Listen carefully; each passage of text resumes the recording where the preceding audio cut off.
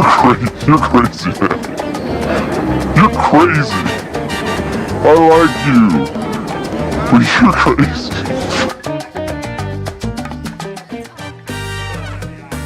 Are you sure about that?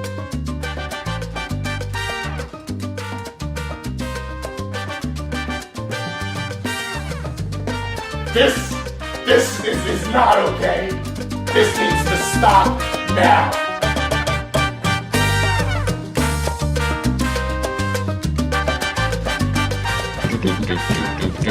Nice work, everyone.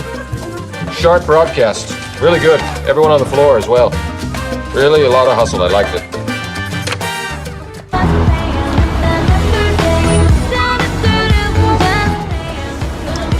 It's Brittany, bitch. And I am back. Let's fucking go. Let's fucking go.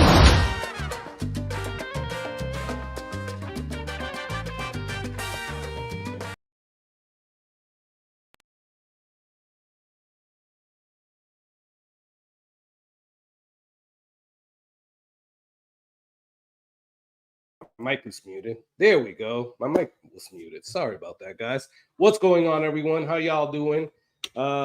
Thanks for getting on. This is going to be a very cool live stream. What's going on? How's everybody out there? Can you guys see me and hear me good? Let me know. Cool. I see everybody. Jason gave me the thumbs up. So the Conrad, perfect. So guys, we got an amazing show today. We have obviously whiskey therapy. So we got Jason here because we do this show together. And we have a special guest, an amazing guest. We have Conrad with Whiskey Bonded. So that's pretty cool. We're going to bring people on, but just so that you guys know, we are doing a 2024 best whiskeys so far.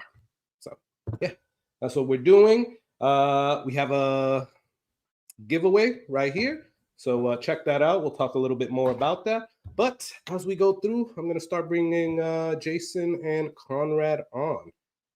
Give me a thumbs up, Jason. I'll bring you on first, and then Conrad, I'll bring you on. Boom. What's up, man? How you doing? What is up, my brother?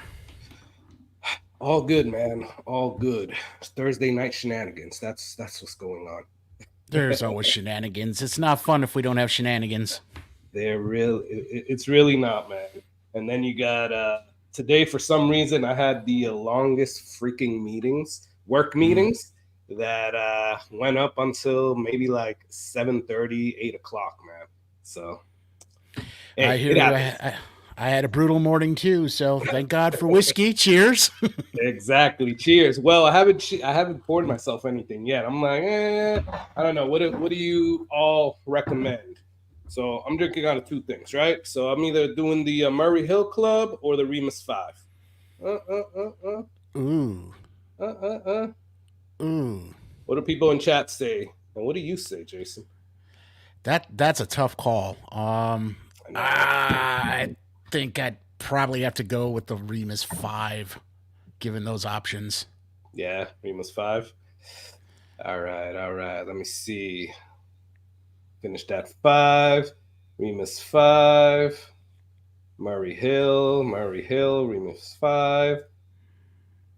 Remy 5. Damn, it's like kind of even. 5. All right, we'll do the 5. I saw more 5. So there you go. So my little I love this freaking glass. Which one you got there? The yes, wisdom glass or whatever it's wisdom called. Glass. Yep, that's a good one. Love this freaking glass. Cheers, everyone. Cheers, Jason. But hold on. Let's also cheers when we bring Conrad back on. Well, yeah. So let's bring him on. Conrad, give me that thumbs up, and we shall bring you on, brother. Cool. Boom. What's going on, guys? What's up, man? How you doing? Good. You got me okay as far as sound. Yeah, a little high, but I think it's good. We'll turn it down a little bit. A little better? Yeah, that's a little better. A little better, a little better. Yeah, that's good, man. That is I don't need to be blasting you guys out of the water. At the beginning, you did, man. You were like, "Hey, what's going on, man?" I was like, "Oh crap." I'm not really set up for this. You guys, I had to kind of throw something together to make sure that I could get this all set up right for your stream. No, man. So I got screens and screens and screens. I'm gonna have to try and keep my focus in the right direction. It's all good, man. We appreciate you getting on, man. This is cool, man. So how you doing, man? How's your Thursday been? Dude, I'm fantastic, man. Anytime I can end the day with something like this, talking to some whiskey people and just generally yucking it up and having a good time. That's a good way to finish the day for me. So I'm good, man. I'm glad to be here. I appreciate the invite. Yeah, man. That I appreciate you coming on. We so if you guys don't know, Whiskey Bonded, I will be, if somebody can throw his link in the chat, but if not, it's definitely going to be in the description of this live stream, or just go and look up Whiskey Bonded. But Conrad has been making some awesome content, and I actually found you, Conrad, first with your shorts, man. Your shorts, your TikToks, the Instagram is like, dude, your content was hilarious. It was also good information because you got some funny stuff, you got informational stuff, you got it all, man. It's pretty cool, man. Thank you. I appreciate that. I'm gonna have to get some tips from you though on production value, man. But your intro and stuff is wild, bro. kept me hanging. You could have just left the intro on. I'd have just sat here and watched it. Well, we'll talk about that later. Yeah, man. Yeah, definitely. Let's you know what? Let's jump over to chat. Cheers some people over there first. And hold on. What are you guys drinking right now? Well, I got the Deadpool gin. Isn't that what we're drinking? All right, Deadpool gin. No, I'm just playing, man. I'm just playing. I was like, okay, sure, man. If that's how you want to start off your night. That's my wife's bottle, bro. I'm about to mess with you, man. I'm sorry. Now, well, you know what? Well, I'm gonna pour something else. I'm not gonna reveal what I got set over here because you said to talk about some of your favorite bottles for the year this far. So I got a few of them over here, but I won't start with that. So we'll hang on to that until you're ready to go. So yeah, let's not start with those yet. Oh, and we were going to do a blind, but we're just gonna do a taste through. Okay. You're gonna pour it, taste it, and we're gonna talk about it, and then we're gonna reveal what these bottles are. So cool. We'll do that. I'm game.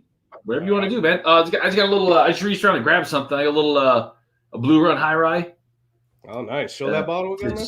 Give a little love to the people over at Blue Run. Oh, yes, nice, sir. man. That's the High Rye one.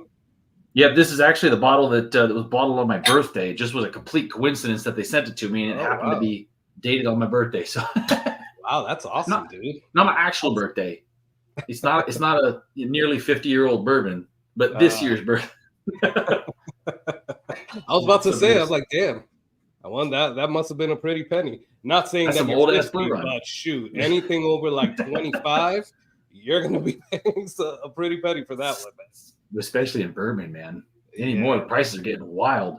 Oh yeah, definitely, and that's one of the things we're gonna touch on today. That's definitely for sure. But Jason, what do you got there, man? I'm gonna solo you. What you got drinking? So you know me, I like to start off with a little cocktail. So we've got a cocktail tonight called a Staggering Gentleman.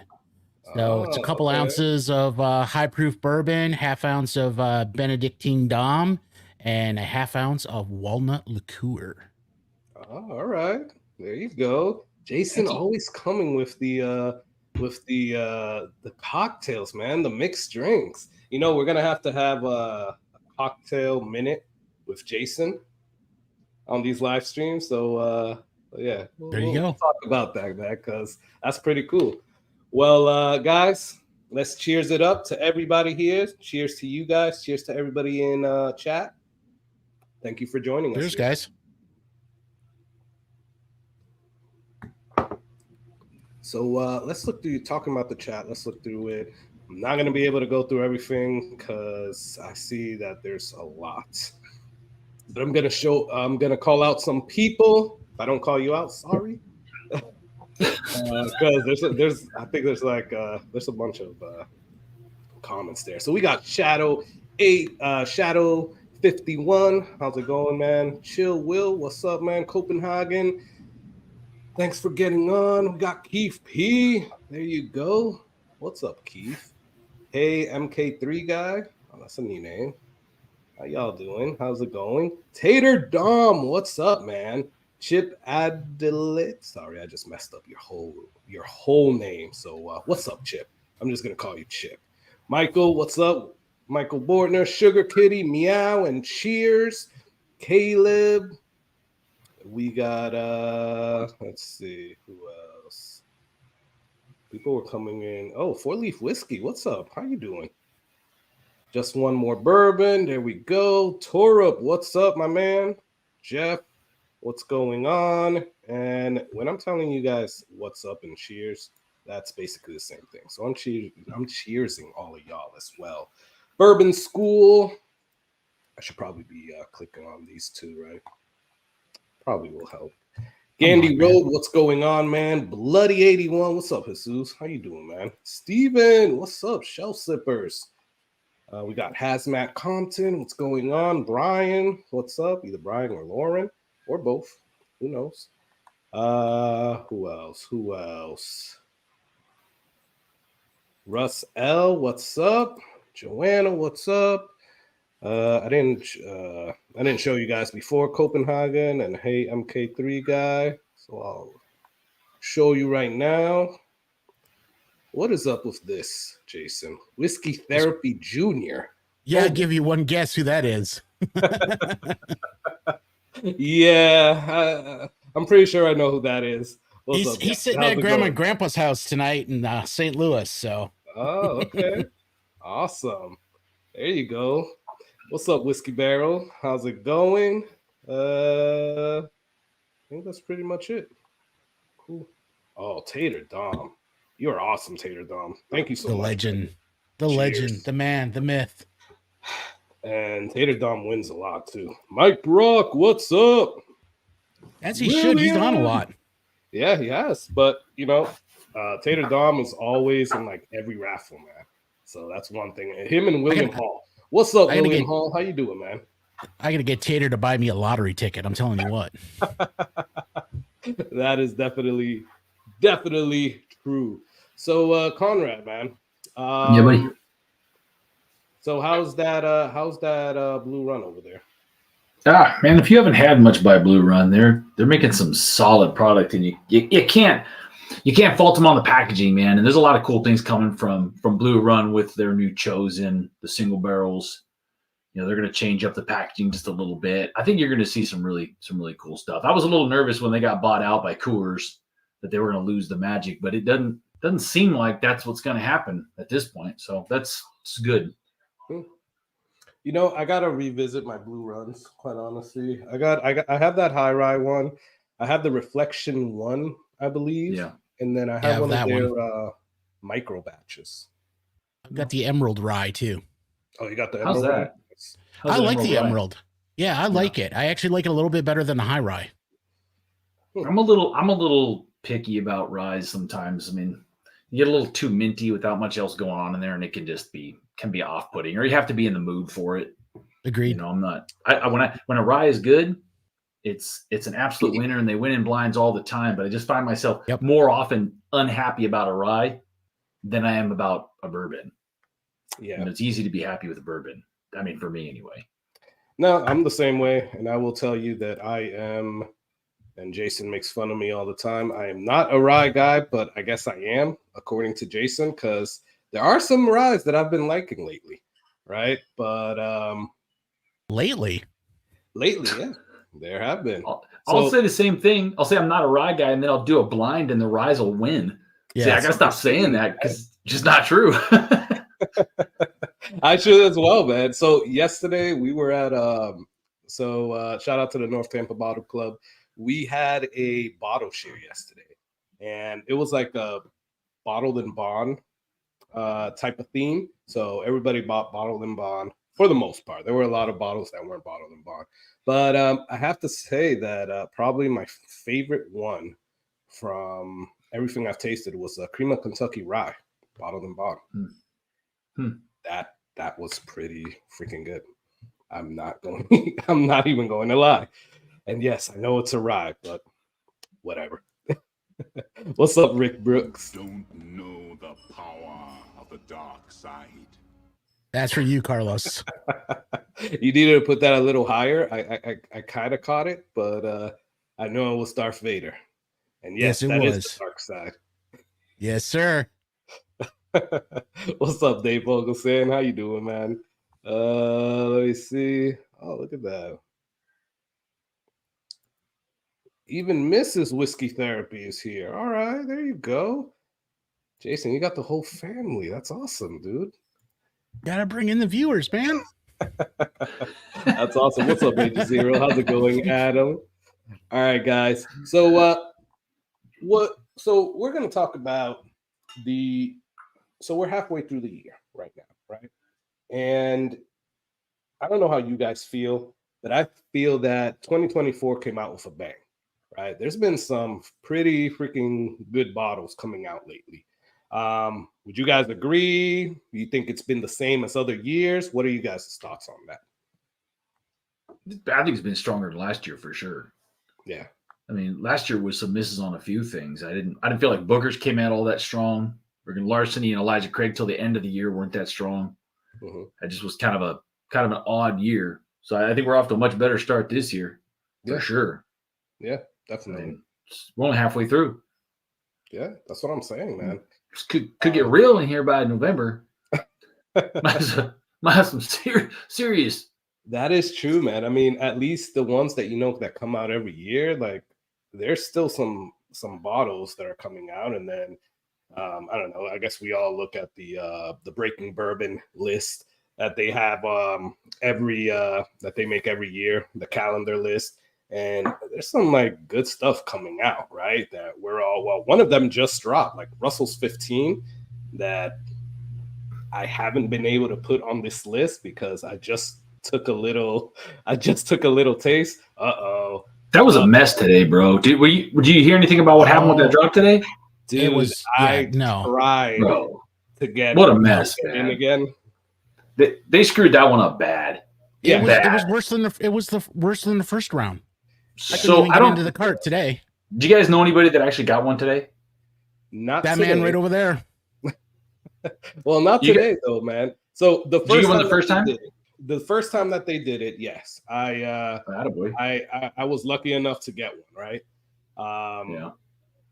But it was just it was still horrible. I had like 3 screens going, 3 different times, refreshing everything. I don't know how many times I put in my address as well as everybody else was probably going through the same thing. The address, then refreshing, then it would get you to the checkout screen, and then it would get stuck. Then you would go to I guess the payment screen, and it will get stuck, and then you had to start all over again. So yeah, I made a joke earlier talking to somebody about it, that it's like, I swear the people at Russell's are just like at 3:00 they were just like with popcorn, just like, look at these idiots trying to buy this thing, ha ha ha, there's no bottles. I mean, that's how it kind of felt like, because it was a mess. Well, I don't know anybody, so I have a pretty serious following with our Patreon group, and there was 10 or 12 of us talking on the Discord today all at the same time. Everybody had the exact same experience. It lets you go a little farther, stop, a little farther, stop, and after I don't know, hour and a half, not a single person got a bottle, and then it shut down, said no more bottles available. But I know stores locally, they got cases. I mean, I don't know what they're doing, man, but if you want a bottle, I can get you 10 or 12 for about $600 a piece. Yep. The same here, man. I mean, I guess we'll name names, but there's a store here that a lot of people don't like. Some people still shop at it. I'll still dabble with them, some of their stuff, but Lucan's, I mean, they started out at $900 or $800, and then I guess nobody was buying it, so then they dropped their price to like $600. And that's what they're stuck at right now. So you definitely can go and get some bottles right now at Lucan's, but you're paying a pretty penny for that. Well, I think a lot of these guys, man, the wheels are kind of coming off this whole secondary thing. I mean, it still exists, but it's not what it was in the days of just putting a Pappy 10 out there and swinging for the fences at $3,000. I think it's over, man. They're gonna have to come back down to earth a little bit.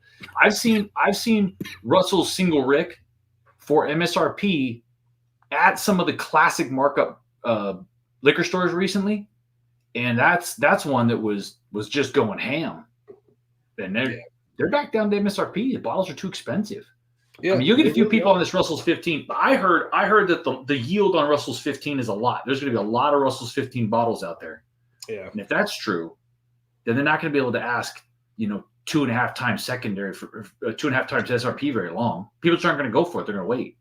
Yeah, exactly. I mean, but my thoughts. I mean, unfortunately, you'll still find the people that will buy it, and that's the sad part. Sure. Yep.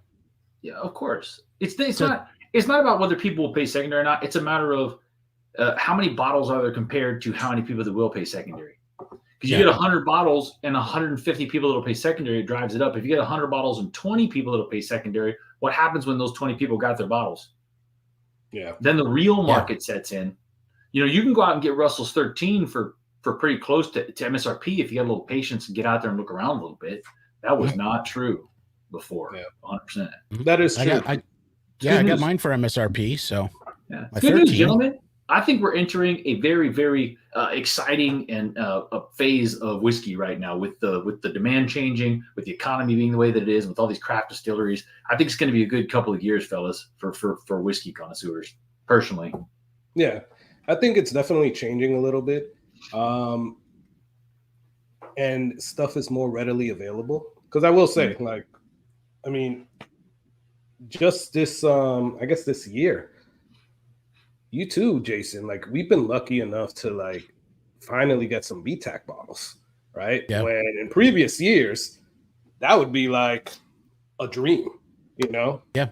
At least here in Florida. But we've definitely have had that good grace and that good luck to be able to start getting some of the bottles that we've been freaking looking for and lusting after.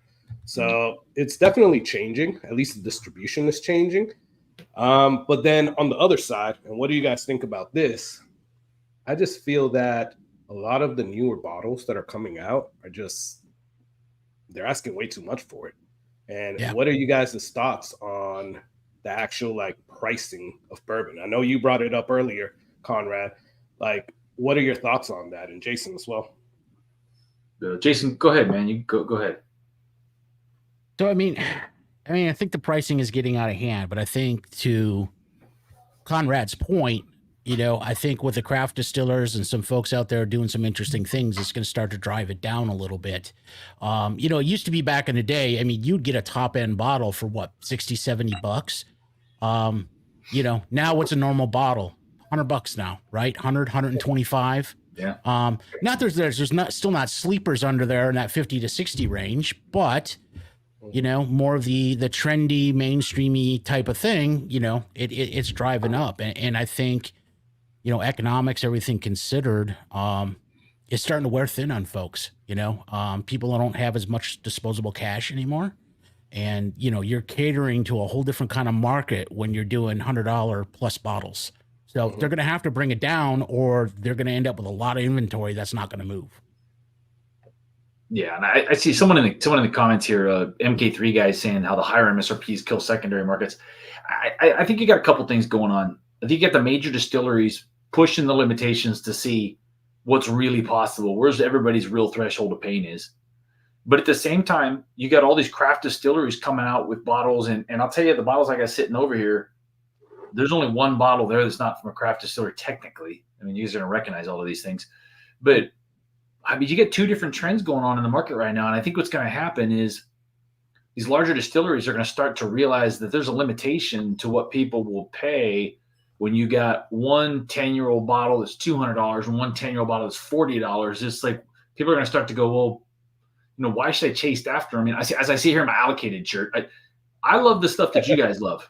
I want a bottle of Russell's 15, but But there's some craft distillery bottles I got sitting here that are every bit as compelling. I would argue more interesting, and in a lot of ways are probably nearly as good. Now, I say that with a little bit of hesitation because I watched a Bourbon Junkies video where they said it was a perfect bourbon. Maybe 13 is a hell of a bottle. So It's good. It's good. Pretty good. It's good. Yeah, it's real good. See, $13 and $150 is a pretty solid bottle for me, but that's only given that there are so many things at $100 now, fellas. I mean, there's so many things at $100. Yeah. You know, but I got a 10-year-old Buffalo Trace product that you can get for 40. I mean, how do you reconcile that? How do you balance those things? It makes no sense. I think people are just getting fed up with it and starting to go, well, what can I find at some of these other distilleries? And you're starting to see some of these small distilleries do really well in competitions. And people are starting to go, wait a minute. Maybe I don't want to chase the $250 Russell's bottle. Maybe I'll just do something different. And that's the Especially thing. when you can't get it to work. And that's the thing. It's like, at what point do you just say, man, I've been wanting that, but I'm just not going to pay that price, right? Yeah. And I'm talking about like regular MSRP bottles, right? I'm not even talking about secondary or like museum prices or anything like that. But you know, I guess we'll use Russell's 15 as an example. That's a $250 bottle MSRP, right? Right. But you just brought up, Conrad, the Russell's 13, $150.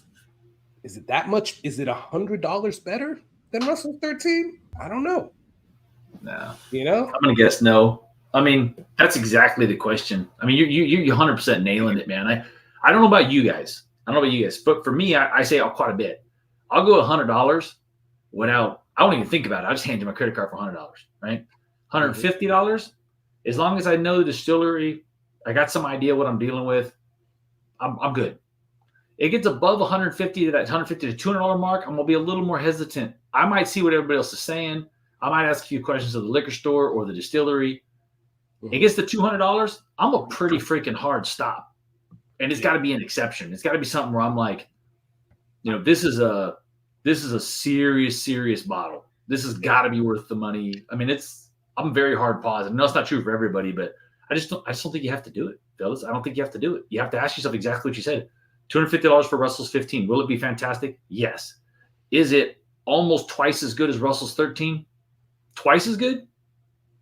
Okay, I don't know how it can be. It'll be better. But you get this weird diminishing return thing where it's like the Russell's 10 to the Russell's 13, huge difference. Huge difference. Russell's 13 to Russell's 15, that difference is not going to be as big as the 10 to 13. No. It's like Knob Creek. The Knob Creek 9, pretty good. Knob Creek 12, way better. 15, better. 18, a little better. But the prices go plop, plop, plop, plop. You know, they really increase in a hurry. So that's a sore subject, guys. Yeah. No, and you can't tell.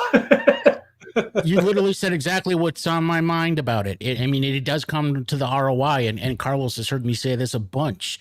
You know, when it comes to those higher priced bottles, it's like, do you want to have them? Yeah, because it's, you know, one of those things, and we all collect and, you know, drink what we collect. But to your point, Conrad, is it $100 better? Is it twice as good? Is it $300 better? I don't know that it is. It's better, sure, but is it worth that much more? I don't know that it is.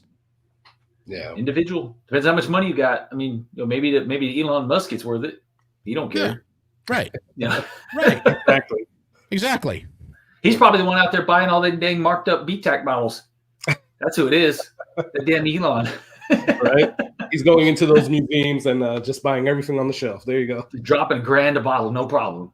Just screwing us all up. Hey, what's up, Bourbon there? Yeah, exactly. And then Michael Bortner brings up a good point with the Master's Key. Like those are getting more expensive, more and more expensive. Yeah, they are. I saw one at Total Wine today. No, a couple of days ago for like, I think they were like $340. And quite honestly, that's the cheapest that I've seen them at a store. Because usually around here, they're like nearing $400, which is freaking ridiculous. Well, isn't MSRP on Generations now $400? I believe I know the MSRPs have gone up a lot on them. Yeah. I mean, the last one that I got was Voyage. Fantastic. but $300. It used to be Masters Keeps were $100, $150. You know, and they got Generations was big. That new 10-year rye was, I didn't grab that one because the price was just, I couldn't bring myself to push the button. I should have bought it. For the record, I should have bought it. Yeah. Unless my wife is listening, which I think she is, then it was a bad idea. I didn't need to spend that money at all. That's right. That's right. I don't know if you know Independent Joe Conrad, but he says every bottle that he buys is $40. That's it. Especially if his wife is listening. It only costs $40. My wife's a little more into whiskey than that. My wife will know if I bring home a Pappy. She will know. Mm-hmm. There you go. Yeah, my wife hunts for me too, and she's gotten pretty good on the prices, so I can't pull that junk anymore. That damn Google. It gets me every time, man. You can just image search it now. You just scan the bottle with your phone and it tells you it's yeah. No bueno. It's nothing. Listen, no, it's the only bottle I'm buying anymore. Right there. There you go. Gotta keep it budget friendly, fellas. Okay. I'll agree with you on the budget, but not the bottle. But yes, that was pretty empty. Someone's been drinking it. Yeah, I see that. I wish my bottle was that empty, man. Quite honestly, because I got a long way to go. It's hard to reach for some of even the really good inexpensive ones when you guys both got some impressive collections behind you there. Yeah, I mean, you too, man. I mean, I've been seeing your stuff. So first off, let's get into at least the first bottle, right? All right. Let's get into the first, and these don't have to be in order. It doesn't have to be like, oh, this is my favorite and this is my least favorite. Whatever, just as long as you grab them. Let's pour them out. Don't show it on camera yet. Taste it, talk a little bit about it, and then we can reveal the bottle. And there you go. How about pour it off screen? You guys, yeah, you got to pour it off screen. You know, I got the lucky thing that my camera's up here, and I can still kind of pour it down here. I'll plan this better next time. So I don't know if you guys know if you pay enough attention to my stuff, but we have a tradition in my group with respect to the pop. Okay. So anytime you open a bottle, if it makes a noise, you gotta hear it. Okay, so I'm gonna open it up. I don't know if it's gonna make much noise because I've been drinking on this. Right? See if we can get a little sound. All right. There you go. Nice. There you go. A little bit. Not bad. Not bad. One of my favorite sounds. I don't know about you guys. That and the gurgle of a new bottle. Yep. It's like magic, boys. Magic. Those are great sounds. Jason, you want to pop yours next? I like that. Let's hear these pops. Well, I already popped mine, so. Oh, okay. It's all right. Well, I'll pop it again, but I'll open it again. Nah. That's a good one. That was a good one. It was kind of squeaky. Yeah, it was a squeaker. Depending on how long this thing goes, I got a bunch of unopened bottles. We could just get crazy. We'll just pop some shit. It doesn't even matter what it is. We could do it. All right, guys. So as we are tasting these, I want to start asking you some questions about how you got started, Conrad. Have you always been into bourbon, and how did you get started with just doing whiskey content? So for me, it's funny. I love this because everybody has a different whiskey story, whiskey backstory, and the guys that are on this that are my followers have heard this more than enough times. So I'll have to excuse me for that. But so my wife and I went to Ireland in 2017, and I was kind of at that point drinking a lot of beer, a lot of craft beer, and Jameson. I drink a little Jameson here and there, little Buffalo Trace here and there, just to mix it up with the beer, basically. Okay. And when we went to Ireland, I ended up in the Horseshoe Bar in the Shelbourne Hotel in Dublin. It's a really cool little smoky dark whiskey bar, and my wife and I were in there by ourselves. And the guy behind the counter could have been out of a movie. Irish accent, well dressed, wearing a vest, very knowledgeable on whiskey. And we sat there, and as he made my wife a cocktail, I just asked him. I said, "Listen, I really like Jameson a lot. Pour me I want a good Irish whiskey. And I had no idea at that point, just no idea. So he pours me Middleton Very Rare. So I don't know if you guys are much in the way Irish whiskey. So I know a few. Middleton. I know Middleton. Yeah. So Middleton Very Rare, in my opinion, and he had the same opinion, is basically the best Irish whiskey that you can buy. This was his opinion. That's the one that used to come in the little wooden box, right? Because they changed it. Now it comes in a cardboard box, which is good for the environment but terrible for me. So he between the story, and I don't know if you guys, I'm sure you guys feel the same way. Whiskey is just as much about the taste, it's about the story, it's about the person that pours it for you, and the story of the company. And this guy painted such an amazing picture for me of the history and what this was like and the atmosphere we were at and drinking it. I was just blown away. So the first thing we get back from Ireland, I go and buy a bottle of Middleton Very Rare. I find it just at regular price at a Total Wine. I have no idea how hard it was to get. It just happened to be there. And it's still, it sat up here behind me for the longest time. Still one of my favorite bottles. But that's kind of got me started. And then as it started to kind of expand, I started realizing how big this whole world was. I started getting online to YouTube, because I'm like, hey, I got to figure out what's going on here. Yeah. And the thing that I found before I started making any videos was it was actually quite hard to find somebody who would give you a novice or kind of intermediate whiskey guy approach. All I was seeing and Sean and God, I always blank on the Bourbon Junkies. Yeah. Huh? Dan and Sean. Dan and Sean. Great guys. I've actually talked to them a couple times. Really, really great guys. Very knowledgeable. But I saw a video by them that just stood out in my mind. At the time, it was probably 2018-ish. And they did a review of a George T. Stagg. And they said, man, this is the best bourbon that you can get, period. They just loved it. So I'm like, great. I like bourbon. I'm getting into bourbon. Let me grab one of those. Well, a little did I know. So it just struck me. I'm like, well, great. It's the best bourbon in the whole world, but I either can't get it or I got to go out and pay $1,000 for it. So that doesn't help me at all.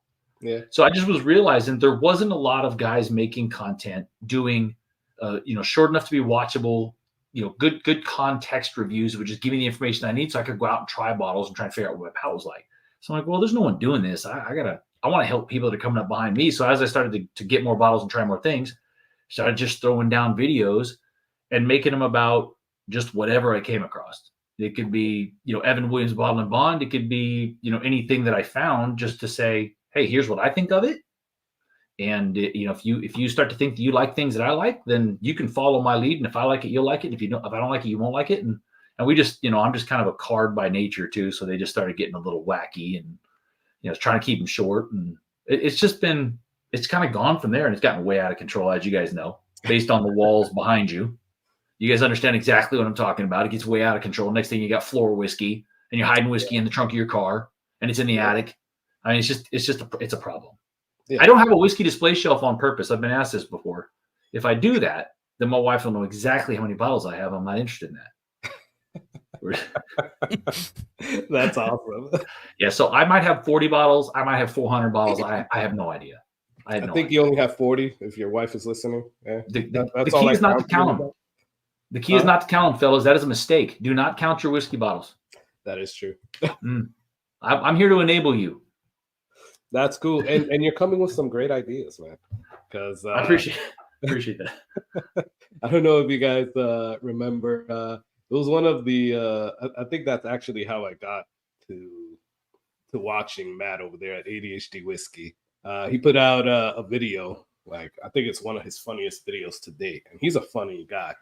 But the funniest video is how to hide whiskey from your wife. Mm-hmm. I think, and he's done a few of them now, but that very first one was freaking hilarious. And then I was like, I got to keep seeing some more of this guy because this is awesome. But yes. All right, guys. So what I guess, Jason, let's start with you, man. What do you want to say about the one that you're drinking right now? So one of the things I like about it is it's a blend, right? So it's rye and bourbon. And I tend to like those a lot because you get a bit of the rye spice, you get a little bit of the sweetness of the bourbon. It's not a 24, so let me throw that caveat out there. But it's still a favorite of mine in 24. Okay. So okay. All right. Mhm. Pretty good. I do like it. I've gone back to it a few times, and every time I've gone back to it, sometimes, different.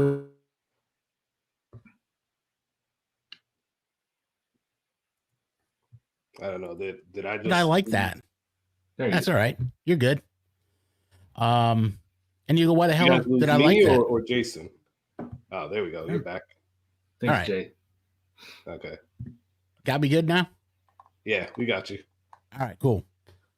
So you kind of go back to them, and you'll like it one day, and then maybe a month later you'll go back to it. You go, I'm not sure why I like that. This is one of those ones that every time I've gone to it, I've liked it every time. Nice. I like that. That's a great point, man. I find it goes the other way around more often. There's a bottle I try, I don't love it, breathes a little bit, go back to it, you like it a lot more. I think that happens a lot more than the other way around. But That's I fair. do find there are bottles I crack, I drink, a third of it, and then they get lost in the closet somewhere because you just lose interest. So I guess it does go the other way. Yeah. Exactly. I like that, and I'm curious to see what that bottle is. So we're gonna reveal it soon. Conrad, what about yours, man? So I got this is going to be no help in hinting, but this is a 4-grain.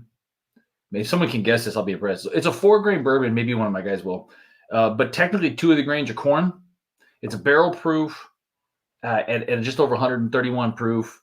It's an extremely good bottle that you've probably heard of, but is not one that you would typically think of. I've just been super impressed with it. It is one of my best for 2024 for sure. And I don't think I'm the only one that's saying that. I'll be curious to hear what you guys' thoughts are when you try it, but it's big flavor. It's that nice, the sweetness, those corn notes that you want from a bourbon. It's definitely got some age to it, but the oaky notes that are on there are not super bitter, which I don't mind, but can be a little off-putting. It's a little bit of spice in it from the rye. I mean, it's just a really nice, well-balanced, big flavor, long finish on it. And I really enjoy that one. It's in that middle stage where if it's a low proofer, you tend to drink a lot. If it's too high of a proof, you tend to really, really pace yourself.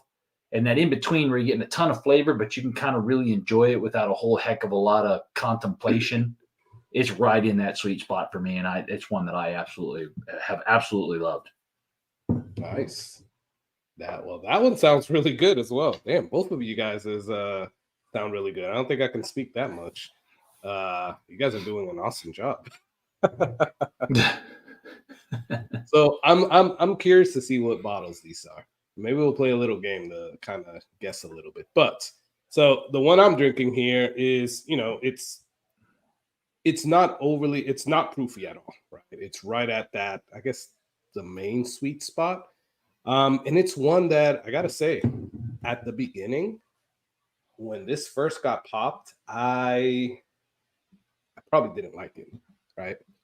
It's one that as I started getting more into the bottle, it started opening up and it just started getting great. And I've been finding myself going back to it more and more and more. Even at that I'll probably have to get myself another bottle soon because I like it that much, right? And this is from a distillery, right? That it's kind of a craft, not really. Well, I guess they are a craft, right? And just the stuff that they've been putting out has been really freaking good. Not just now, but for a long time, these have been my favorite budget. And then it's like some new ones for this year came out that have been pretty freaking good. So I wanna see. Can you guys? I don't know. I want to see in the chat. Can you guys kind of guess?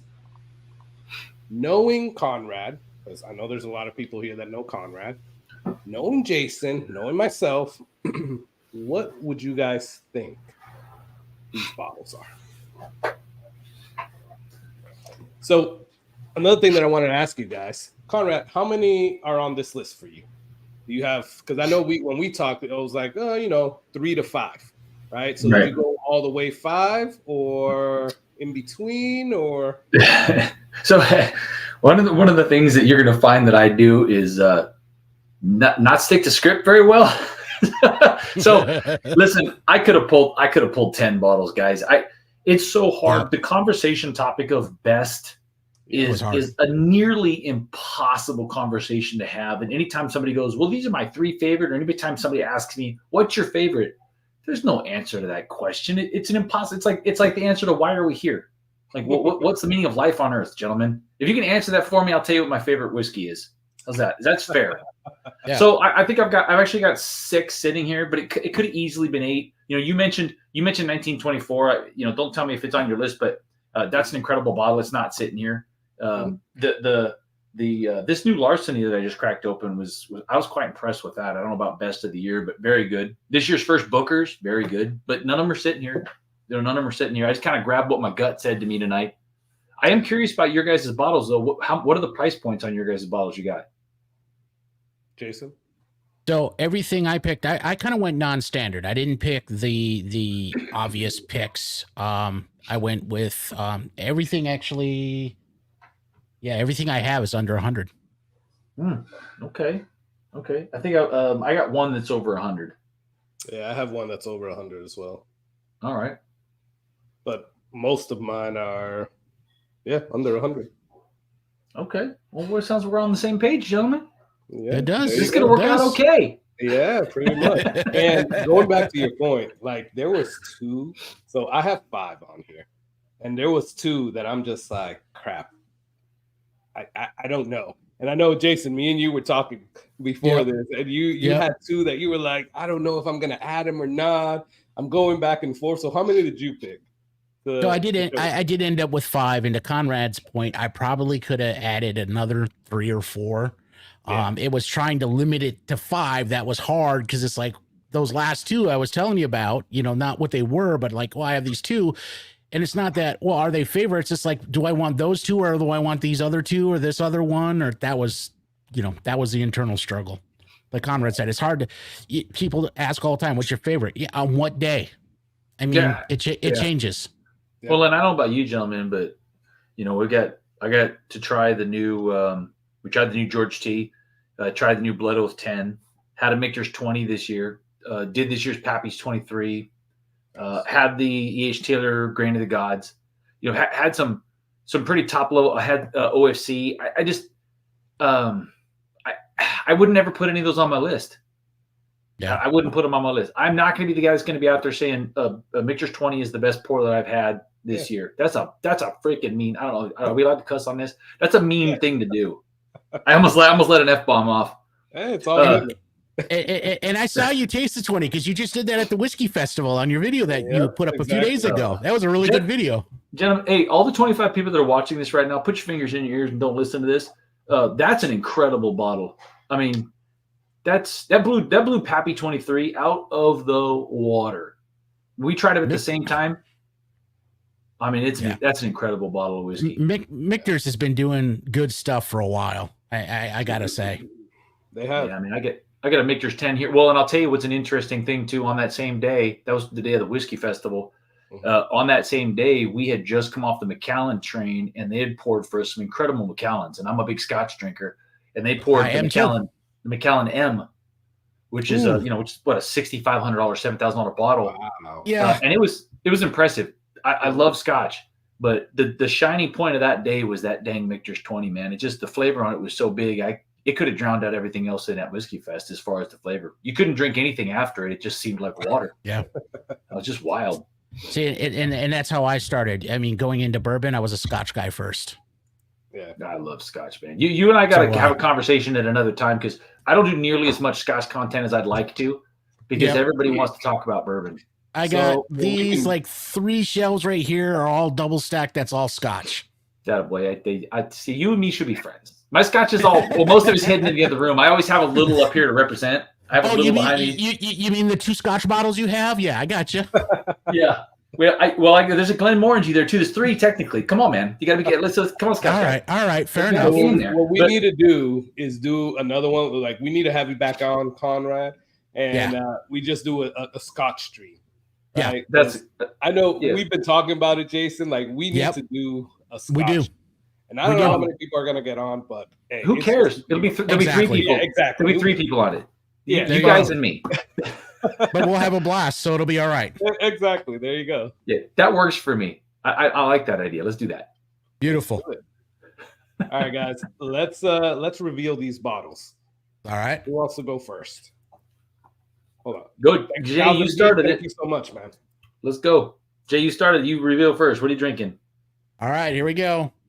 Bam! Hey, that's a good one. Nice. I knew Conrad would like that one. That is a good one. Yeah, that's I do a good like that bottle, one. man. Yeah, And I Redwood love Empires. the regular one as well. I do too. That's one of my favorite, like freaking Burais. Yep, Yeah. it's a good one. Well, and you can't. I'll tell you something, you guys. I mean, you guys know if you know anything about me that Redwood Empire is my thing. I just glommed onto them long before they had any idea who I was, because it was such a great. There's such a great representation if you're a new bourbon drinker, a new whiskey drinker, to be able to really try a wide array of things, all at reasonable price points. You can walk through them. You can walk through them from a low rye to high rye into cask strength, do the same thing. Into all their distillate stuff. They've got an American single malt. I mean, you could drink nothing but Redwood Empire for the rest of your life and not really feel like you're missing anything, because they kind of got it all now and it's all good. And they got, man, there's so much cool stuff coming down the pipeline from them. I got to tell you, they're really going to come up with some stuff. Yeah. I got to tell you too, I'm jealous because you got to do the first Redwood Empire barrel pick. That is freaking awesome. Man, that is so awesome. Really cool, man.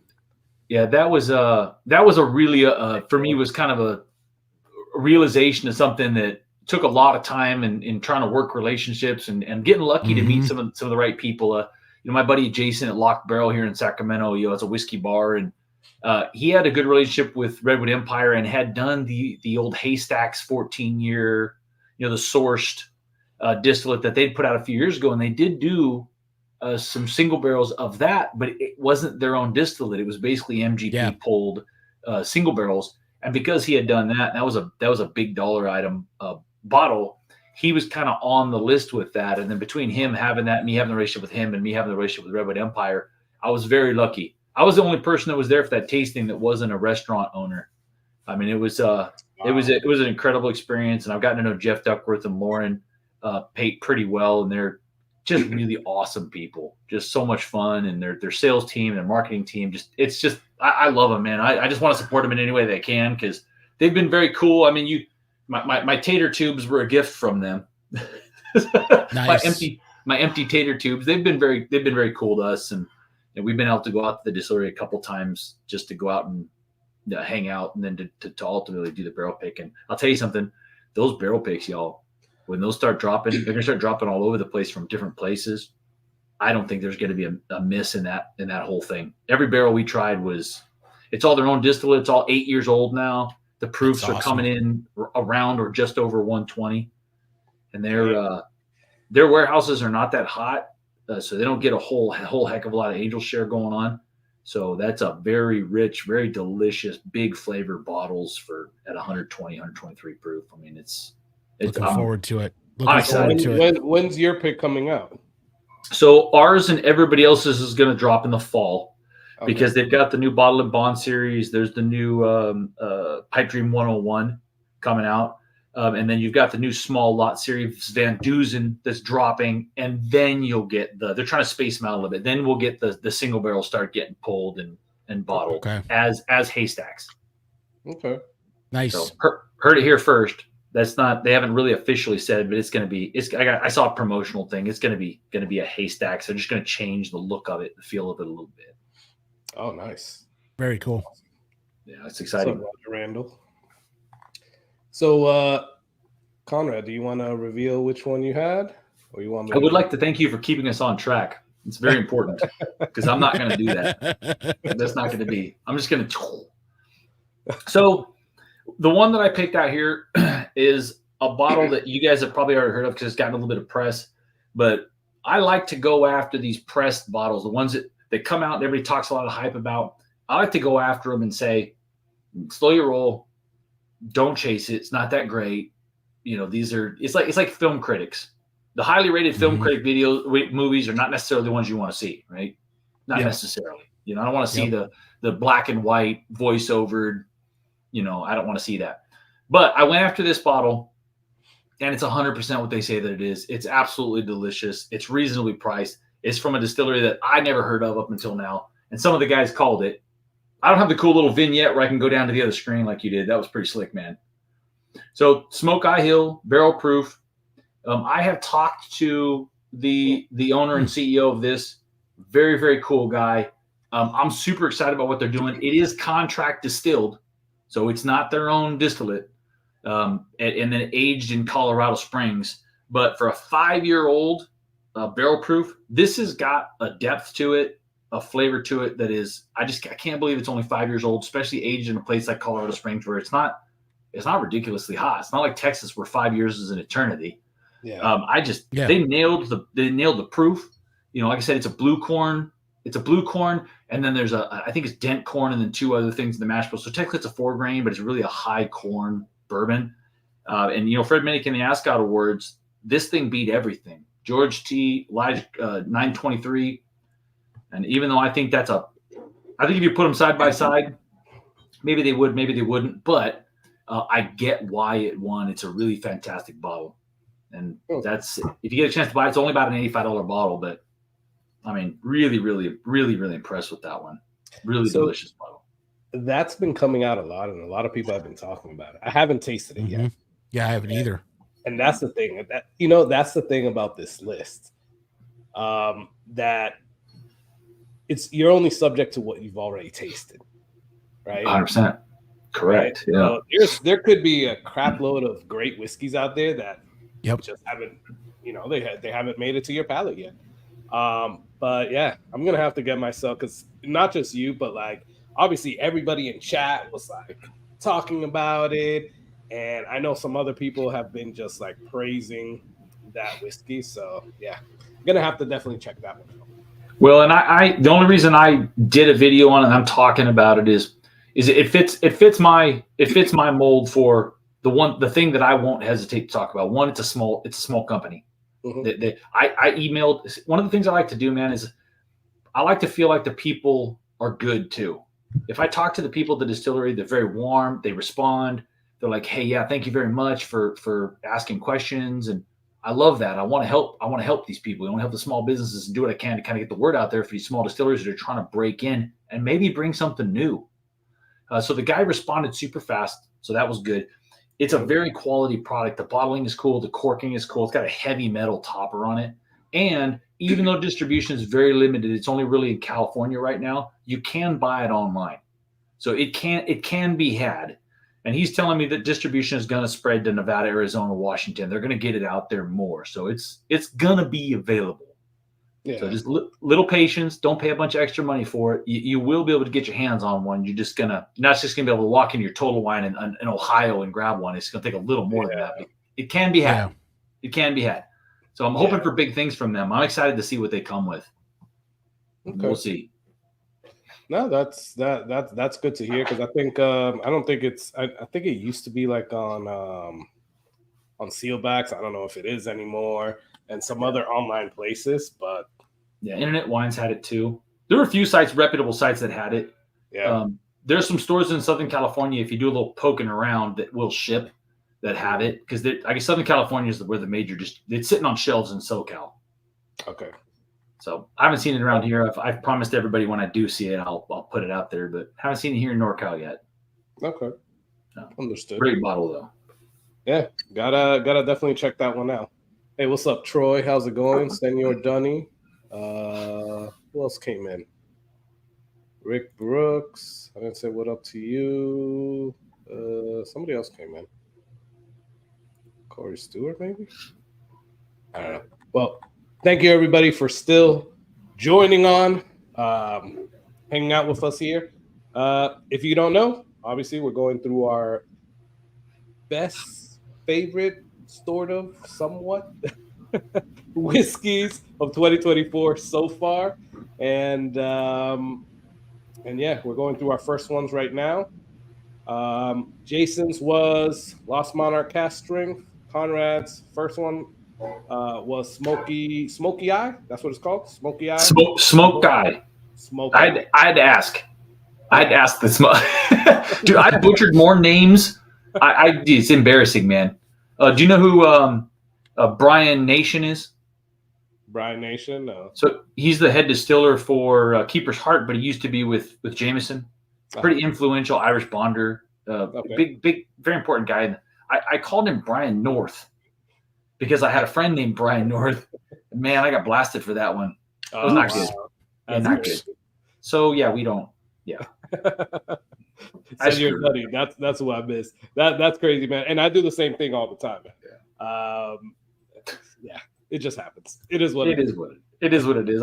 I've made a joke out of with Donis Todd of Garrison Brothers to make it a point to call him Donis and not Dennis, and kind of gone overboard with it just because I don't. His name is Donis, but I'm sure everybody's calling him Dennis. So I'm sure. And at some point, you're just like, whatever.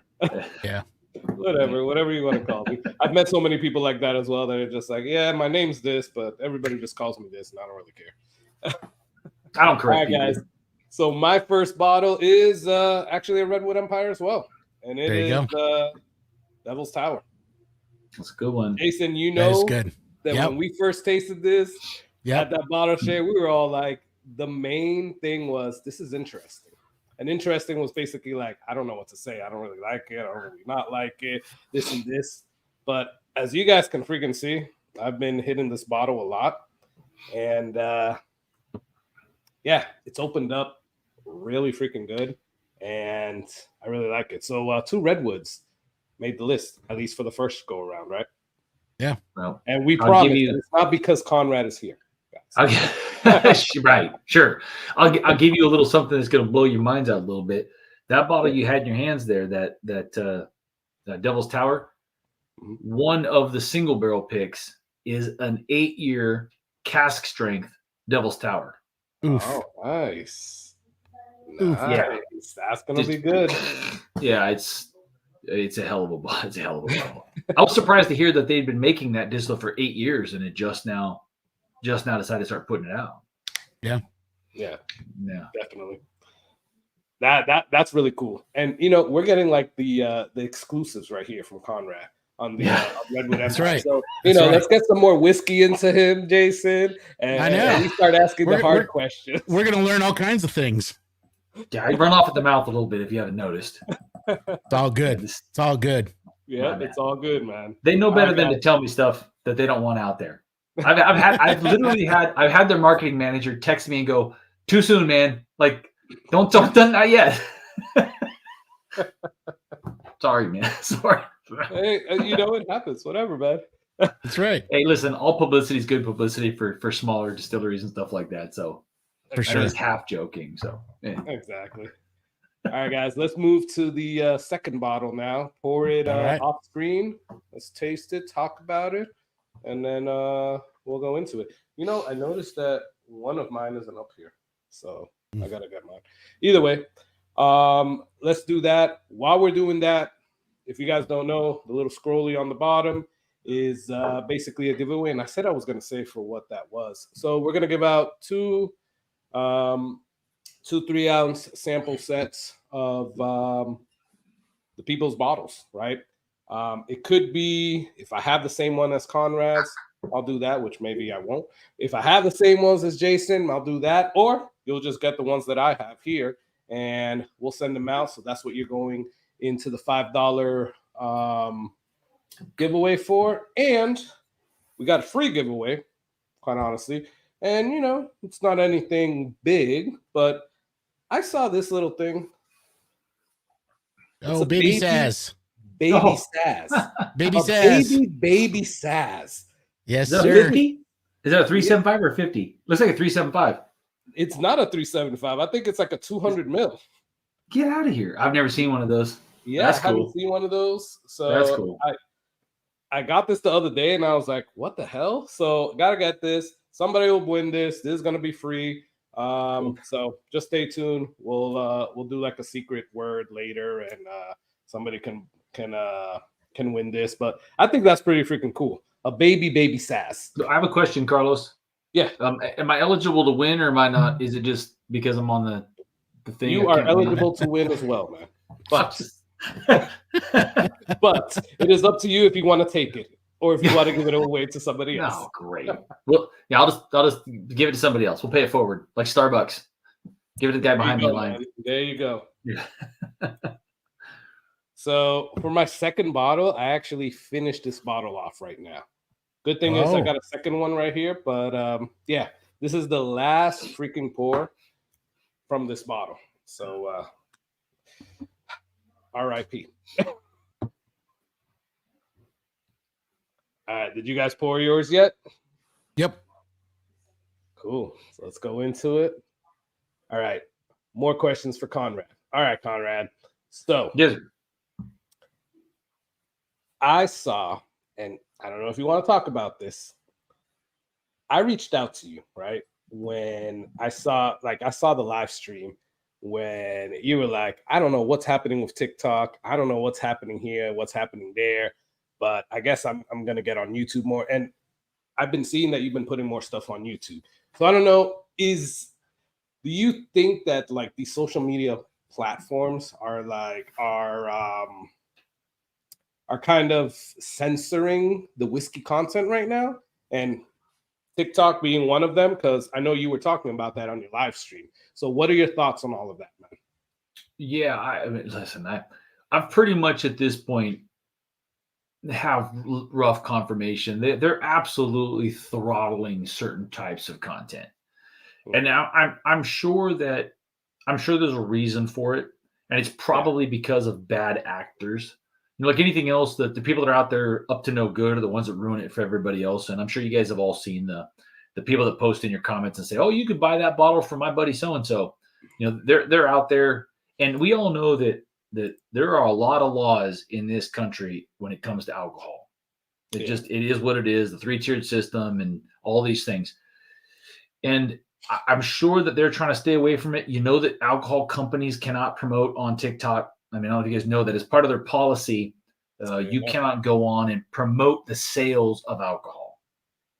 So we're all walking a fine line out there talking about the bottles because you're kind of promoting it, but we're not selling it.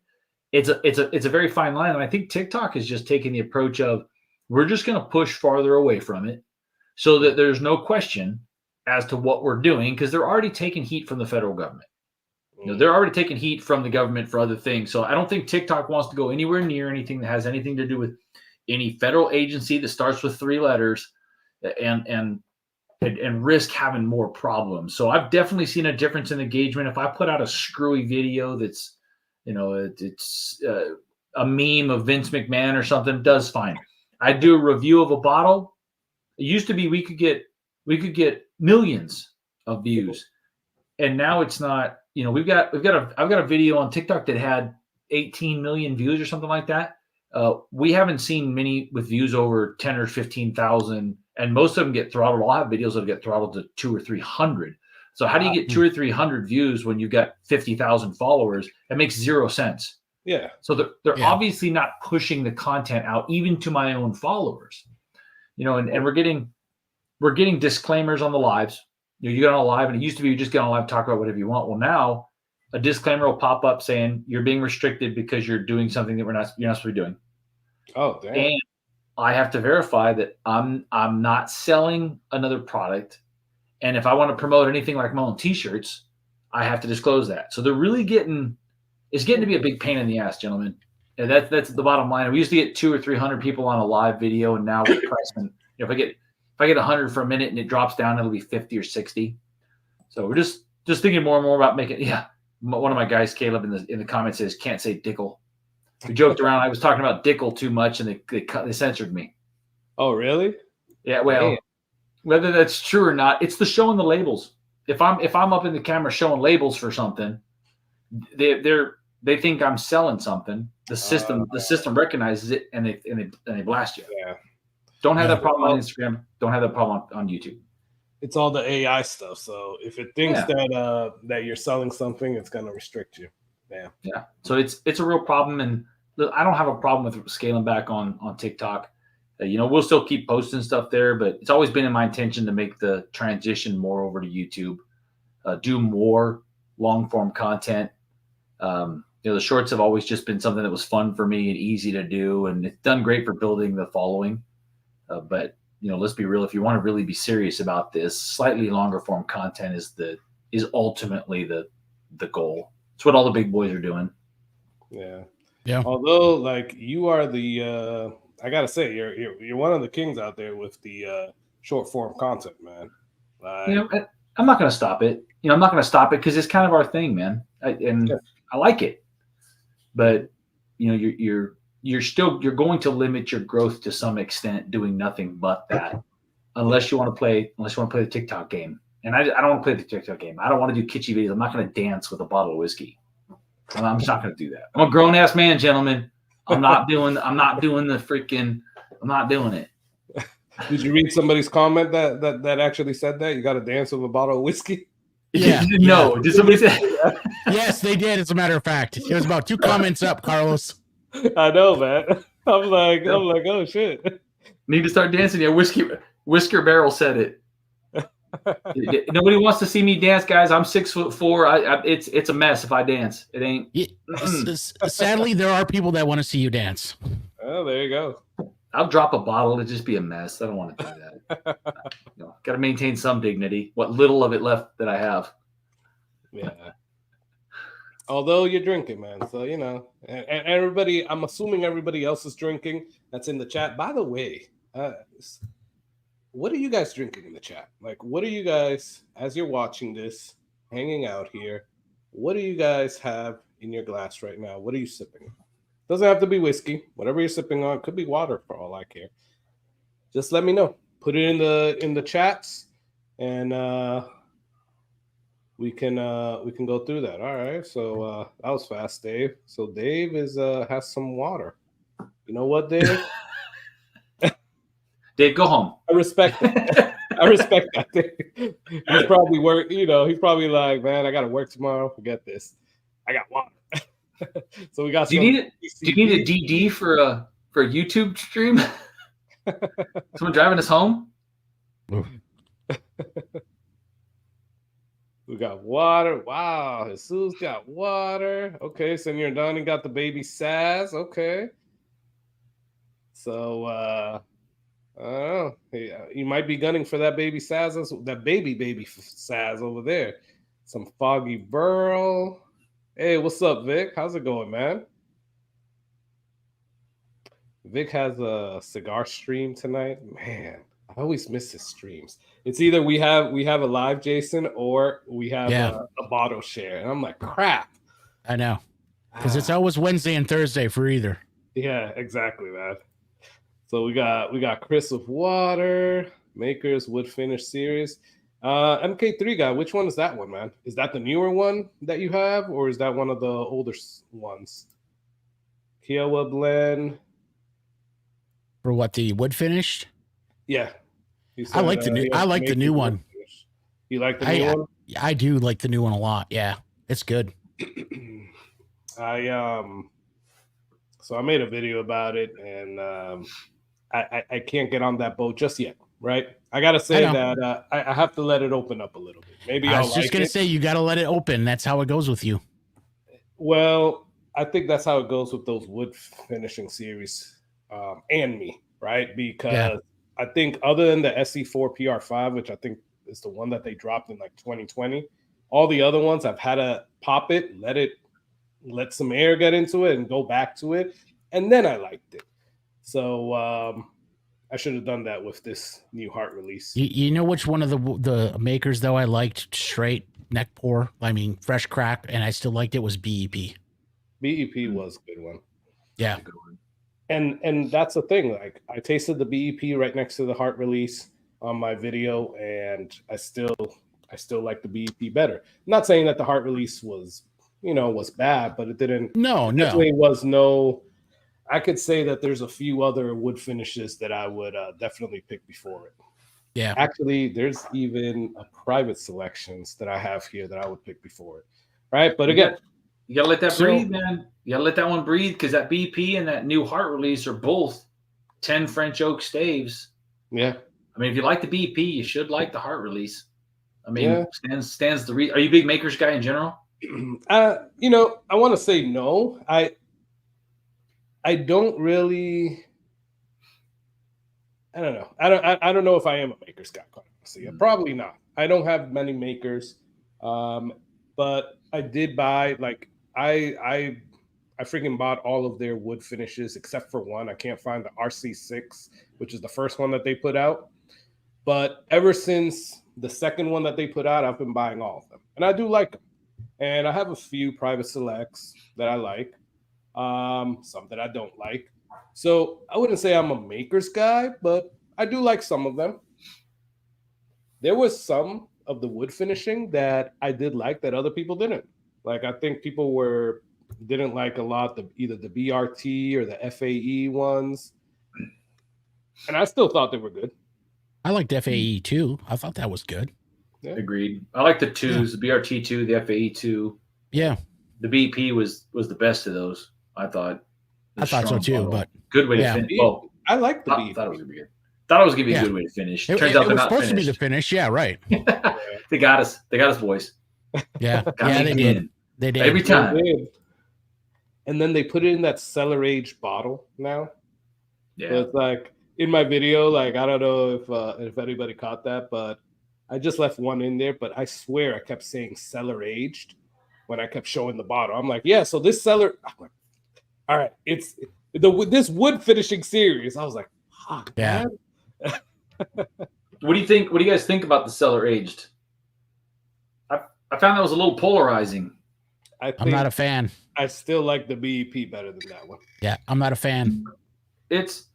I really think as a Makers fan, I think with this bottle, you really kind of got to get out of this is going to be a standard Makers release, even a special standard Makers release. It is very different. It's very savory, a lot of wood. I really enjoyed it, but I was a little disappointed because I think my expectation was so freaking high on this. I was so excited for this bottle, being a Makers fan. It is so out of the box of anything they've ever done before that I expected this thing to just knock me out of the chair, and it didn't. So disappointing in that. But you can see I've been working on it a little bit, pouring a few samples for friends. But I like the age taste of it. I mean, you definitely get the age. You get sort of that dusty, older taste to it. But I think the value proposition was way lost on that bottle. And that's where I was as well. Yeah, that's big. That's a big part of it. I mean, you got to consider your average Maker's product is what, 5 to 7 years old, probably somewhere in there. Yeah. This is 10 and 11, twice the age for twice the price. Yeah. I mean, it stands to reason. You can't go from a Russell's 10 to a Russell's 20. You can go from 40 to 80. Right. Yeah. I mean, it's expensive for Makers, but I don't know. And when we were just talking about Russell's 15 being $250. Yeah. I don't know. Yeah. I'm glad I got it, but I was disappointed. I might have cried a little bit on the wax, just a little bit. I'm glad I actually tasted it at a bottle share. So shout out to Dave from the North Tampa Bottle Club, because I tasted it there and I was like, yeah, I think I'll stick with my BEP. Yeah, and he couldn't kill that fast enough at bottle shares. Man, he was not a fan. Not a fan. Right. I think Morgan ended up Morgan killed it. Yeah. He got like a 3 ounce. Yes. He got like 3 ounces just to kill that thing. It was like a Chris pour in the Glen, it was like almost to the top. Because David's just like, kill it. I don't want to take it back home. I don't want to take it. I'll tell you something. That would have been a great idea to get a pour of that bottle before I bought. I probably still would have bought it. I mean, who am I kidding? But I will tell you real quick, just to derail you for a second, and I'm going to bring it back to what we were just talking about. But I recently did a bottle share and tried the Baker's 13, and that was one for me that was delicious. But I'm glad I didn't buy one. Yeah, $250, good pour, delicious pour. Man, I'd have been mad if I paid $250 for that. I don't know if you guys have had it for the 13 or the 15. No, I'm pretty sure it was a 13. Yeah, the Baker's 13. The silver, the silver label. Yeah, recently. It was just this year. was it like one? Wasn't it? Was it 250? I thought it was like less. I thought it was like 150. It had a big ass price point on it. Yeah. No. Luckily, I don't have the receipt because I didn't buy it. But I just came out of a few days of tasting some really good stuff too, and I went over and drank that, and we did a little bit of a bottle share, and it was good. I mean, it was very good. It was a nice pour, but I definitely was glad I didn't buy a bottle of it. So I feel the same way that you do about it, and I like Baker 7, right? I like Baker 7, the 107 proof. That's really good. And I always have a Baker 7 here, but somebody sent me a sample of the 13, and it was good, but I didn't go out and buy one, right? Yeah. And I've had some chances to buy it, and I'm just like, I'm good. It's good, but I don't want the bottle. For the price, I'll stick with a 7. Especially now that you get the 8-year plus ones. You know, for what, 50, 55 bucks? I mean, almost 9-year nowadays. Like I have a bottle here that's like 8 years and what, 10 or 11 months or something like that. I've got an 8-year, 9-month here. Yeah. Yeah, it's crazy. Hey, what's up, Whiskey Panda? What's up, Vic? How you doing? I almost called you Whiskey Panda. All right, so back on task. Carlos, you want to lead us off with your second pour? I will talk about this. So this is and this might be releasing what it is. So again, as we're going through it, guys, put in the chat what you guys think we're talking about. So this is a special bottle to me. Ooh. It is a special bottle to me, and ever since I freaking popped this, actually ever since I tasted it, before it was even bottled, hint. Gave you my yellow cup. This was one of my favorite bottles, right? And you can say that it's a 2024 release because it was actually bottled in 24, but it is a pick, right? So I'll say that much, and it's one of my favorite freaking bottles, and I am so glad that I have a second one, and I'm gonna have to baby that bottle because this is already killed. So that's my second one. So you're saying we won't be able to get it? No, unless I send you some samples. That's about it. Can I get a 750 milliliter sample? Just like a slightly bigger one, just a little bigger. Okay, so maybe 375. I could get you maybe like I don't know, maybe 1% of that. I'm just listen. I couldn't stand. There are so many sample bottles. I mean, they take forever to get to. I'm all so sampled up, man. I feel the same way. I love people sending me samples, and I had to like. Me too. I really love it, but it's like I need to just do. Actually, I wanted to get on your game and just do like the shorts with the sample bottles. Hasn't worked out yet, but I might. We might have to do a whole live stream of just sample bottles. I think that's how many I have over here. So yeah, that's I need to get better at that.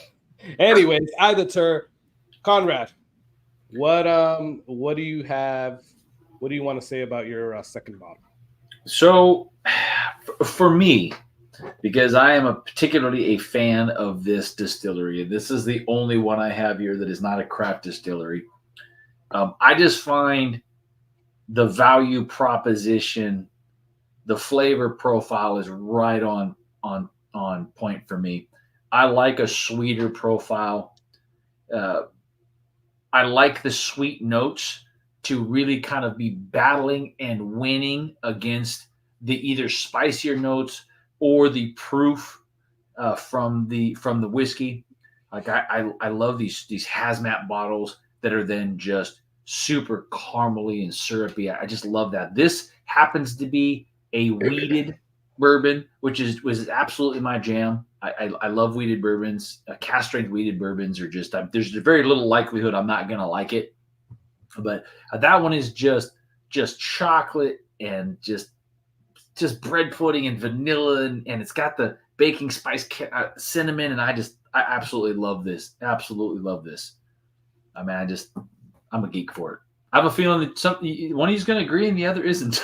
I'm having a clairvoyant moment. So wait a minute. Did you say hazmat and weeder? No, this is not a hazmat weeder. It's a barrel proof weeder, but okay. that one of the things I really love about those hazmat bottles, and I'll come right back, but when you can get those high proofers that you think should just absolutely cook you, and instead they coat your palate in this like maple syrupy, just beautiful, thick, sweet, heavy vanilla. Just, I mean, that's just, for me, that's just magic. I don't know how you do. I mean, how do you bottle White Lightning and make it sweet? I mean, so that's not what this is. This is a cask strength wheated bourbon, just really great flavor. It's something that I could live with if that was the last thing I ever had to drink for whiskey. And I mean, what else? Okay. All right. And guys, as people in chat, as we go through these, start guessing which ones these are.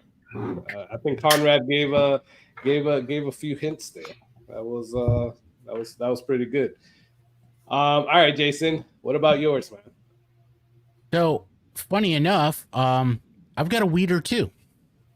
Nice. So we went from the burr rye to a weeder. Also a distillery I'm fairly passionate about. I do like all their expressions.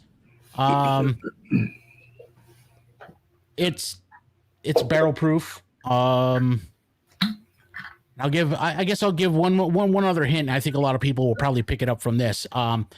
They probably do one of the best screw tops in the business. Huh. and not that the quality of the screw top is great, but the juice inside of it is good. Oh, I know.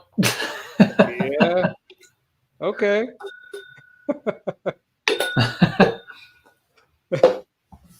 So right, I do a pop sound for you, but it sounds a little weird. It'd just be, you know. There you go. Yeah, so Jason gave some good notes there, guys. So yeah. I think everybody's coming with the Weller guesses. Right. Screw top wheat. I mean, so I'll put it out there. It's not Weller. Although I love Weller, but it's not Weller. I gotta guess. But Weller 107 isn't a screw top. That's no. Used to be. Not. I gotta guess. Can I guess? Am I allowed to guess? Yeah, you can guess. Absolutely. So Steven said Conrad has Larceny barrel proof. Jason has Holiday. I'm assuming that's the sweet Rickhouse. Soft red wheat Rickhouse. Yeah. Rickhouse. All right. Carlos out of barrel pick, so you know it's too hard for you guys to pick. All right, Conrad, what do you think Jason has? I was gonna go with the Ben Holiday. Yeah, just because his comment about the quality of the screw top. I mean, there's some other ones too that I could think of that have quality screw tops. Like Bent Distilling's got a quality screw top, but you think wheat? It's hot right now. Good product, man. Good product coming out of there. That is pretty good. All right, guys. Well, let's reveal it. Jason, do you want to go with yours first? Let's see. Oh, there you go. Leave it up. There it is. Yeah, Steven nailed it. People were right. Yep. Good call, Steven Scone. Right on the money. And I love their regular soft red wheat. I love their bottled in bond, and I love the Rickhouse of both of them. They're just, and I'm a little partial. I mean, I lived in Missouri for, I don't know, 17, 18 years. It's one of the only, like honest distillers in Missouri. So there's that too. But yeah, they put out some really good juice. There you go. That is Jay Rieger too. Don't forget Jay Rieger. Oh yeah, that's true. Good point. Yes. Good point. There you go. Hey, what's up, Myron? How's it going? What's up, Bourbon Drop? Hey guys, I know that I haven't made few people moderators. I don't know if you're a moderator, Myron, but if you guys are channels, definitely drop your link there. Myron, I just made you a moderator. Any channels, guys, go ahead and check out all the channels that are here. Too many to name, quite honestly.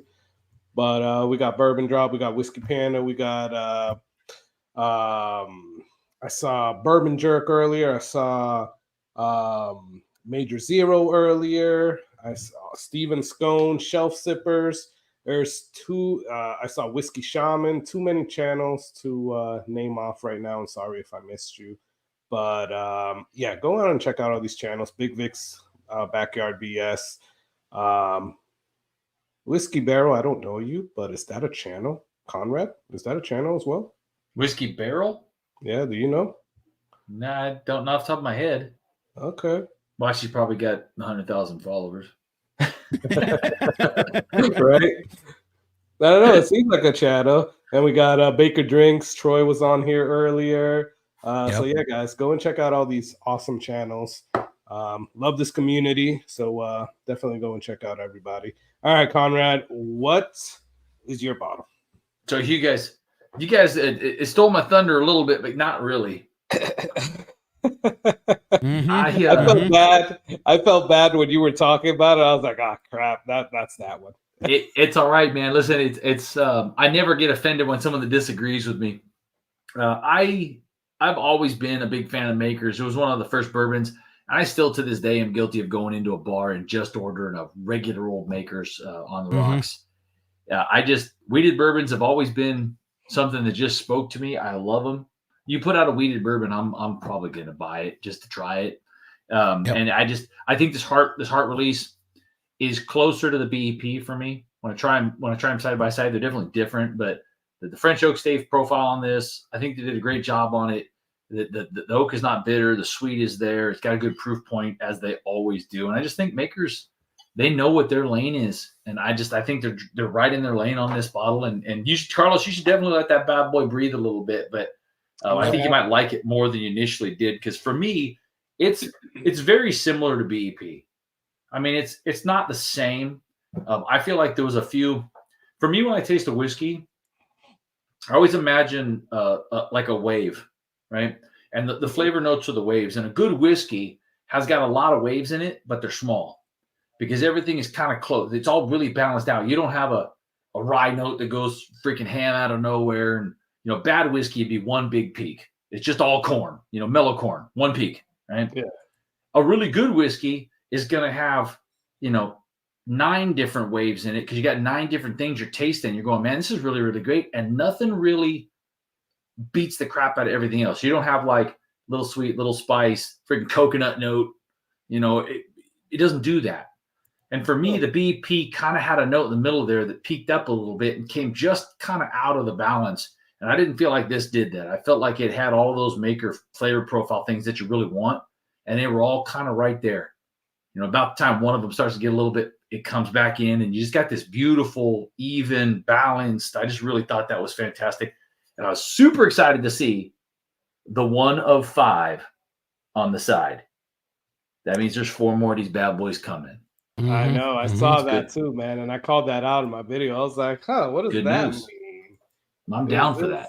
We got 5 more to wait for.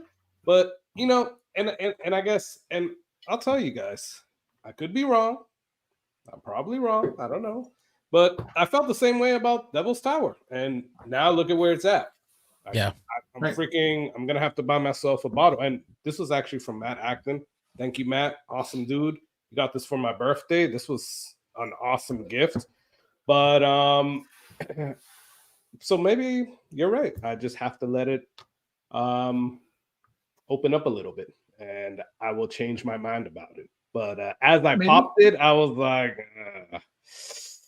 yeah, this kind of missed the mark for me. I figured that's what you had as soon as you hit on the chocolate notes, because I just tried that one a couple weeks ago, and man, that's what I got was just full on chocolate from that one.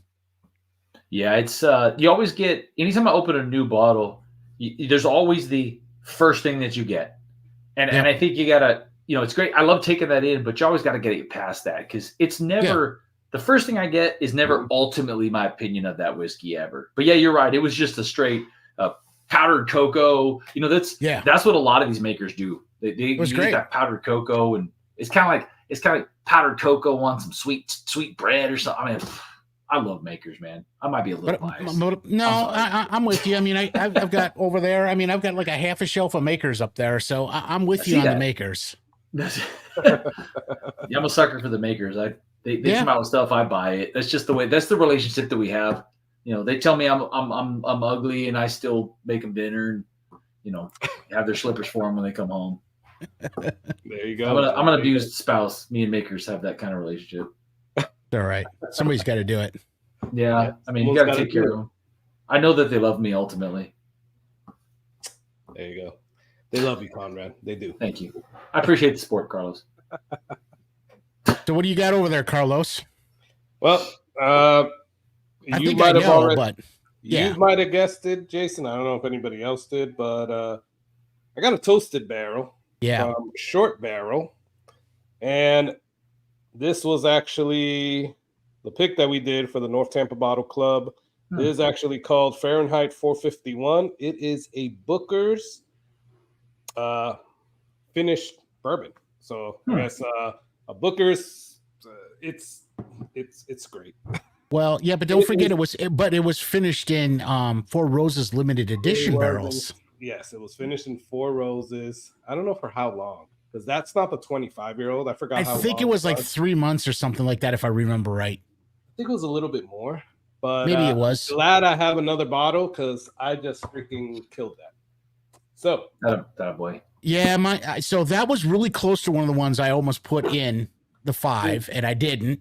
My bottle's almost killed. I have a backup bottle. Yeah. It is a good one. That's what I'm saying. And it is a good one. That Clinton signed it over there, so that's pretty cool. You know, that is cool. Even though I was gonna try to keep this one, but I'm gonna pop that thing. So somebody with the giveaway could actually win a sample of this, and we'll pop that bad boy. All right, guys. Let's there you go. I sent Gandhi a sample. He loved it as well. Good stuff. Cool. Thank you guys for dropping the channels. So yeah, guys, go and check out the different channels that are on here. Obviously, go and check out Whiskey Bond. Go and check out Conrad's great content, and Jason's when he actually puts out content. Yeah. Whatever. Working on it. Yeah. So, all right, guys, let's move to the third one, and let's go with that.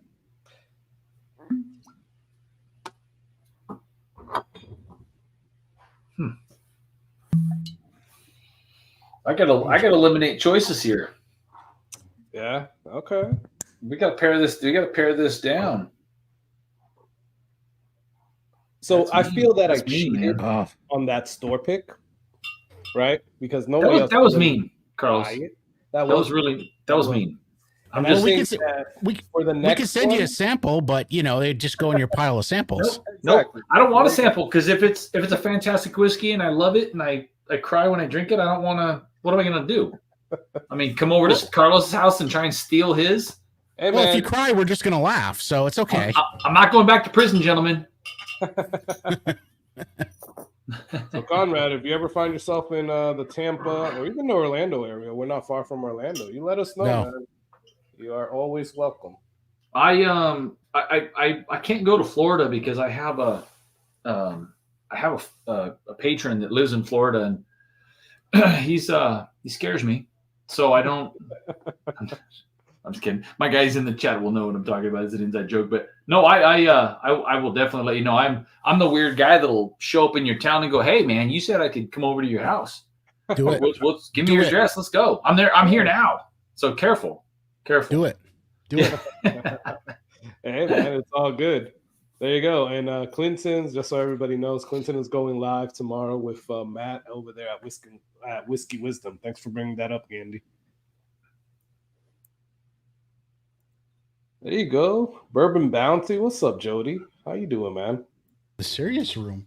Where's he at? No seriousness here. No. Did we get serious? What happened? I think so. I don't think so. I don't think so. I don't think we're serious. All right, Conrad. So I want you to start with this third one now. All right. So I didn't pour a ton of this, so I don't know if you're gonna be able to see it, but the color on this was one of the first things that struck me. Oh my! Yeah, it's dark. Yeah, it's very dark. This is one that I might lose a few of you on this one because I have got a lot of mixed opinions on this personally. One, because of where it's from. Two, because technically it's a little out of the box as far as what they do with it. But I just this distillery in particular, and I could have picked another one from them that would have been. I just wanted to pick something that wasn't quite as obscure, but I have the same experience every time I drink anything from them. The flavor is so unique and specific that I feel like it's one of those ones. If you poured it for me, I could just about peg it who it's from. It's one of those ones where I could probably actually pick the distillery, which is really hard to do. Okay. Yeah. Because the flavor profile is so specific to me that when I drink it, I go, that's so-and-so stuff. Okay. So this one, I can't. So it's dark and it's from you might lose people because of where it's from. So I'm assuming it's not Kentucky. So here's what I'm gonna do. I'm gonna a live behind the curtain thing. I don't want to misquote this. All right. So I'm gonna look it up while you guys move on. But this is the one bottle that I have that is not under $100. That is not under $100. It's not under $100. It is not. It is not finished in any kind of specific X wine barrel or any of those things. The style in which they finish this, that they age this, is something that's very popular right now. That a lot of distilleries are doing, and I think they did a really good job with it. And I'll tell you why when I reveal to you what it is. Okay. But I'll be curious to see if any of you guys. It's possible that you guys have not had this, but we'll know what it is. Okay. Hopefully, you just said something that a lot of distilleries are doing. So hopefully, it's not something that I automatically went to. A finish that a lot of distilleries are doing. So we'll see. Not that. finished. Not Amberana. Oh, okay, great. Okay, because that's what I was like. Oh man, I'm not a fan. Oh, man. Not a fan of Amberana, gentlemen. Okay. Depends on the Amberana. I do have my favorite Amberana finished whiskey sitting here, though. It's the only one that I like. Calvin, that's what I was thinking. It definitely looks like a Texas whiskey. Spoiler alert. Well, you got some good guesses. Some good guesses. Yeah, I'm almost thinking it's a Garrison. Yeah, that's what I was thinking as well. Like maybe. Well, he said not finished. I was thinking Ladybird. I don't know. I was thinking another one because he said it's over 100. Well, I guess a lot of the Garrisons are over 100, but I was thinking one main one. But you guys are good at this. It is not Ladybird. I could have pulled Ladybird. Ladybird is my absolute favorite from Garrison Brothers right now. That is an incredibly good bottle of whiskey to my taste. It is a good one. Yeah. It is. This year's Ladybird it was for me. This year's Ladybird actually beat out the Cowboy Bourbon, which is a lot to say. Yeah. I don't know, man. I'm still on the fence if I want to buy that. That's another like $200 bottle, and I'm just like, I know. and I do love it, like, but I'm just like, I don't know. You gotta love Garrison Brothers if you're gonna buy that. If you're gonna spend money on their high end bottles. I love this one right here. I mean, that's the Garrison Brothers. That's the Hazmat Garrison Brothers over there. The one from the Cowboy? The Cowboy Bourbon. Yeah. I love the Guadalupe. I really did love that one. I killed that bottle probably like last month. So there's a few Garrison Brothers that I do like. So I like the Balmoral. You should buy Ladybird if you like all of those. It's worth the money. It'll be the best thing you've had from Garrison Brothers. I tasted the one from last year. I haven't tasted the 2024. I tasted the 2023, and I really did like that because Garrison Brothers did a tasting over here, and that was probably my favorite one. They didn't have the Cowboy Bourbon at that tasting, but that was probably Ladybird from 2023. It was my favorite one from that. Well, let me spend some of your money. 24 is better. How's that? Yeah. Okay. All right. I don't know, man. Like, it's a lot to say. It's right? a lot to say. I will tell you. Did you guys watch the Whiskey Festival video? Yes. Yep. So that we're going down to Garrison Brothers in August, and actually going to spend a little time with Donis. But the next Garrison Brothers Cowboy Bourbon is going to be over 140 again. Oh yeah. I mean, it's going to be a big boy, and Donis is saying that it's better than this year's, which is that's a lot to freaking say, man. It is. That's a lot to say. It is. It's a bold statement. That's a great bottle, man. It's a bold statement, but Donis Todd, I believe anything he said. If he said the Earth was flat, I'd believe him. Well, if you're drinking cowboy bourbon, I would, I would understand. Yeah, there you go. All right, Jason, what do you have for your third one? All right, so Or what do you want to say about your third one? Sorry. well, kind of moving around. So I did a burr rye, did a wheater. Now we're on a rye. Okay. And I am a rye guy. I will openly say that. I know you guys aren't, but I am a rye guy. Probably one of my favorite distilleries for rye. I pretty much like every expression they've done, honestly. Little hint for folks that are still in the game trying to guess. It's not a traditional rye. It's their own version of rye, so it's a little bit different. And the one that I have here is probably my absolute favorite expression that they put out, and I am going to be crying when this bottle is gone, and it's almost gone. Oh, wow. Okay. All right. So you had it here, folks. We don't want to see Jason cry over here. I do. Might, I do. If Comrade dances and I cry, we might get some views. I don't know. There you go. All right.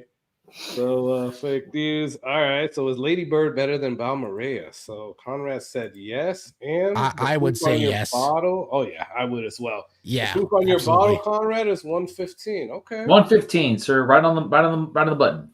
All right. That's yeah, I don't know. I don't think that's a Garrison's then. Maybe not. Yeah, I'll throw it out there on mine. Mine's like 111. Okay.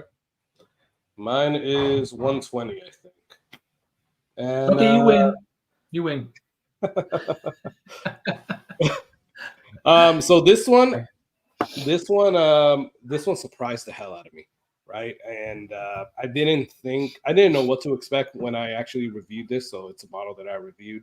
When I reviewed this, I was like, I'm not gonna say what I was about to say because I would put it out there, but I was like, I didn't know what to expect. I was like, not really expecting too much, and then all the flavors freaking hit me. The nose was amazing, the flavors were amazing, that proof is amazing, and I was a fan ever since.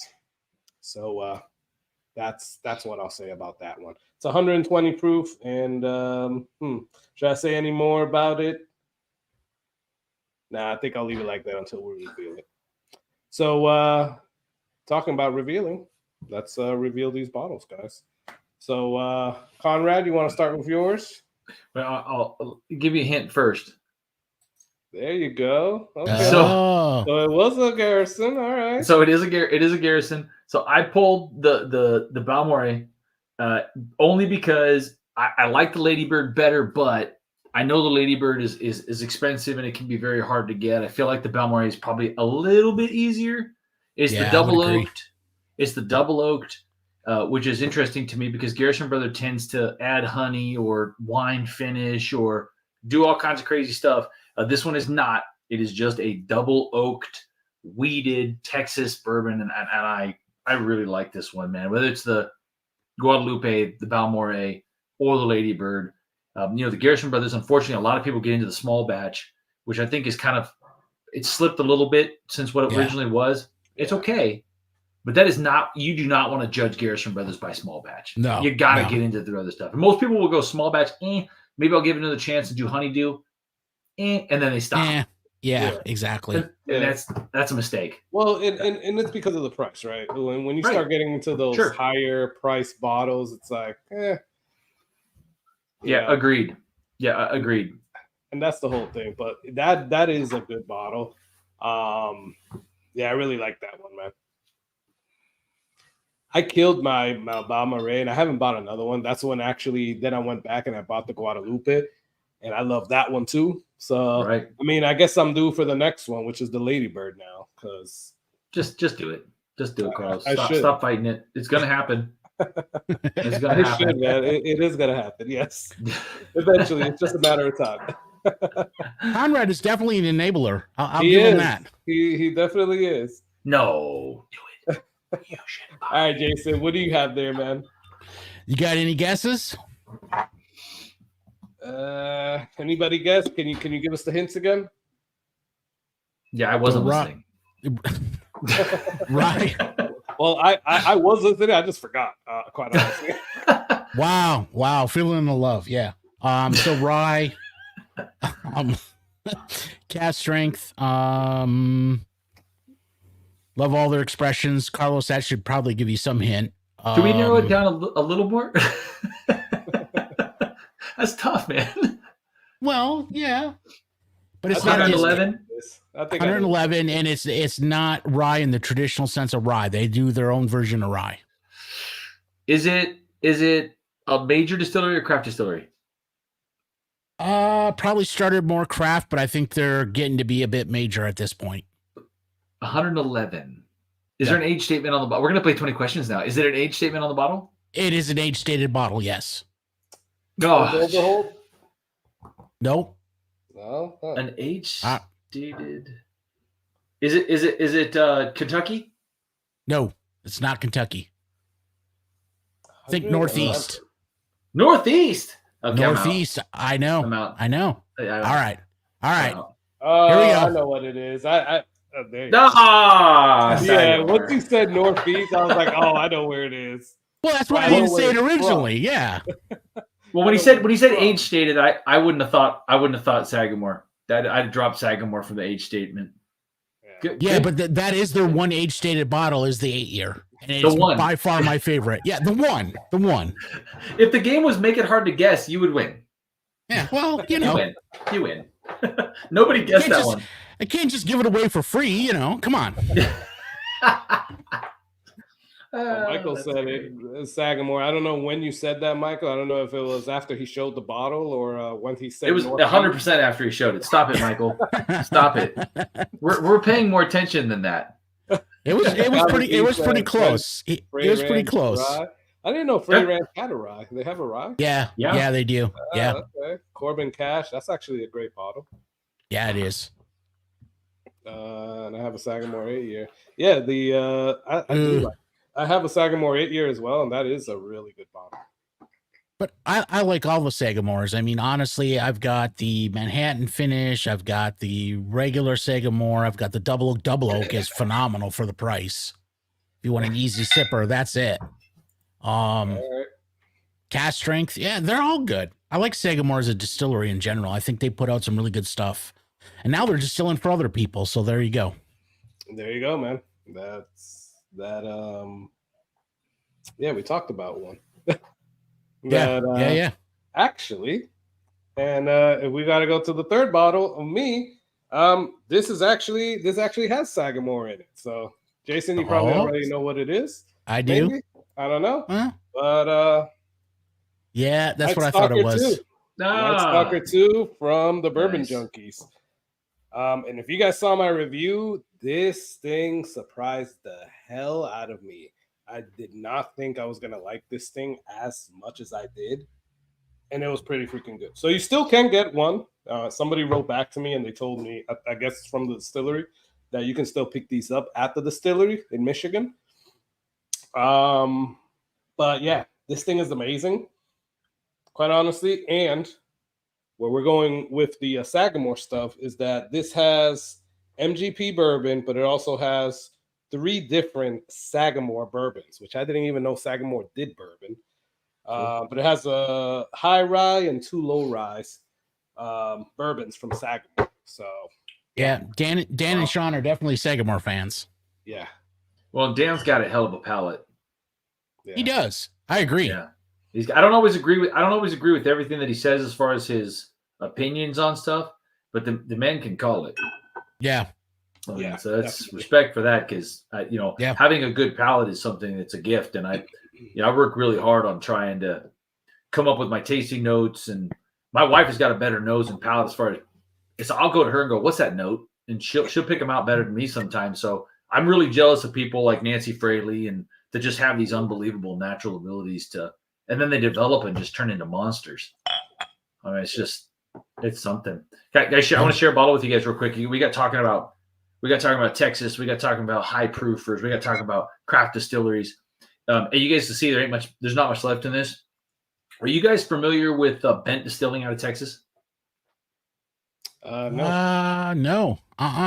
Okay, so I'm gonna tell you guys keep an eye on this because Bent Distilling makes Bent number 5, which is a mixer Texas whiskey.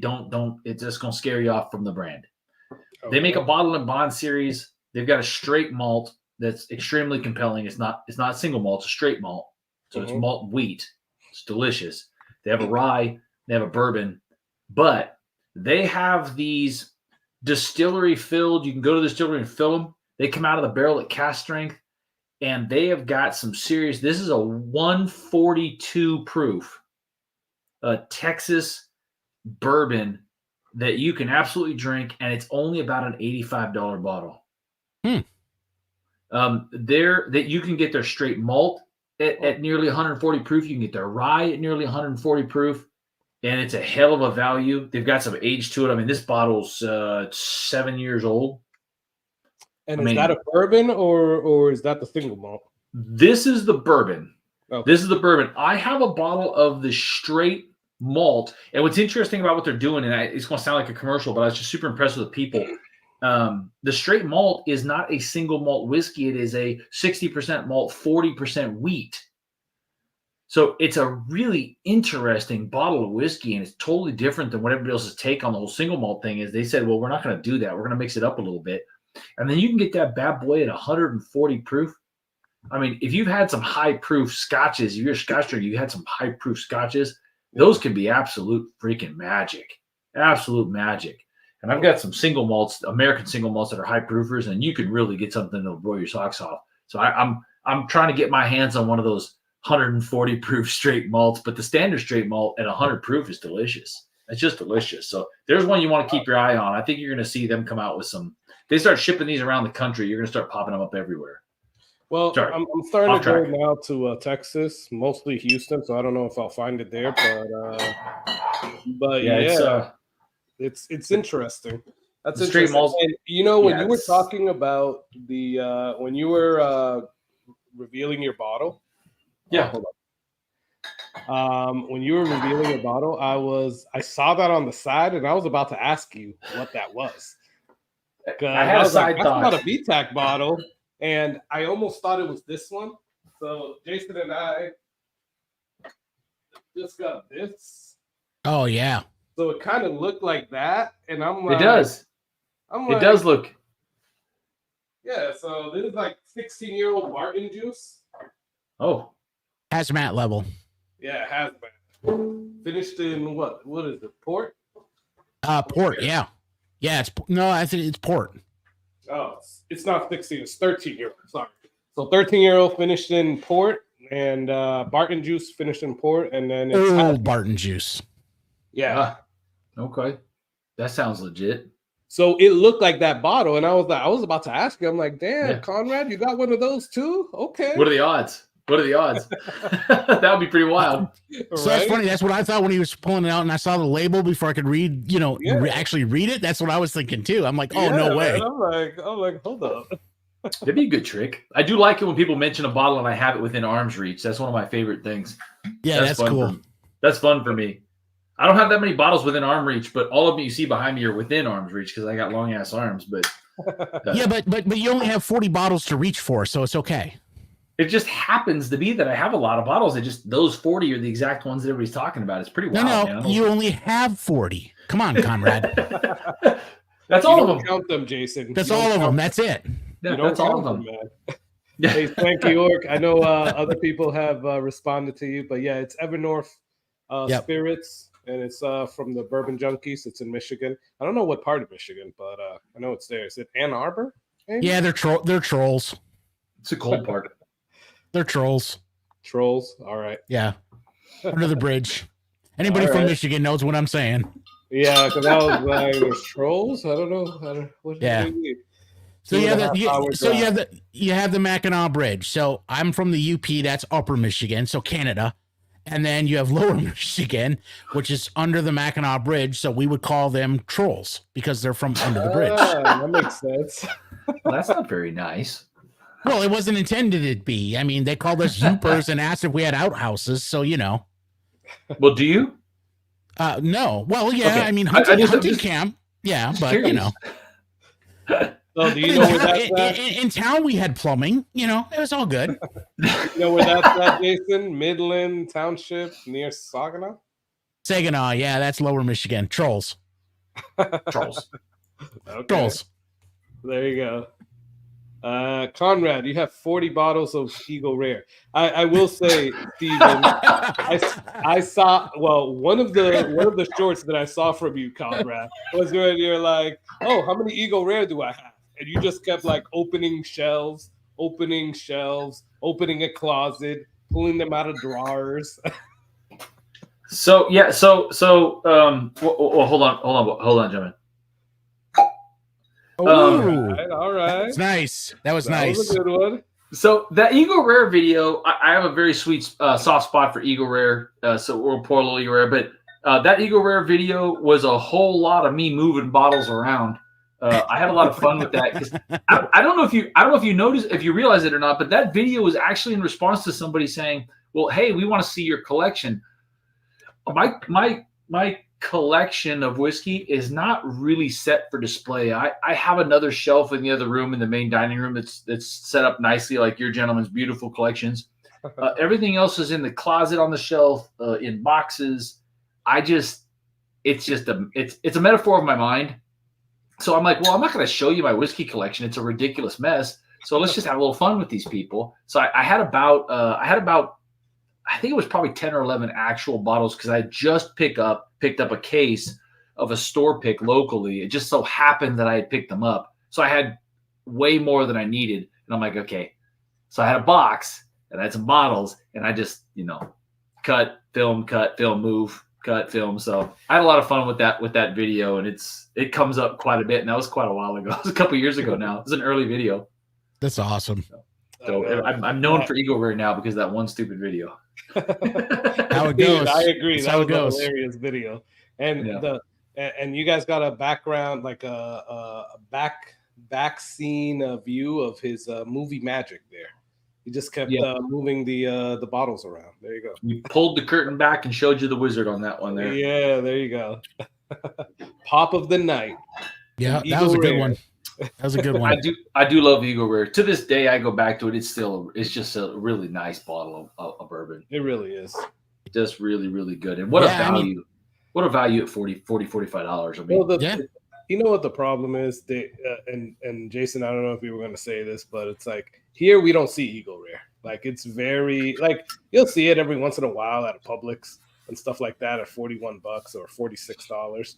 But you really don't see it here too much, right? And then I don't know if anybody saw the video that I did with Matt at Whiskey Wisdom. You go into a store over there in Georgia, and they have It's everywhere. It's everywhere. and then they have it on the shelf, and then more cases of them, and I'm like, and then the display of cases, and I'm like, what the hell? Like, Not all you fair. gotta do is drive like 6 hours north, and you have all the Eagle Rare that you can possibly bring back. yeah, but the distribution is just it's ridiculous. It's nuts. I bet you there are 4 liquor stores at least in my area right now that have single barrel Eagle Rare picks right this minute. It's just it's so lopsided. It doesn't make any sense. None. I mean, the Rayleigh's grocery store, which is the closest grocery store to me right now, is probably a mile. Will have Eagle Rare in the case. Now it's one but it'll have the Eagle Rare in the case every single time I go in there. They've got 1,000 of them in their warehouse, and they slow roll them out to the local stores, so they're always available. That's not fair. That stinks for you guys because it shouldn't be that way. It shouldn't be that way. That's freaking crazy, man. Yeah, but I mean, Carlos, you had like a case of it at one point. I think I have like it's still 3 or 4 left. One of them is a store pick. Mrs. Whiskey Therapy was out hunting for me today, and she found an Eagle Rare, and she's just like, "You want this?" I'm like, "No, I have enough." Well, and that's what happened. Like basically, I bought one in Georgia just to fill up my case.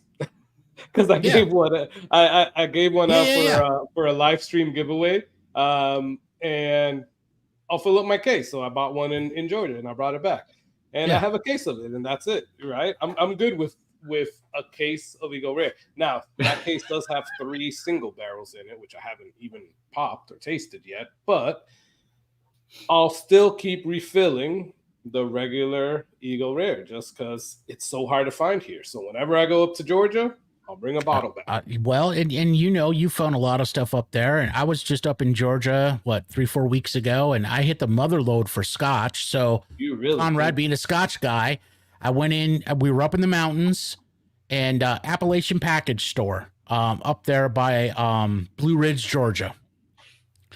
I walked in there. They had some decent bourbons, and I was thinking like, oh yeah, I'll grab this one, grab that one.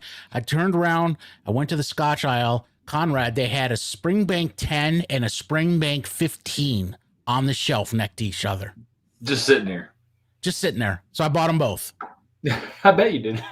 Hell yes, I did. He went, eh. Yeah. I'm done. I'm good now.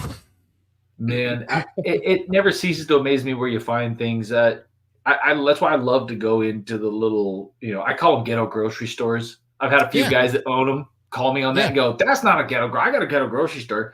But yeah, my buddy, so I got my shout out to my buddy Gil has got a discount liquor store here in town. It's a legit ghetto grocery store. So every time I use the comment, he calls me on it because he's like, dude, there's no plexiglass between the cashier and the customer. It's not ghetto. Been there too. So I like to go into those. My son and I just went into a place north of here, about 45 minutes in a little tiny town.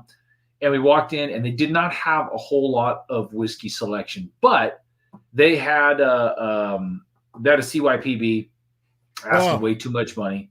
But my son picked up a Yamazaki that had been sitting there long enough that they only asked $100 for it, which is just you can't get it for that anymore. But it's been sitting there so long, their cost basis was the old cost basis.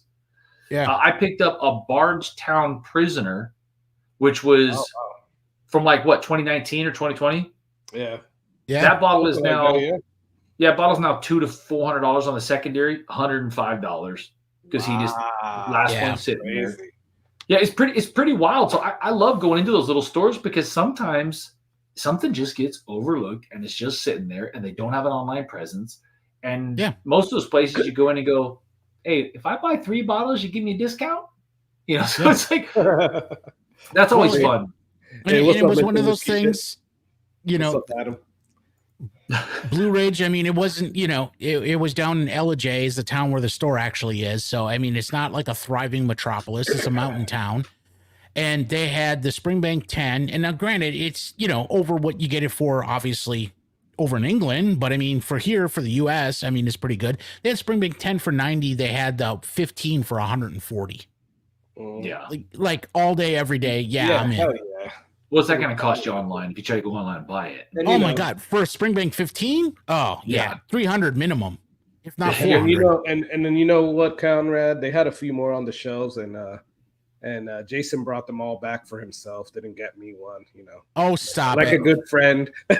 He seems like that kind of guy. Look at all the bottles he's got there. He's obviously hoarding them all for himself. So I sent Carlos a picture, and as the first thing he asked, he's like, well, bitch, did you get me a 15? I'm like, dude, they only had one. I was like, dude, what's up, man? Yeah, but Carlos, listen, you got to give him a pass, man. The friend code with whiskey, if there's one bottle, you got to let him have it. He just has to pour you a little when he opens it.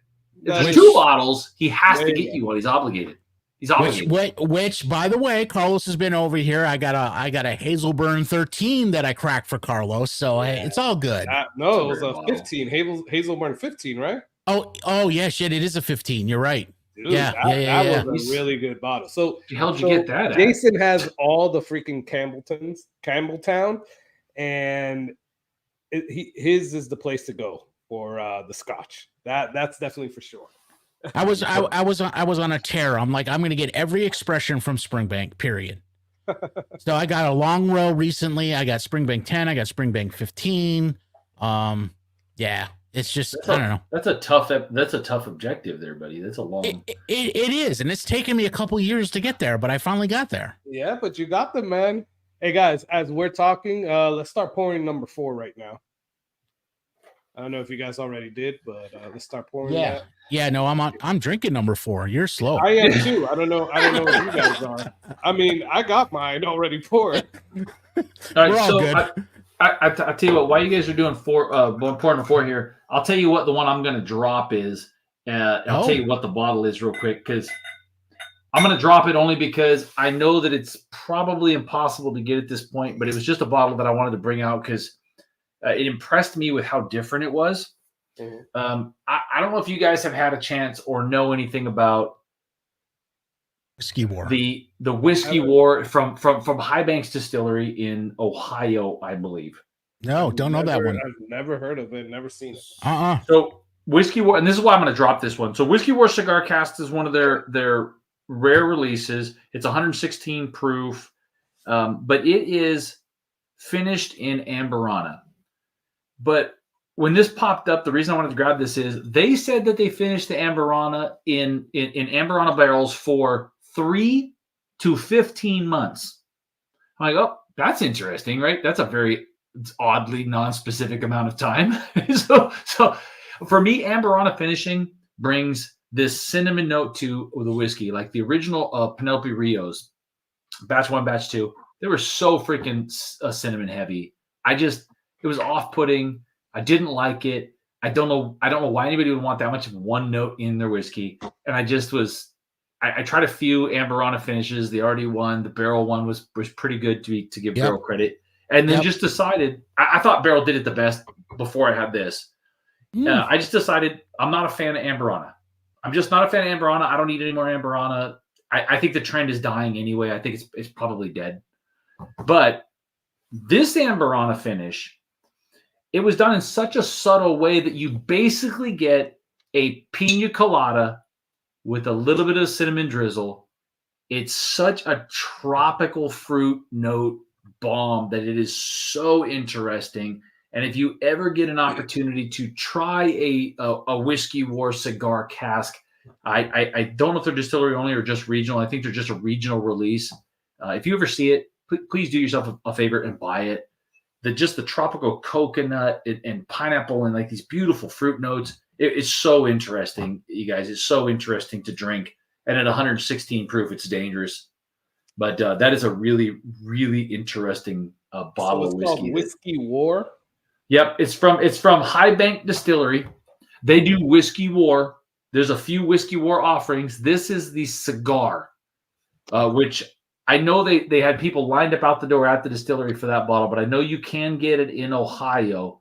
There's probably other ways to get it, but if we get the camera to focus on that. If you ever see this from High Banks Distillery, you can follow them on Instagram. Just grab that bottle. I mean, it's so interesting. I really enjoyed that one. I was sitting on the porch smoking a cigar, drinking it the other night, and it's still every time I sip it, it just makes me go, that's something different. There's nothing else that I've ever tasted that tastes like that. So, quick funny story, and I'll have to have Jason. Yeah. So quick funny story, and the regular viewers have heard this a couple times already, but Conrad, you got to hear this. So I get flamed for this in the comments all the time. I actually like Amburana. Now I'm gonna flame you in the comments real quick. Hang on. Yeah, not all Amburana, but you mentioned a couple that I really do like. You mentioned the RD1. I have that one. I have the Barrel. I go back and forth over which one is the best, but I think those are probably the two top Amburana finishes. I had a Starlight cigar batch. All right. And it was the first Amburana I got, and I was so proud of it. I'm like, this is great. You know, it's a cigar batch. This is awesome. So Carlos came over, and if you don't know, Carlos and I live like 10 minutes apart. So we hang out all the time. So Carlos came over, and I'm like, dude, you got to try this cigar batch from Starlight. He's like, oh, hell yeah, man. All right, let's do it. So we poured it up. We went out on the lanai. We were smoking cigars, and he starts sipping it, and he's like, yeah, man, you know what? It's okay. And then he starts to smell it, and he goes, dude, can I be honest with you? And I'm like, yeah, of course. He goes, dude, it smells like cat piss. Yes, that is honesty. I love it. That's the only thing you can do. You have to be honest, man. Yes, this is fucking terrible. and I smelt it, and I went, oh, God damn it. Now, I haven't been able to touch that bottle since, because he's spot on. That's exactly what it smells like. But it Yes. does, dude. It really does. No, you're right. It does. It And does. quite honestly, and that's my problem with Amberana. So right now, you were talking about that Amberana, Conrad. Real quick before I finish that, I just put hashtag baby Saz.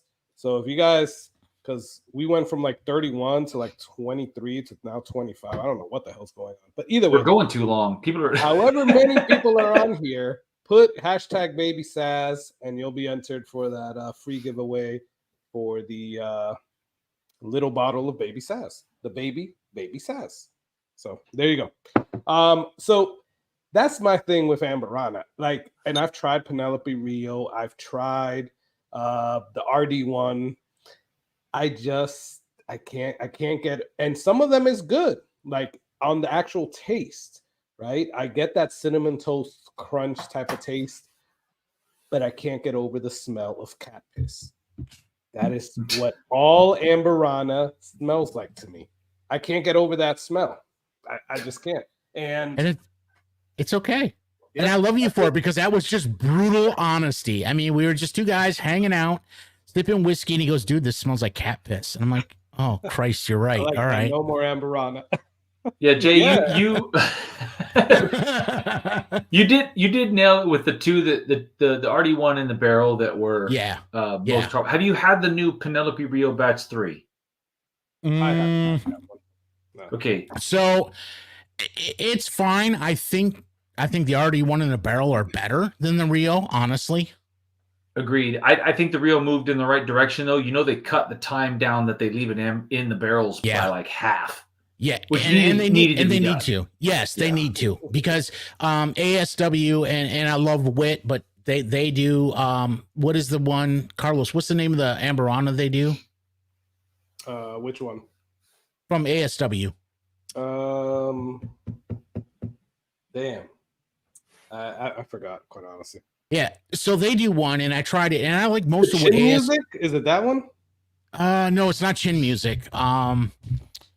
It'll come to me, but I love most of what ASW does. They do an Amberana, and it is way too Amberana heavy. Even for me, I like Amberana. It's way too heavy. Like, it's way too much. Yeah, all Amberana finishes are too much Amberana. Yeah. Yeah. Yeah, exactly. I mean, that's exactly. Fair, yeah. I was like, I thought you were gonna keep saying. But I was like, no, you're right. That's all that needs to be said there.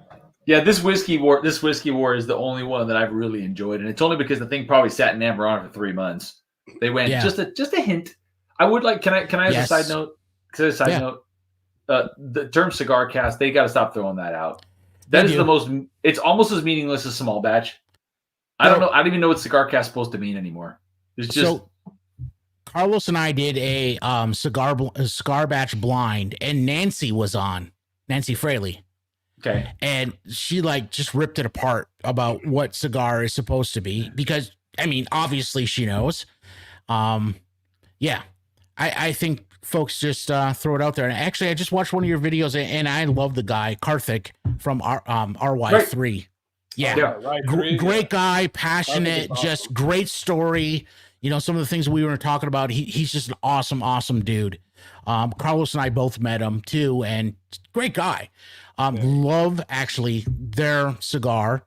I don't know if you could term it a cigar. It's more of a triple finish than it is a cigar. That's kind of the theme. I mean, that's kind of the theme of cigar blend. Yeah, I think cigar blends. I think, and I don't know what Nancy said about it. I mean, obviously, if she said something different than what I'm saying, then I'm totally fucking wrong. But I was wrong too. It's okay.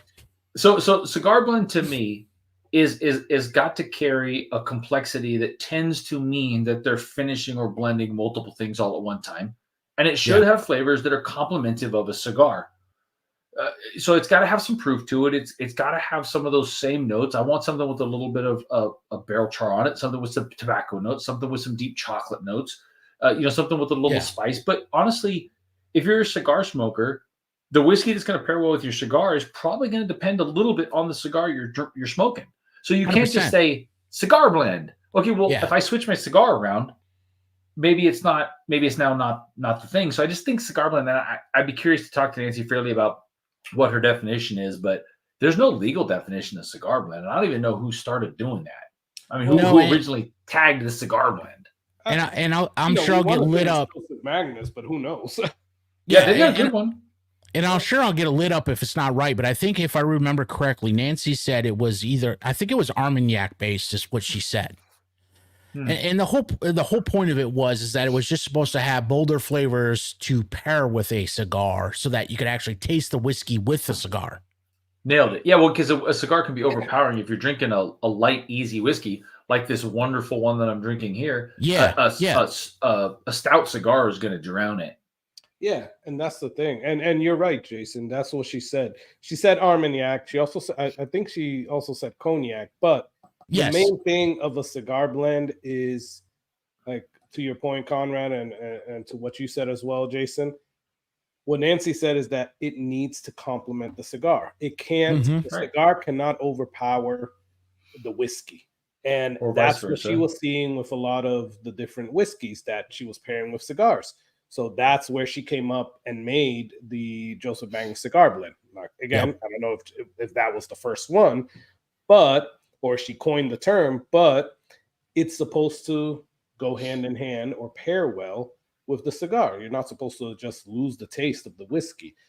But nowadays, you're right, Conrad. Like everybody, like, just because it's finished in something, they'll throw cigar blend on the label. But generally, if you look at a cigar blend, we'll call it, it's always triple finished. Not always, man. Not always, but typically it is triple finished. Yeah, I've seen some cigar blends that only have like either a cognac or an Armagnac, or like they'll be like just finished in one thing. So I don't know. But I did almost put the Rye 3 cigar series in my top 5. It was close. As well. So I'll tell you guys something. There's only 23 people in here, so I'm not worried about blowing the doors off anything. So we're going 25. We're going to do, well, there's 25 plus us, there's 28. So let's go for the biggest number possible. So we're gonna actually do a pick with Kartek and Rye 3. We're gonna do a pick of the toasted though. So he's a great dude. We met him at the Whiskey Festival. He is, man. And I just to be completely honest with you guys, I'm such a geek for this whole thing. We've been looking for an opportunity to do a single barrel pick. I've helped pick a few single barrels now, and I feel very fortunate to do that because it's always a ton of fun if you've never done it. But I wanted to find something to do as our first pick. Like it's a whiskey bonded pick that I would do with our patrons, with our OGs, our oldest supporters, and then pick out something that we as a community really liked and put it out. When I met Kartek, what a freaking amazing story. What a great guy. What a great perspective on whiskey. He's so passionate. Yep. He's such an energetic, passionate guy. I freaking love the guy. So I'm like, dude, I said, we got to do this, bro. And at the Whiskey Festival, we basically were like, let's go. Let's do it. So it was pretty awesome. So we had to look at the toasted or the rum. A toasted, the rum, or the I'm blanking on what the third one was, their standard offerings they put out. Anyway, so it really came down to the toasted and the rum, and I really like the rum finish. But my thought was, if we want to come up with something that's special, I'm hoping to come up with something that's really going to be a winner. Like that's freaking good. So we went with the toasted because I'm like, well, if we get lucky and we get a toasted barrel that's just got that magic sweet spot, it sat in the right spot, the right wood was in there, the toasting was right, we could really get something really, really beautiful. So we're actually, I should actually be getting the samples here in the next couple of days. So I'm super excited that maybe we'll pull something really great. We're going to actually be able to do a barrel pick with Kartek at Rye 3. I'm glad you brought that up, man. I'm so excited for that. I'd love to do the cigar blend, but that's a lot to ask, man. So we're gonna do the toasted and maybe work that direction. So are you guys are doing the rum one? Is that the one you picked? You said. So we're gonna do the toasted. Yeah, okay. We're gonna do the toasted because here's my thought. I don't know if you guys think about it. The rum finished from Kartek is delicious. I love it. It is consistent. But my thought was, if I picked 3 rum finished barrels, I'm probably going to get 3 similar experiences, all good. Nothing is going to jump out at me and go, that's fantastic. Yeah. And if you've ever done picks, nothing's worse than if you do a pick and all 3 of them come out and there's just nothing really that jumps out at you. Yeah. It's just these are all good, but there's nothing special here. They're toasted. with the toasted. Sorry to interrupt you, Jay. With the No. toasted, there's a chance we might get a magic barrel. We might get a really fantastic barrel. Their toasted is great. I have a bottle of their regular toasted, which is phenomenal. I have their cigar series. Our club, Carlos and my club, North Tampa Bottle Club, did a light whiskey pick, which is That's a good phenomenal. one. Yeah, it's really good. It was awesome. So I've got a bunch of Rye 3, and to your point, I'm with you 100% on, the story behind the whiskey. I get into that. I'm a geek too when it comes to that stuff, and I love it. And Karthik is one of those people that he's infectious, right? You can't talk to the guy and not get excited. Yeah, right. He's a great guy. Like, and to you guys' point, like how passionate he is about it. Like that freaking comes out in everything he says. Mm-hmm. Like and we hope to have him on a live stream soon. We're working on it. Yeah, we're working on it. You got to get him to sit still long enough. That's the problem. Oh my God. Yeah, that's thing. That's a challenge. Yeah. The man's got some energy for sure. He does. Oh yeah, he he does. definitely does. That's incredible. I mean, for the CEO of the company to be out at a whiskey festival on the opposite coast is just a testament to the man. And he goes everywhere. That's the thing. He's so passionate about it. I mean, he's traveling all the time because he wants to be at this stuff personally, and I love that about him. Yeah. Nobody's gonna rep you better than you. So I'll tell you what, gentlemen. I don't want to be the wet blanket, but we're running long. I'm gonna have to do this fourth one with you, and then I'm gonna have to cut. I really expected to go about a half an hour, 40 minutes. Here we are, 2:40, and I'm having a good time, but I gotta call it. I know, man. I know. I call it at some point. So real quick, Baby Sass, hashtag Baby Sass. We had 30 people at some point, but if you haven't put Baby Sass, hashtag Baby Sass, put it in there, and we'll do the free giveaway soon. So we'll do that. All right, guys. Let's let's talk about the fourth one. And before you leave, Conrad, we can do the fifth one real quick. We don't have to talk about it. We can just release All right. it. Okay? All right. So Agreed. You go first, Conrad. What's your fourth one, man? So I went back to, and I'm glad I picked. My chair gonna break on me. I'm glad I picked this one based on some of the other things that you guys picked. Went back to a weeder, something a little lower proof this time. Another craft distillery, a little lighter on this one. But for me, this is just one that I really enjoy. And when you see the bottle level, I've just about killed this bottle, even though it's not going to be terribly easy to get this all the time. Mm-hmm. This is one of those bottles that just every time I reach for it, I enjoy drinking it. I can drink it whether I'm in the mood for something punchy or not.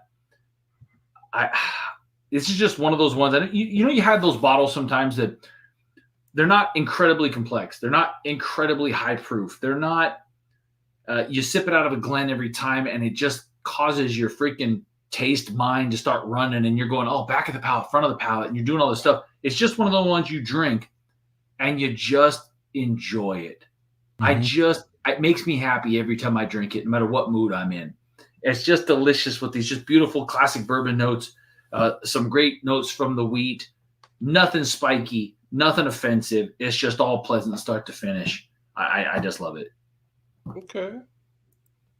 Nice. And because you have to, we're a little on time, just reveal it now. Let's see what that was, man. Well, you guys already went to the Redwood Empire, so I had to come out with the Redwood Empire with the Screaming Titan. Oh, that's a good one. That is right now, this is my favorite Redwood Empire offering right this minute. I gotta say the haystacks, the haystacks, some older haystacks are better, really from a subjective whiskey guy's opinion. But as you can see, I've got 40 whole bottles of whiskey here, and as much whiskey as I have, this one is getting hit a lot.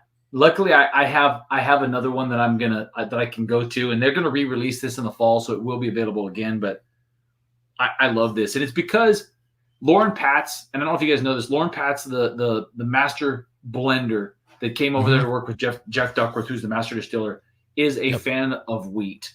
So she has brought wheat into the mix more with Redwood Empire, and she is such a nice person. She is so much fun to talk to, and she's so passionate that her bringing wheat into the mix has given us beautiful things like this, and I'm so happy that she's there because I love this bottle.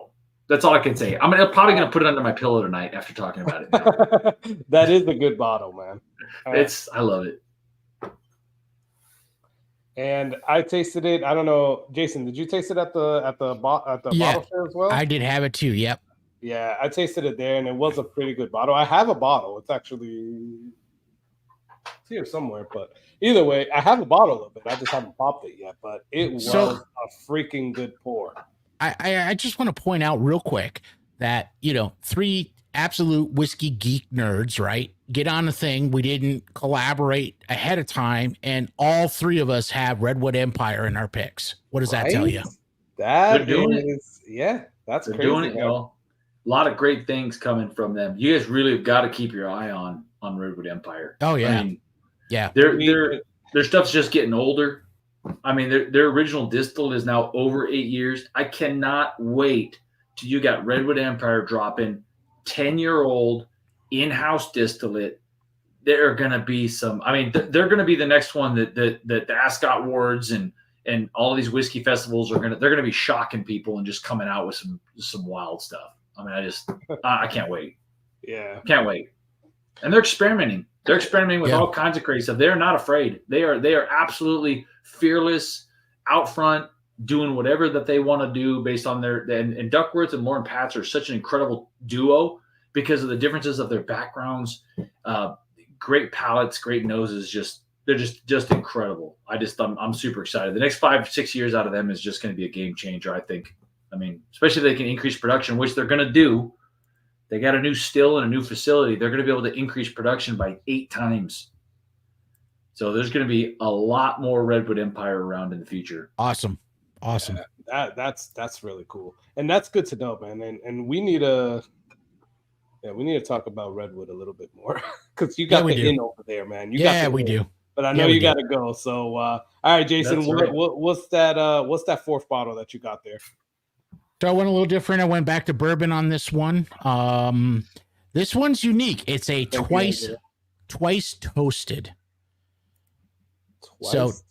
Twice toasted. So toasted in American oak, toasted with French stave. I really, really like a lot of what they're putting out. Now, it's a blend. It's not original distillate, but I still like what they're doing. And for anybody that's still playing along, they started off with a pretty successful podcast. Oh, I think I know who it is. Okay. You do? Yeah. I do know. Is it Joe Rogan? No, not Joe Rogan, though I do like Joe. Damn, I thought I had it. So in the interest of time, we'll go ahead and do the reveal. So do that reveal, man.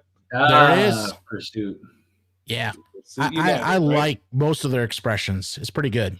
Hold on. Let me solo that. There you go. Yep. I gotta taste that bottle, man. I didn't taste it. I don't think I had it when I don't think I've been to your house after you bought it, but yeah. So the missus just hooked me up with a backup today of this one because I like it that much, and then she also got me this sherry finished rye. Oh, okay. Oh, that sounds interesting. I love sherry finish. Love sherry. I do too. But that comes from my Scotch background because I love sherry Scotches. Agreed. Sherry Irish too. Oh yeah, sherry Irish, absolutely. Yes. Redbreast PX is good. That is my favorite Redbreast of all time. I knew it would be. That's why I threw it out there. I knew it would be. So let's sprinkle that in there for you, Jay. I love it, but I mean, I've had cast strength, I've had 12, but the PX, my all-time favorite Redbreast. That's a good one. I reach for that 12 cast strength quite a bit, but that PX is just something special. It is. It's just enough different to really kind of set it apart, you know? Yeah, well done. There you go. All right, guys. Carlos? So I'll do mine. The fourth one is you knew it was coming. You knew it was coming. And there you go. You know what? I'll take all the hate. I don't care. I'll take all the hate. I have mixed feelings. You know that. I freaking love this. Not for me. You're not taking any hate from me, buddy. No. I love it, and screw the haters, man. Jay, don't say some crazy stuff right now. No. So I don't cut him off, Carlos. Cut him off. I don't have any hate. It is a phenomenal bottle. I just struggle with the price of that bottle versus 1910 and 1920. That's fair.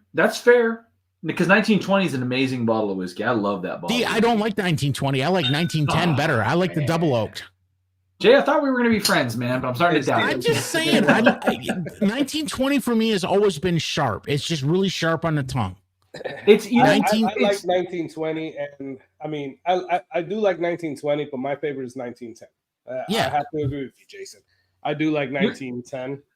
Jay, you make a good point. It is sharp, but the thing I like about Old Forester is that sharpness, that no doubt that you know what you're drinking. I've had their new barrel proof rye recently. Any of the barrel proof single barrels, the 100 green label? single barrel, dude, any of them. The regular, the green label, the blue label, the 1920, the 1910, the 1897. It doesn't matter. There's a certain something to Old Forester. There is that you know what you're freaking drinking.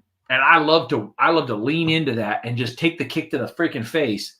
So I love the 1920. I love this 1924 because it's that Old Forester note just freaking cranked up, and that sharpness that you're talking about, which I feel you on that. I love it. I love it. And 1924 doesn't have it. It's the perfect marriage between 10 and 20, honestly. It is. And it really is. I just struggle with the price of the bottle because I'm going, the other ones are 60 and you want like 125 for this? Come on now. But when I drink it, I'm not mad. I'm not mad when I drink it. I hear you. I hear you. I do. I'm not either. And I want to dispute one thing that you said. The perfect marriage between 1910 and 1920 is 1915, not 1924. Well, if we're gonna go have you mixed them about it, okay, fair enough. Have you mixed them? Have you mixed them and actually made the 1915? I have. I have actually, and it's actually really good. It's a wonderful thing. They should bottle that for real, Carlos. You got to do it. It takes the sharpness off the 20, and it's almost perfect. It really is. It is almost perfect. I don't know why they don't bottle a 1915. I think because it would just, I don't know, it's like poor man's Pappy, but that's an incredible blend. It is. It is. It's not. It's Carlos. Do it, man. You're missing it. Yeah. You got to do it. So I'll have to do that. My only thing with the 1910 is that they missed. Like, look, if you're gonna do the whole 10-year-old thing, you might as well just put it at 110. Keep it with the little 10 theme and all of that crap. You don't have to go as much as the 1915. I mean, the 1920. Sorry, with the 115. You don't have to go as much as that, but keep it with the little stupid theme that you got going on with the 10-year thing. And maybe so many people wouldn't have the hate on the price so much.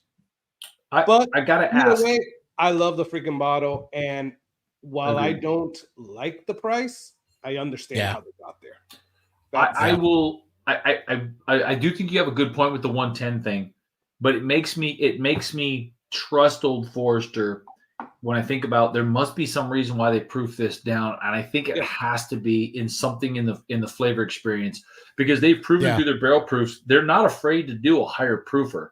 I just think what probably happened is at 10 years, there's probably a note in this, probably related to wood influence, that is too strong at 110 or 115 proof. I want to believe that. I really, really do. Because they crushed on those higher proof things. These barrel strength ryes and barrel strength bourbons are always winners. I got like 5 different ones. They're phenomenal. And I'll take one of those over the 1924. I'm just saying. That's fair. That's fair. I really like the extra age. I like the notes that you get out of the extra age on this. I actually bought an extra bottle of this, which I never do at that price point. But there's just something about what that age adds to this bottle, man, that I just Conrad, have you ever tried the black label? Hey, I have it. The 100. Yeah. Yeah, it's actually really, really, really good. And it's funny to try this against the 1924. It's a compelling argument. But that extra age on this adds something that I really like. But I get what you're saying. That's what I was curious about, actually. So you just answered it. So I'll give you my best argument against 1924 is not the 100. It's not the barrel proofs. It's not 1920. It's Cooper's Craft 100. Oh, yeah, Cooper's Craft. Good Lord. Let me drop that. Let me drop that on you. That's what screws up 1924. Yeah. I have a bottle of that too, and it's phenomenal. Boys, so cheap, 100 proof. What is it, like $35? $40? Yeah. Same distillate. take the age out, and you could buy 6 of these. I know. It doesn't make any sense. It's so good. You For are the right. money, it's just That is a good one. This is man, you got to stay away from the Cooper's Craft if you're a fan of the Whiskey Row series, because it just screws up the whole price point argument. It does. Yeah, It just It does, messes it up. but it's all right. I can't even get this around here. I actually had to have a patron sent that to me. I'm so mad that I can't get this locally. It just makes me sideways. So see again, geography. It's on the shelves here all the time. You let us know if you need some more, man. I'll trade you for Eagle Rares. Yeah, we'll trade for Eagle Rare. There you go. I'll ship you some beard cream. It'll be all right. Yeah, I clearly don't need that. All right, guys, because I know you got to go, Conrad. What's the 5th one? We don't have to taste it, but what's your 5th one, Conrad? I know you got What's more wrong than with you? 5. So I want to show you my 5th one only because it's another one of those. It's another one of those ones that I'm falling in love with because of the story. 2 years ago, I saw this new bottler. Okay, they're kind of along the lines of Old Carter. They're trying to buy high quality distillate from other places, bottle it in their own style, and blend it in their own style. The labeling was so beautiful on this bottle 2 years ago that I reached out to them and I was like, can you please tell me how to get my hands on this? And they basically just said, we cannot get it to you in California. We just have no way of doing it. And I followed them on social media and then just watched, right? And the second that these things popped up here in California, I went and bought one and then did some content on it. And the people were so nice that they reached out to me and they sent me this bottle. And I was just so blown away by what they sent because I feel like they knew me. The fact that they sent it, and again, this bottle is so beautiful. And you're basically getting a lot of what I think makes Old Carter special. Not quite there. It's not quite Old Carter, but I think they might be going that direction, and it's a lot cheaper. Okay. So I don't know if you guys have seen this yet. So this is old Louisville. Oh, I freaking love that bottle, man. Oh, that is good. Yeah. Yes. This is the weeded bourbon. Okay. So have you had the weeded bourbon batch 1? The 7-year. Here's my only beef with them is this bottle looks exactly like the 7-year bourbon. I don't think I have it. And that's the only one that I've tasted. The 7-year bourbon is the only one that I've tasted. Fantastic bottle. That's the one that I bought. It was about, I don't know, $70 or $80. Mm-hmm. The weeded bourbon looks exactly the same, except for the little notation around that says weeded mash bill. It's 117 proof weeder, which I wish that Redwood Empire would put Screaming Titan at 117 proof. It'd probably be better than this. Ooh, sweet spot. Yeah. But at 117 proof wheat, that is so up my alley that when they sent this to me, I felt like that scene. What's the You Had Me at Hello? You Had Me at Hello, Jerry Maguire. Yeah. I felt like the people at Old Louisville just they felt me. They saw my heart and they sent this to me, and I was just so blown away by the generosity. And this is such a delicious bottle. It's just barely started to open up, and it's really turning into something else. And I'm stoked about this, and I'll be dropping a review on that at some point here. But I can't wait. They got a 16-year. I got to get my hands on. Ooh. So that just a liquor store around us here. They did a store pick of that, and I haven't gotten it yet. Jason, Liquor Depot, but I really want to go and get one because we don't see old Louisville here. No, we don't not often. No. I've never seen it except for that store pick, which I guess is the first one here in Florida, or at least. Which one is it? Is it a bourbon? Yeah, it's a bourbon. Is it? So it's a 7-year bourbon. Bourbon. Yeah, that is a really solid bottle, and if they never sent me this, I'd be perfectly happy to hype them up just on that. It's a really delicious bottle. And it under $100, you're getting a lot of that Old Carter style picking and blending without having to spend $250. Now that's just on message for me. Yeah, that's a good bottle. That is good. So guys, it drinks so much better than 7 years. Before you leave, Conrad, let's do this giveaway here. Yeah, I'll do it. I want to win. This was for the baby Saz, everyone. Baby Saz. So let's do this real quick. And Let's see where we're at. I don't think I put the right hashtag in. I don't think you did, man. Damn it, man. So we have 16. Everybody can see the screen, right? We got Yep. 16. So you have about 5 seconds before I run this. If you still have not put hashtag Baby Saz to win. That's a good odds. Baby That's Saz. good odds. 1 in 16. Yeah. That is. Actually, it's 1 in 15 because I'm assuming it's taking the one comment that I put in there as well. It shot up to 18. 1 in 17. There we go. There you go. Yep. All right. 1 more minute at midnight. Actually, no. We're gonna do it now. We're gonna do it now. Do it. Put it in. Put it in. Put it in. It's gone. Who's going to be? Do you have to be present to win? No. No. Nice. Gunner. Oh, Gunner. Cheers, Gunner. Congrats. Nice job, man. Gunner. We Gunner need the says he applaud was just soundtrack. grabbing a snack. So, hey, you have some baby sass to go with your snack. There you Nice go. job, Gunner. Winner. Good job, Gunner. Baby Saz dinner. Congrats, man. All right, so rigged. You won, Gunner.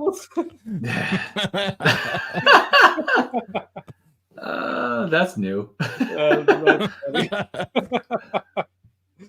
All right, so all right, Jason, what's and after you you do yours, Conrad, I just want to ask you real quick afterwards, so stick around. I know you got to go, but Jason, what's the one that you have as number 5 real quick?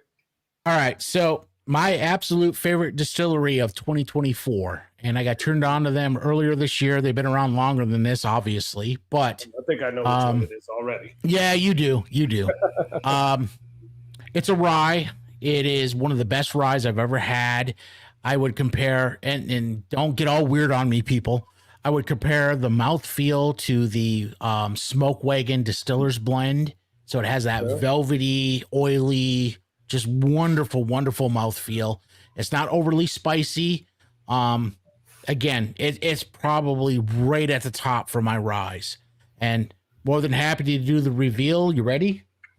Yeah. See it. Our truth, baby. No, our truth. I knew that was it, man. And is that Our the truth. that's just the sweet mash rye, right? So this is a store pick of it, granted, but I don't think you can go wrong even if you get the regular production sweet mash. you I mean, can't. Our Truth is doing some serious stuff. Love them right now. Yeah. No, you're right, man. I love some Hard Truth, and their ryes are just it. You know, I put it up there with Rye 3 as well. Yep. Conrad, like we keep saying, we're not rye guys, but then all these ryes are coming out, and I'm just like, damn, There's always a but. good. This is freaking good. There's always a but. I'm not a rye guy, but. All right, guys, my 5th bottle is a bit of a cheat. I cheated a little bit here because this actually didn't come out in 2024. This came out close. This came out, I believe, in end of November, December of 2023. But I don't think it got its due justice because it came out at the end of the year. Still Austin. Oh, yeah. That's a good bottle. It is a good bottle. I freaking love this bottle. I think it's great. Yeah. And I don't think it got its due justice. It didn't make a lot of lists in 2023 because it came out at the end of 2023, right? It's bullshit, Carlos. I know, It is. right? It's rigged. Damn. It's rigged. Still Austin's. They're killing it. Absolutely killing it. Yes. Yeah. Agreed. I love Still Austin. Yeah. I mean, I can't get any of the distillery only releases here. I have a friend who lives 3 hours from Austin. I make his ass drive up to Austin to get me all of the distillery release. So that new one that just came out, the Madeira one, I got it. Got all the bottled and bonds. So we're going to talk, Conrad. We're going to talk. Yeah, we need some samples of those, man. Buddy, I got all of them, gentlemen. Look, I got the port finished. I don't play around with the Still Austin. Hold on. Let me gotta show have that them. again. I gotta have them. That is the straight rye finished in port. Wow. That's a beautiful bottle. Wow, that's Bro, awesome. guys, Listen, I have 12 different offerings from Still Austin. I geek out on Still Austin. I'm just I'm a Still Austin zombie. I got the Nancy Fraley pick. I don't even want to open it because I'm just afraid that it's gonna be the end of everything. I'm just gonna get rid of every whiskey bottle besides that one. Do you have those Monster Mash ones or whatever? So I think they released it like at Halloween around there. No, so I started getting hardcore into Still Austin when they started releasing the seasonal bottle and bonds. So I had the first 4 seasonal bottle and bonds. Oh my!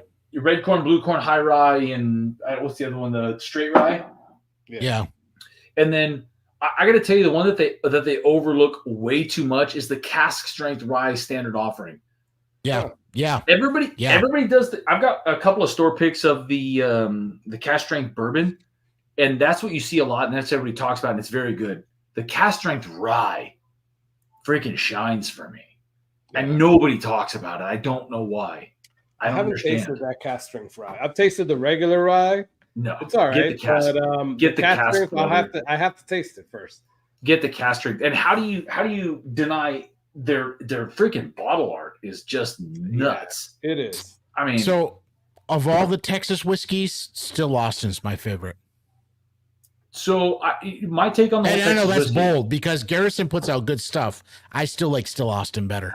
I don't think it is that bold because I think Still Austin is the distillery who is taking the Texas whiskey, the funk, that Texas whiskey note. Yeah. And they're working away from it so they're the outliers in the whole Texas whiskey thing. Yeah. You don't get much of it. You don't get much of the Texas funk. It really comes across a lot more like Tennessee or probably Kentucky. They do a great job. And Garrison Brothers, they lean into the Texas funk. And usually when you talk to people and people say they don't like Texas whiskey, but most of those people still like Still Austin. Like that's like the one that they'll be like, oh, okay, but I do like Still Austin. Yeah. If someone says they don't like Texas whiskey, I say try Still Austin before you decide you don't like Texas whiskey. And I'm not a Balcones fan, but like TX I like actually.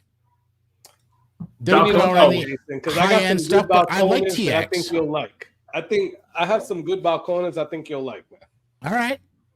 Bring them over. I have one bottle. Carlos, if you're a Balcones fan, you maybe know this. I do not like Balcones. I have one bottle of Balcones that had me going, oh damn.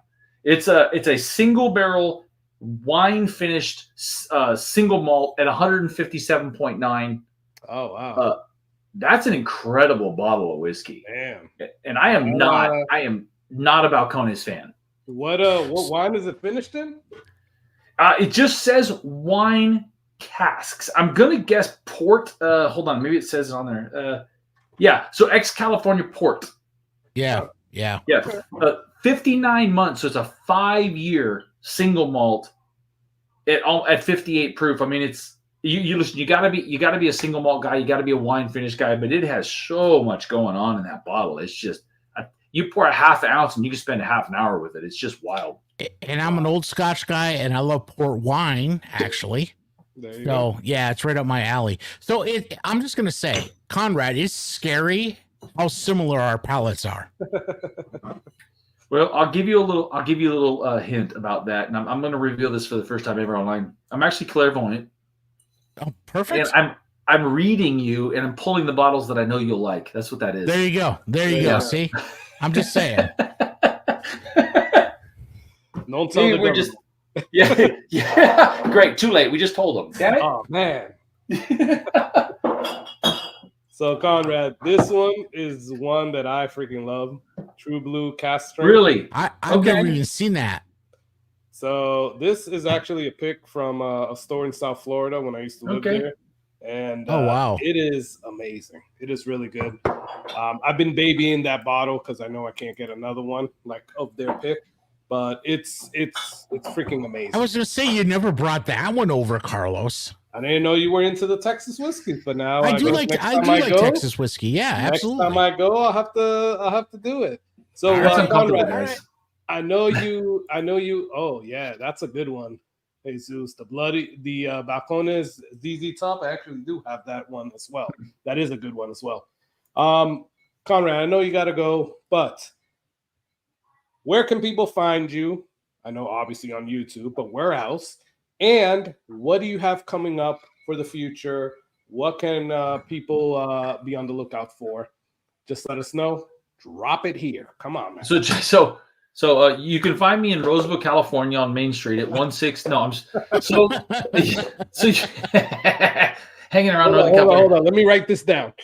So yeah, I'm a little too. I actually flashed my address on a live stream one time. My wife was pretty upset. Oh about it. no. Whatever. I mean, you can see that I have the AR mat here on the desk as a deterrent, but so you can find us at Whiskey Bonded everywhere. We're Instagram, TikTok, YouTube. I mean, we've got a podcast that I'm just getting started. I mean, it's just Whiskey Bonded everywhere. We're lucky enough that nobody took that. As far as things that are coming up, we've got the Patreon community, which has just been incredible, and we're doing live tasting events and stuff on the Patreon. You can find all this at whiskeybonded.com. You can get our t-shirts at whiskeybonded.com, whiskeybondedshop.com. But the most exciting thing we got going is we are evolving into that period of time for the growth of the channel where we're going to start doing Whiskey Bonded branded barrel picks. And the thing that I'm going to do that I think is a little different than what most everybody else is doing is I'm not doing this to make money, y'all. You can make money off of single barrels. And if anybody wants to know exactly how that happens, message me. I'll pull the curtain back. I don't give a shit. But I want to do it because for me, the reason I started doing all this is I wanted to kind of pay this forward, and it's continued to be the case. Now here we're almost 2.5 years in, and the pay it forward is moved from I want to tell you what these bottles are like so that you don't have to go out there and guess, and I can help you decide what it is you like in whiskey and where to go so you're not wasting your money and you know what direction to go and to lean in. That's evolved into I've gotten to have some really freaking cool experiences because of this social media thing. And I want to pass those experiences on to other people that are never going to get that experience. Man, they're never going to get to go into a distillery and pick a barrel because an individual is not going to do that. Liquor stores do it. The restaurants do it. Big influencers do it. Whiskey societies do it. But, Joe Average, and even on a whiskey society, just because you're a whiskey society member doesn't mean you get to go pick the barrel. Yep. No, I want to do that. So, like, starting with this Rye Thief thing and working on some other things that we're doing. We're going to Texas twice this year. I want to get these barrel picks going. And then like with Cartec, I said, dude, don't send me 300 milliliters. I'm not interested in that. Send me 3 750 milliliters. I'll divide that bad boy up into sampler bottles, and I can have 10 people or 12 people help me pick this dang thing and get to see what that's like. Yeah. And then once you pick it, you could get that bottle that you freaking picked. And that is really, really cool. That is a really cool experience. So that's where we're going right now. That's the next phase of this whole thing. And I'm super stoked for it. And I want to say thank you to our patrons and the tight community. Some of the guys are still on here. Their support's been incredible. And having that community behind you helps you do these things because you can't do it by yourself. But if you have a group that is really passionate about what you're doing, that gives you power, that gives you strength, gives you credibility, and it allows us to do these things and then pay them back to that group. So that's where we're going. You can find us at whiskeybonded.com and just basically everywhere. But, get a t-shirt. You got the Make Bourbon Cheap Again t-shirts. And I love those t-shirts, by the way. They're great t-shirts. One. You got the Make Whiskey Cheap Again one. That's my favorite. I love that one. Love that one. Yes, sir. We showed up in strength at the Whiskey Festival with the Make Bourbon Cheap Again. Saw that. That was awesome. That was awesome. That out? No, my wife did that. My wife actually got all the OGs. So there's a group of guys that are about 20 that are our original patrons, the first guys that said, you know what, we are in.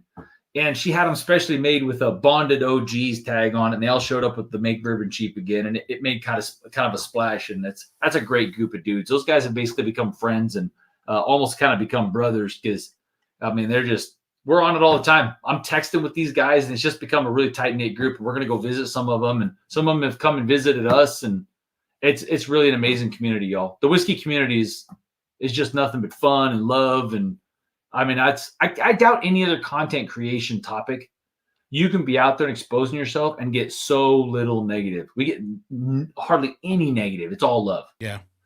So, it's awesome. It's an awesome community. It's more than I could have ever hoped for.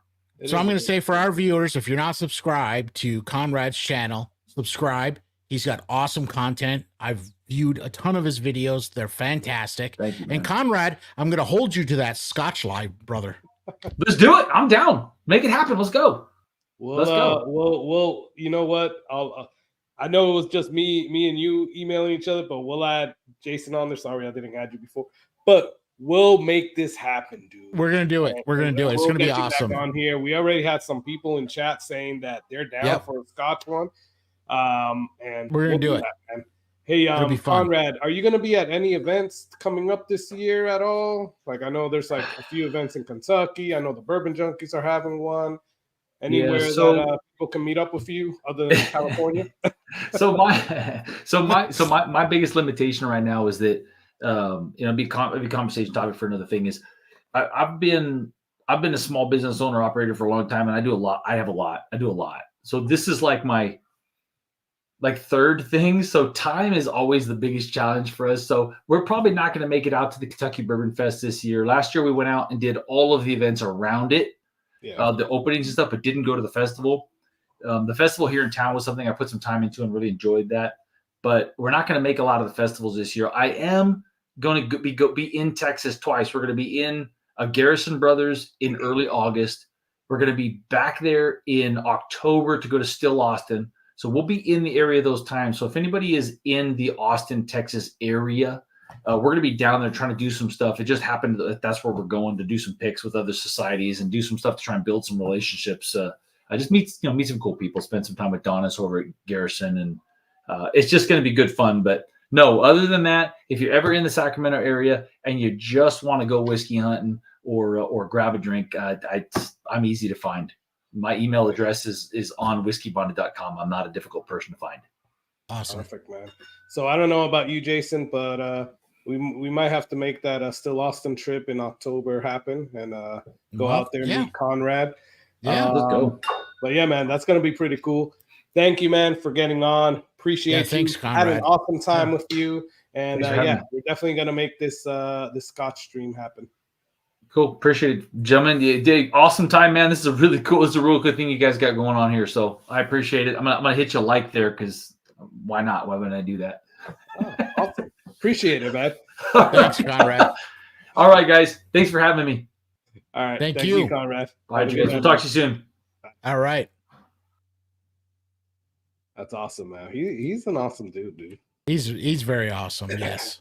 Yeah. So guys, gotta say it. If you don't know, there's a giveaway. Might only do one, quite honestly. I was gonna do 2 out sample sets, but there's not that many people. I don't know. What do you think? What do you think, Jason? I don't know. But we're gonna do the first official duck race. No. We're gonna do a duck race, man. Or boy, here we go. Duck race. It's actually an emoji race that we're going down the rabbit hole now. Yeah, man, we're doing it. We're doing an emoji race. Other than the wheel of names, so we'll do that. Nice. So yeah, you guys still have time. We'll give it a few more minutes. Hey, let's open this up. If anybody's I was gonna say throw the link out there. Yeah, if anybody's still hanging out that wants to get on, you are more than welcome to. There you go, Gunner, with the quack. Yes, quack. So guys, I just put the link there. If you want to hop on, you are more than welcome to. Other than that, Jason, did you pour your 5th one yet at all? Yes, I did. Right. Perfect. I poured mine as well. Dude, this Still Austin one, and I'm sorry, like I'm gonna have to add this. It's gonna have to be like I can't even make it an honorable mention because it just sucks that this came out like towards the end of the year.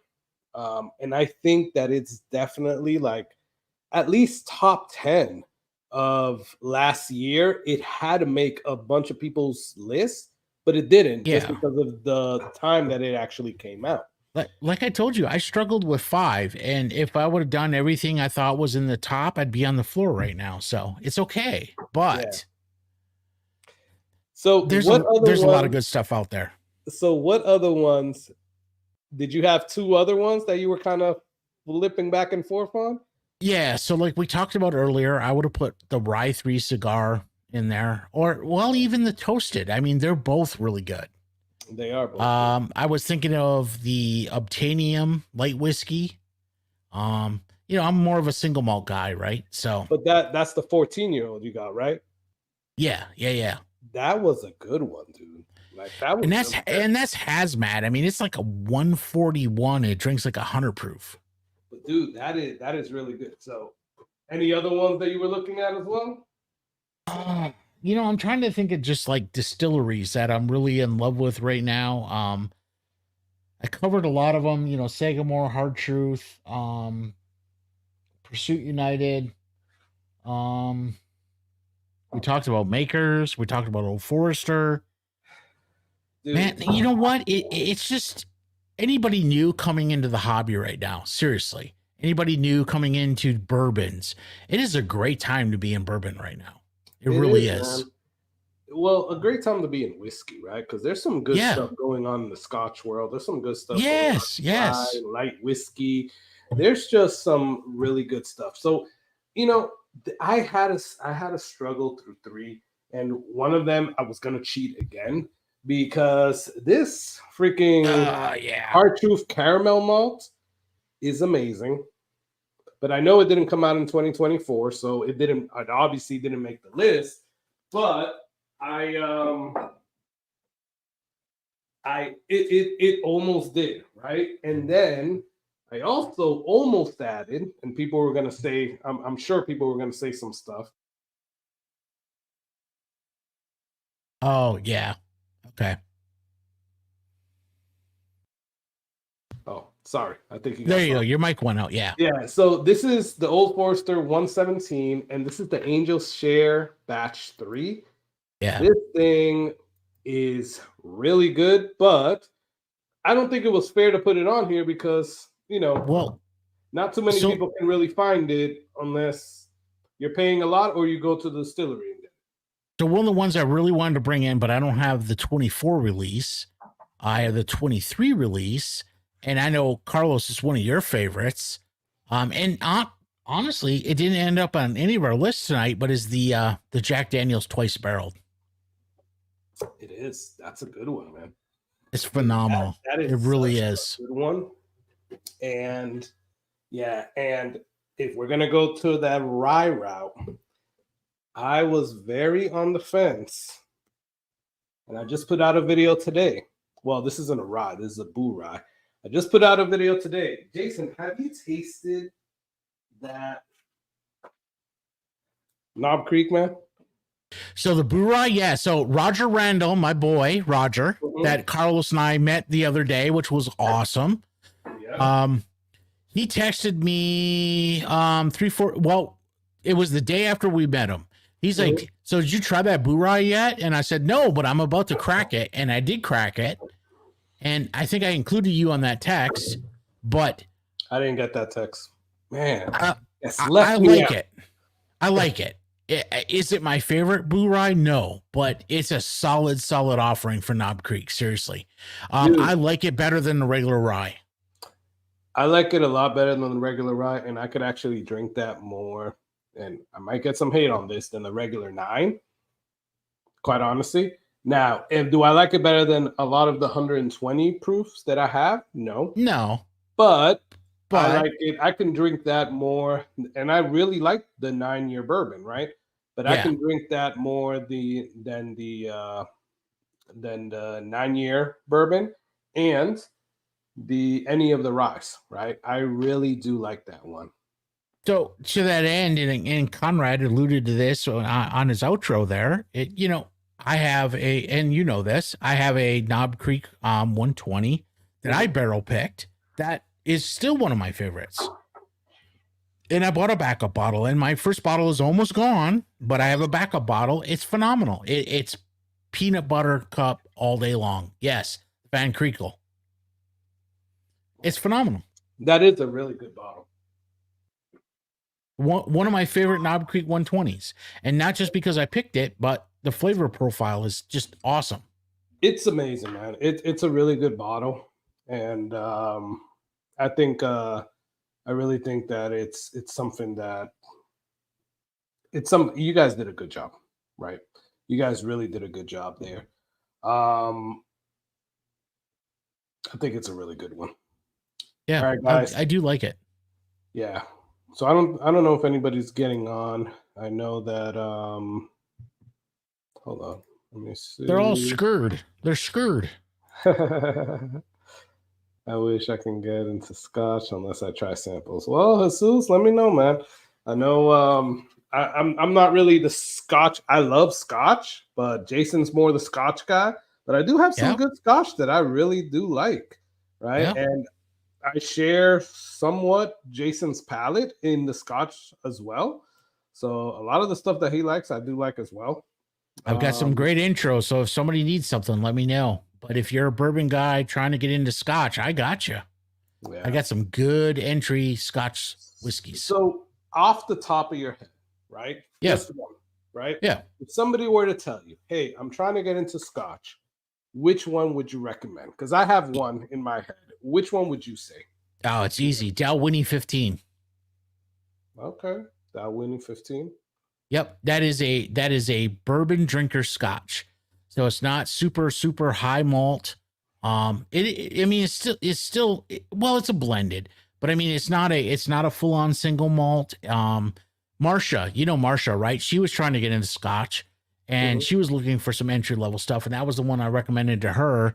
And then she did report back and she's like, all right, that was pretty damn good. That is a good one. And Calvin B, that's a good one as well. The Abelor Abunad. So the Abelor Abunad is phenomenal, but it is a sherry bomb. So if you don't like sherry, that's not the way to go. Yeah. Just saying. Yeah. It's also cast strength too. Is that one the cast strength? Don't they have one that's non-cast strength? Yeah, but is that not the Abunad? Yeah, no, the Abunad is cast strength. So that's right up there with like a Tamdu cast strength. Okay. Okay. William Hall said Glen Gaskill. Yeah, that's good. That's very good. Aaron 10 is phenomenal. Yes, that's also good. Yeah. Bunnahabhain all day long, baby. That's where I was gonna go. Bunnahabhain 12. I mean, that's where I would tell somebody. Like, try Bunnahabhain 12. Regular Bunnahabhain 12. It's very. I don't think it's not peaty. It's not too malty. No, it's not peaty, but it is very. How do I put this? It's very Scotch forward. So it is absolutely high malt, right? I don't think it's too malty though. Like I think it's to me personally, I think it's a bourbon drinker's Scotch. I mean, if you're a Scotch guy, I don't know a single Scotch guy that doesn't have Bunnahabhain on the shelf. I have 12 and cast strength, and so do you. So, Yeah. I mean, I think that's a really good one. It's great. But all the other ones that everybody said, and the one that you said as well, I don't know about Dalwhinnie. Like I don't know if I tasted the 15 because I don't have a Dalwhinnie, but I've tasted the ones that are at I guess when they do like a little tasting event at Total Wine. And I don't know if that was a Dalwhinnie 15 or 12, right? And I just saw it very it's light. Yeah, it was very light. So you're more of a real Scotch drinker. You like a little flavor. You know what I'm saying? Yep. So Dalwhinnie is very light. It's a good entry level. So I would compare. So here we go. So Dalwhinnie is to Scotch like Jim Beam Black 8-year is to bourbon. Okay. I think that's probably the best comparison. It's very light. It's not heavy on flavor. It just kind of gets you into the flavor profile without overwhelming you. I mean, we want to get into Carlos. I can talk about Scotch all day. I mean, we can go through all the regions. I can give you all guys Speyside, Campbelltowns, Highlands. We need to do the Scotch stream. So I think that's good. So for everybody that's on, I know we don't have too many people on, but I didn't want to say it earlier because I didn't want to steal the thunder from Conrad. Great guy, awesome person, great content. So you guys really need to go check them out. But the next live stream is July 30th. July it's a big 30th one. or 31st? Yeah, no, 30th. It's a big one. 30th. So that is a really big one. And we're going to have Wit, one of the distillers over there at ASW. Right? Yep. ASW, he's going to be on here. We're going to have him on. Really great guy. Wit's awesome. Hooked us up with whatever. Like when we went to ASW, he hooked us up with like going through every freaking barrel. He sent samples to us. He was at the 1 year event, just chilling, hanging out with everybody, and like he brought all the bottles from ASW just so everybody could taste it. Wit's a really good guy, and yeah, he's coming on the next live stream, so you guys will see that soon. And we're gonna talk ASW, right? And remind me for that one. I have a special sample I got to send your way for that live. Yes, you need to, man. Because I have a fire tire cast strength. I know it was hot as hell that day. I know it wasn't right. It was. I'm telling you, the right day for that. But I tasted whatever tire fire he had there. I don't know if it was a cast strength or not. No, it wasn't. It was a regular. It was not my jam, man. And I know, but you do like peaty because you're an Ugadal fan. I do like peaty stuff. Yeah. So when it's not 105 degrees, the actual scotch or the bourbon, right, is not 105 degrees. It's much better. Yeah, I could see that. Yeah, but that day, man, that tire fire, like I think it was Clary from Latin Sip that like told me to try this one. Oh, Clary, yeah. I'm just like, oh, this did not hit well. Oh, it's good though. It's good. The regular is good. The cask is even better. Yeah, I gotta check it out then. And if you have that, I definitely need to. Yeah, you definitely need to hook me up. Hold on, I'm trying to see. Yeah, with Wit, you guys will see it coming up soon. I said the 30th or the 31st? 30th. Okay, just making sure that's really it. Yeah, the 30th. So you guys are going to see that coming up soon. It's going to be posted, and then it's going to be a good time. And Soup, I know you're interested in that. So yeah, definitely we'll love to have you on. I don't know. Let's do this live. Let's do this the race. You guys have do it. Maybe 1 more minute, 2 more minutes. I'll give it 2 more minutes. If anybody still wants to get in, $5 gets you in, and basically it's a sample pack for the bottles that at least I had on here, right? No, you could throw mine in there too. All right. So we'll do two then, right? We'll do it twice. Yeah. Now, do you want to do it? Do you want to do it? Do you want to do 2 separate races, or do you want to do just number 1 and number 2? Whoever comes in first and whoever comes in second. Let's do 1 and 2. Okay. Perfect. So we'll do that, and you guys have maybe 2 more minutes. So less than 12:34. I already set the timer. So they have a minute and 15. Yep.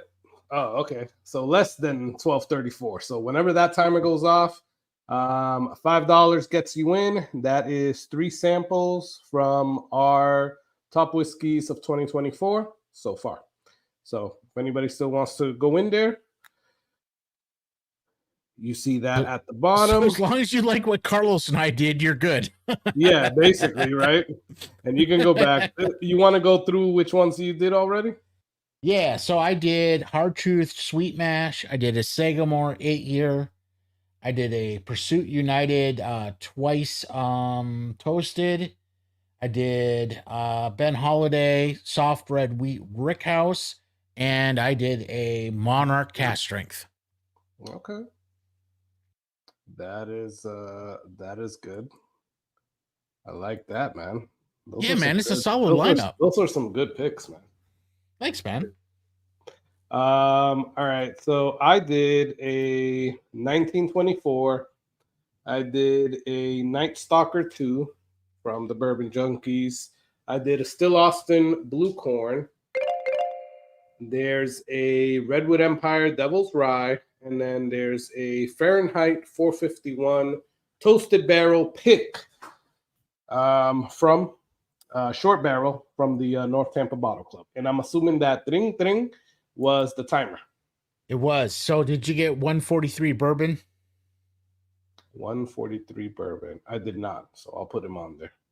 Cool. Came in right under the wire. Nice. There you go, 143 bourbon. Thank you. And thank you, everybody, for putting in for that. We appreciate you. Yeah, we do. And everybody that's still hanging on. I know we went a little bit late. These go late, and I get it, guys. It's just because we and you guys saw, like, Conrad was a cool dude. We just were just talking. It's just hanging out. This is like, and this is what it's supposed to be, right? When you're hanging out on these live streams, it's basically supposed to be you're hanging out at a bar, just drinking some bourbon and shooting the. Do we get demonetized if we swear? I don't know. Ah, well, It it's doesn't matter. who's Shooting gonna shit. know at this point. Yeah. We're just shooting the shit. We're drinking, and we're at a bar together, and that's what it is. And I felt that way with everybody that we have on here, especially Conrad. He was a really cool dude. MK3 Carlos, guy, you did not mess up. The super chats do count, but did you? Yep, I got you there, man. Oh, maybe I didn't. Okay, sorry, man. No, he's not on the list. He's not on the list. I'm sorry, man. You are. Carlos and I are beasts when it comes to these live streams. I mean, Carlos and I, God help us, have been known to go 5.5 hours. So right, and I do want to say that we will be kind of ending it soon. And Jason, I don't know if you want to keep getting on. MK3 guy, by the way, I added you on there. I'm sorry, man. So it's a good thing that you brought it up. Thank you. I don't know if you want to end it and then go in the backstage, but for everybody that doesn't know, Mark at Northwest Bourbon is going live right now. Yep. So I know there's a ton of people over there right now. Well, maybe not a ton, but there's people over there right now, and he might open it up. I don't know if he's going to open it up for everybody to join, but he usually does. So he's a great guy. Go and check him out. It's Northwest Bourbon. So great guy. He's a veteran. Awesome dude. And when he joined his live streams, like, it's just a good time over there. It is. It is. All right, guys. So that's it, guys. We're gonna end this, and well, what I mean by end this, I mean we're gonna end the race. So I think this is done. I think it's done. Yep. So do it. I thought you could shuffle here. So guys, it is my first time doing like a little duck race or whatever. So I thought you could shuffle. I don't know where it's telling me to shuffle. Huh. All right. Well, how many minutes should we put, Jason? 2 minutes? 1 minute? Yeah, let's do one. All right, 1 minute. We'll set that. There we go. There we go. I guess there was no way. Oh, you could shuffle characters there. How many times, Jason? Give me a number. Give it 2. There we go. All right, cool. There we go, guys. We're ending here. There you go, Gunner. Thank you, man. Appreciate that. On the last screen. You know, Gunner, I know you're on RJ's things all the time, so I appreciate that, man. All right, let's start this.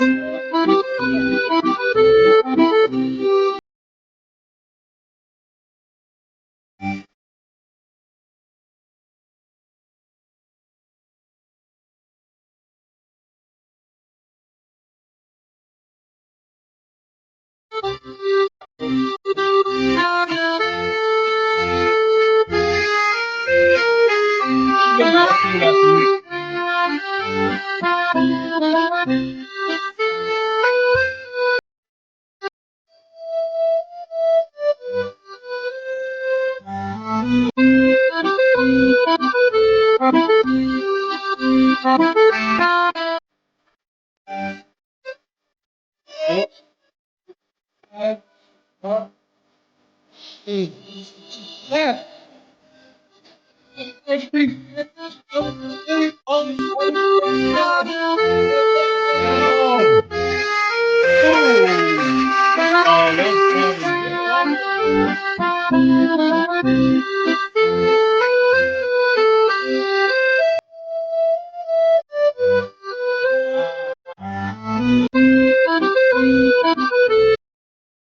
Holy shit, that's loud.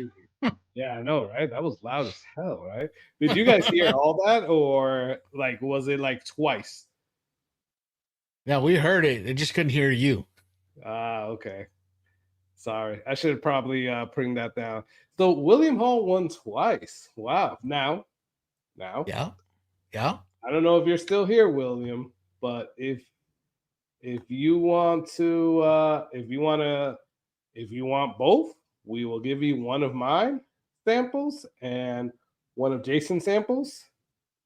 You let me know. I don't know if you're still here, but if not, I will email you tomorrow or text you actually. And if not, then I will take a picture. And if you want to defer one of those, we There could you go. always get the Dealer's other choice. one. So I say we just go to the third. Just go to third. Yeah, so one to William and one to 143 Bourbon. Oh, there you go. Just one dealer's choice. Share the wealth. Awesome. That's awesome, William. You're an awesome dude, William. And he is. He really is, dude. All right, perfect. So we'll do one to William and one to 143 Bourbon. You Perfect. guys are the winners. Thank you so much, guys. Appreciate the coming into the giveaway. William, that was awesome. Thank you so much, man. Very cool. 143 Bourbon, congrats. William, congrats. Dude, you got to play the lottery because that was I don't know, man. Winning twice. That's pretty cool, man.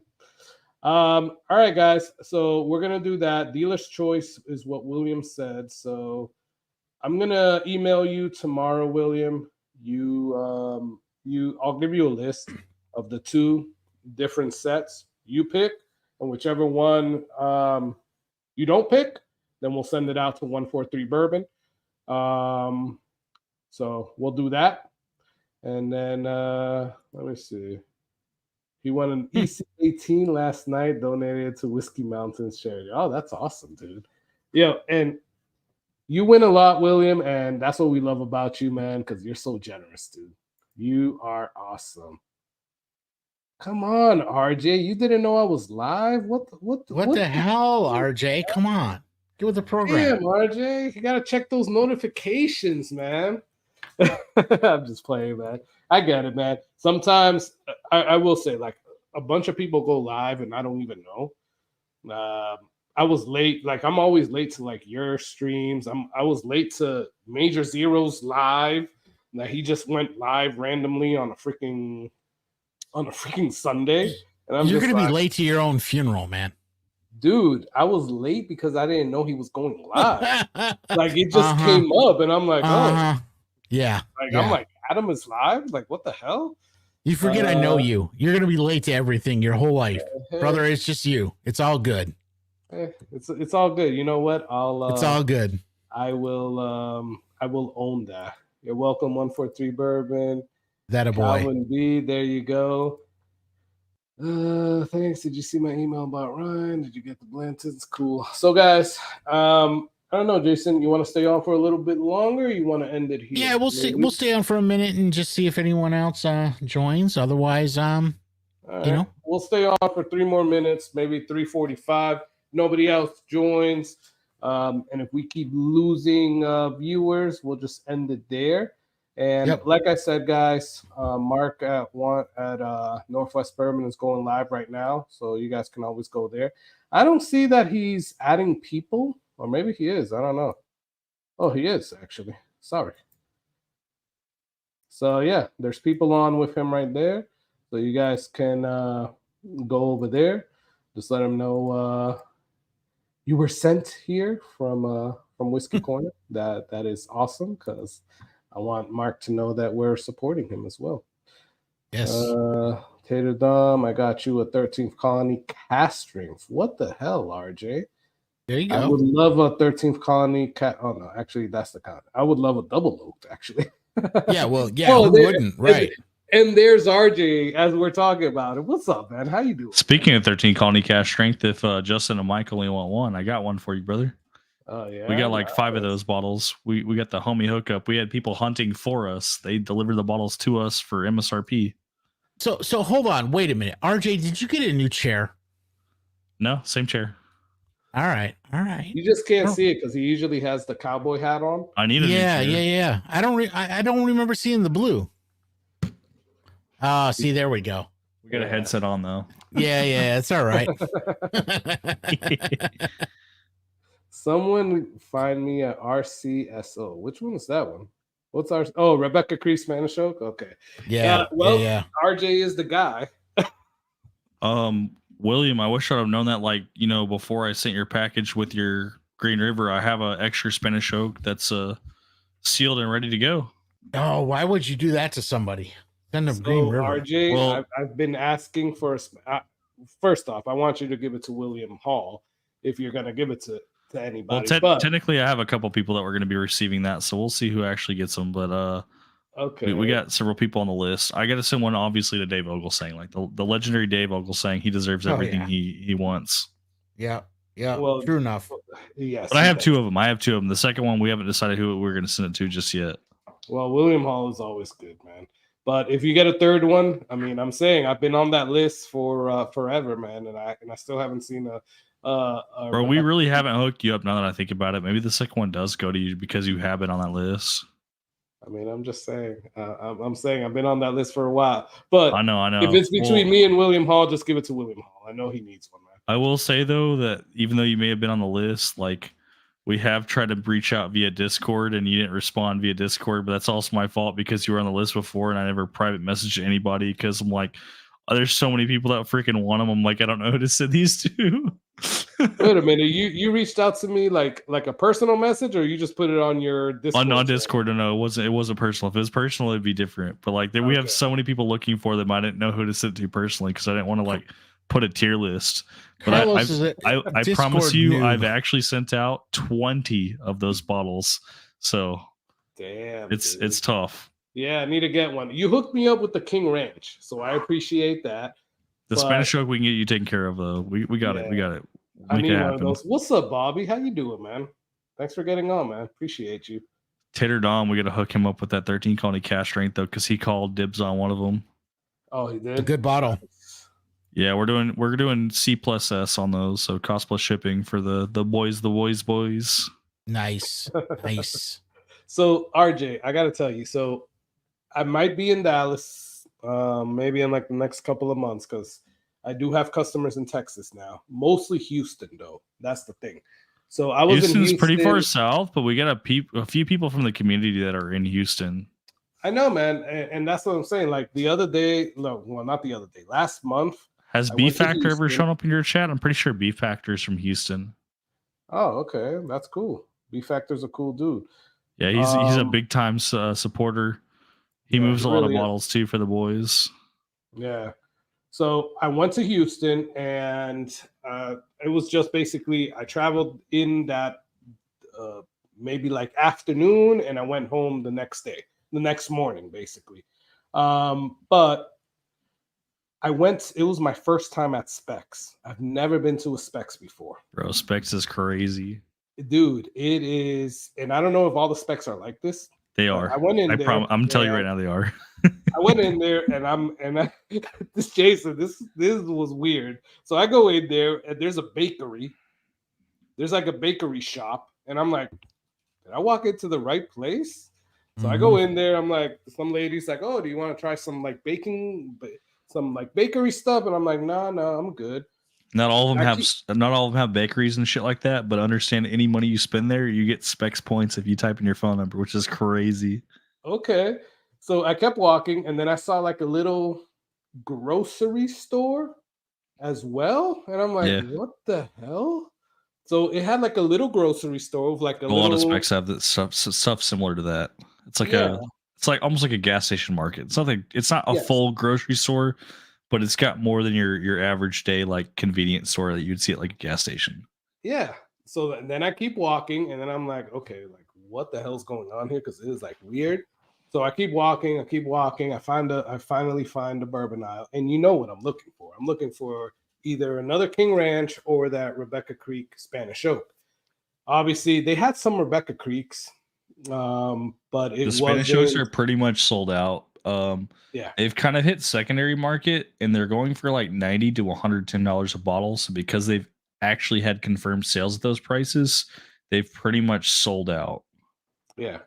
The guy I had to ask the guy because I'm like, hey, do you guys have any Spanish Oak? And he's like, nah, we just sold out. He did that little spiel like, oh, we had a few bottles a couple of days ago and we just sold out. But Calvin B, you're right. It kind of reminded me of a Buc-ee's. Yeah. But then with whiskey or alcohol in it. They have a huge wine selection. Not quite as much wine as Total Wine, but as far as like for Texas, it's got to be the second most amount of wine you can find for a selection would be specs. Wow.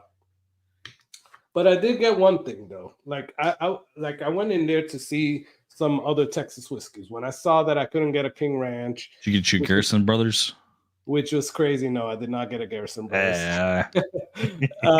Which was crazy because I heard that King Ranch was just on the freaking shelves in Texas. Like, or at least that's what we hear outside of Texas. It's like, oh, King Ranch is everywhere on the shelf. But it's sold out. Okay. So it wasn't there. Spanish Oak, Rebecca Creek wasn't there. So I'm sitting here looking at the other Texas whiskeys, and I know that a bunch of people have told me, and I think you told me as well, Ranger Creek or something like Ranger Creek. It's okay. I don't know. So the big ones are like Garrison Brothers, Milam and Green, obviously Rebecca Creek, but Ranger Creek's it's not bad. It's not bad. So all those other ones I get here, like Nine-banded. We get Milam and Green here. We get Garrison Brothers. So I didn't know what to buy, and I was about to walk out, and then I saw the little glass shelf, and I picked this thing up. Nice. Yeah. So they had this at like 140 or something like that. That's actually a harder bottle to find too. That's awesome, man. Yeah. So I got that. Old Man Winter. I was happy. I was like, I've never seen an Old Man Winter. What's up, Carson? I've heard about it. Never seen it though. So Texas whiskey's tough. I mean, you either spend like way more than you should for it, like Garrison Brothers. Like I've got 4 years of cowboy bourbon. I spent way too much on those, but I think they're worth it because they're cast strength. And then as far as that goes, like some of them are like super limited editions. Like I just finished off my samples. I didn't know these. The Milam and Green, they have the single barrels, the white labels. They have a Wildlife series, which is a online release only. And instead of your normal store pick sticker, it's a store pick sticker that has a animal on it. So we have the cardinal, the white-tailed buck, and the mockingbird are the 3 samples I got. They're only a single barrel, and that barrel, once it sells out and it's online release only, they're gone. So I thought that was pretty unique because I never heard of that until I got samples from a local subscriber, and I was like, damn, that's crazy. I didn't even know this was a thing. Wow. Yeah, that's crazy, dude. But yeah, if you Spanish Oak, I got 2 sealed bottles. I promised one to Dave Vogel saying I'll get you the other one though if you want it, Carlos. Like I said, if it's between me and William Hall, just send it over. I'll send an email to William Hall and see if he wants it first. Yeah. But I'll tell him that you're second in line and see if William Hall is going to do what he normally does and do his favor and pass it along. Nah, just give it to William. It's good. I sent him a Green River foolproof, so maybe I'm in his good graces since he want to give away that he'll be getting that. There you go, man. Those Green River foolproofs are good. I don't know if you've had those, especially the single barrel foolproof. I haven't had one, man. I don't normally like Green River. That's the thing with me. But everybody is saying that. Bobby says you got to mortgage a house to get Garrison Brothers Cowboy Bourbon. Let me tell you what. secondary value on those is actually less than MSRP. So if you buy them on secondary, you can get them for $200 even with no tax. So I have 4 cowboy bourbons. Only one of them I paid $235, $244. The other 3 we paid $200 cash, no tax. Wow. Yeah, that's crazy. So we just had a Conrad from Whiskey Bonded on, RJ, and he was talking really good things about that Ladybird. He was saying that that's like the Ladybird of this year is like freaking amazing. I had a sample, and I have to say, not impressed. No, you didn't like it? If you guys are looking for a bottle, I was promised a bottle, and it's going to be like true cost plus shipping from the guy. He's local to me. We could probably make that happen if you really want a Ladybird, but I think I'm going to pass on it, even though it was held and offered to me after having that sample. I don't know, man. I just don't know. I don't think it's there. 114 proof. It's the 3rd highest proof from them. Mm-hmm. So you get the Cowboy Bourbon, which is the highest proof. Mm-hmm. The single barrel store picks can also be highest proof, which is hazmat. Obviously, you know, Cowboy, you have the 2023s hazmat. Single barrels can be hazmat. Your next highest proof is 114 proof, which is the Ladybird. After that, everything else is less. So yeah. I think the what did he have? The Balmoral, which was 111 proof or something like that. Correct. So, 111. Yeah. Then you got the 107 proof, and then you got like a 103 proof and a 101 proof, and then a 100 proof. Yeah. Before you get to the lower stuff, like I got a honeydew. The honeydew is only 80 proof. Yeah. It's I have, and by the way, RJ, I have a Guadalupe. Fucking Bobby's comment. He said, RJ, the secret is out to buy on secondary to save money. I love it. Honestly, with Garrison Brothers, here's why we can confirm this, Bobby. Example, Laguna Madre is the most expensive and hardest to get released from Garrison Brothers, and the MSRP on that bottle is like $350 before taxes. People try to sell them for $450. They don't sell them for $450, so they sit on them for a few months. They don't want to get hung with a bottle they spent $350 MSRP for. So then they bring the cost down. It doesn't sell at that price either. So then they have to drop it to where they're actually just getting their money back and they're losing out on the tax, to where you can buy a Garrison Brothers Laguna Madre for below MSRP without paying tax, just because someone doesn't want to get hung on a $350 bottle. So secret is, in fact, buying on secondary on a non-Buffalo Trace allocated bottle that isn't going to sell out, because you can actually get it for cheaper than if you just, bought it on MSRP. Wow, that's crazy. It's sad. It's really sad. Guadalupe yet? I haven't, man. That's the one that I haven't tried yet. I have several people that have them, and I've refused to get a sample. I got you, brother. It's a good bottle. I know it's a good bottle. This was the last little bit left from my bottle, and I was like, well, let me package that up. You can cry for me. I could have picked one up for like $125, $130 from Goody Goody, because they had them on sale, and I probably should have bought them because they're normally like $160, $170.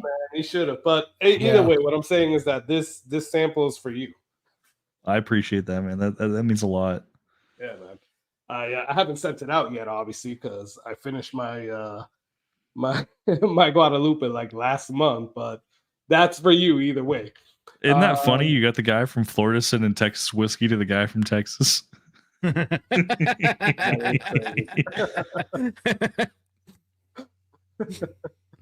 just saying. Yeah, it's pretty ironic. Yeah, for sure. But I might be interested in that Ladybird, though. I don't know. Well, I got a guy. He's holding a bottle specifically for me. He's definitely willing to hand deliver that, no matter how far away it is. Lower 48, obviously, which you are in. So it's there. Yeah. I think it's 175 plus shipping. Yeah, I mean, that's still better than what I found it here. I mean, absolutely. Florida's horrendous for pricing on a lot of stuff. I've got John from Bug in the Sun. He's one of my moderators for my Discord. He's going to be coming through next week. I'm going to meet up with him. I'm getting another Boondocks 18-year. Paying him $300 cash for that. He paid more than that for it too, and he had some some buyer's remorse, and I stand by that bottle all day, every day. My most expensive bottle I ever bought was $292, which was a Boondocks 18. So for $8 more, we're going to buy another Boondocks 18 and make that the top of our experience and expense of our most expensive bottle times 2. Nice. Have a good night, Bobby. Appreciate you popping in chat. Hey, good night, Bobby. Thanks for getting on, man. Open up the Old Forester Warehouse H Lore. I did, Louis. Did you not see me open it? You weren't in Discord, man. I opened it. I'll go grab it just for you, brother. Yeah, grab it, man. So I don't know, Jason. Well, RJ's getting that. Man, it's there. It's here at Total Wine, but it's at $199. That's probably what getting it from your guy and shipping is going to cost me. Yeah, probably, but you're not having to buy it from Total Wine, and you're not getting points, but you're also not paying for their ridiculous price. Yeah. So the other day I did a live bourbon hunt. We went to Goody Goody, and they had the H7 128 proof that'll freaking focus. Come on now. There you go. There you go. H7 128 proof. We fresh cracked that because Dollar Bill was in chat. And after trying this, like, this is the pinnacle of Old Forester single barrel strength bourbons. Oof. It's got that medicinal cherry flavor that I so helplessly desire. And how smooth and easy this was to drink. Oh, damn. I got 2 bottles. We were only supposed to get one. The manager stepped out of the store, and my clerk was like, "Hey, I know you come here all the time. Go get a second bottle." I'm like, "Are you sure?" And she had that, like, she's older than me by she's an elderly lady, so she's like probably like my grandmother's age. She gave me that stern look, like, "Do what you're told. Go get a second bottle." So I froze up for a second, and I went and grabbed a second bottle and came back, and I actually got 2 of these. So I will be hooking up Will because Will was not able to get one just yet. So I'm like, I told Will, I'm like, I don't know if I want to get you this other bottle that I promised you because it's so freaking good. But we'll drink it straight from the bottle just for you, Louis. Louis a subscriber of the channel. There you go. But hey, this good night, Calvin. Very good fruit pour. Very good fruit pour. A lot of cherry. Good night, Calvin B. So it's cherry pie in a glass. All right. A lot of cherry. It's delicious. You did what do you straight call from the bottle? Yeah, exactly. There you go. It's really good. It's so smooth. It's so easy to drink. At 128 proof, because that's my problem with some of those like blue labels, right? Some of them drink hot, some of them drink lighter. Yeah. And this drink's very smooth, very easy. Okay. It has so much cherry, like I didn't even like have to catch my breath or even hesitate in between. You just saw me take a sip from this, and damn, cherry. This is fucking great.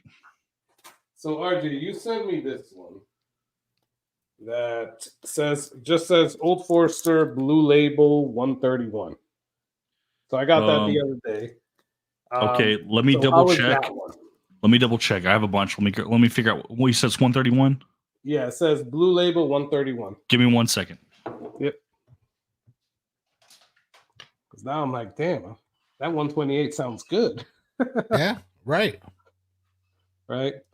You know, these are the times, Jason, where I'm just like, damn, I wish I had a screaming porch. I didn't pour up just Blue Label for you. I poured up Blue Label for several people, and they weren't all from the same bottle. This is the Liquor Depot pick. So this is an L3 131 proof. Okay. This was one of my first ones that I ever got. That was from Old Forester. It's not overly sweet with the fruit notes. It has a little bit more oak to it, but it's still very enjoyable. It was one of my favorite pours at the time until I realized they had some that have no oak and all fruit. So that one is more balanced, but it's still fantastic. Okay.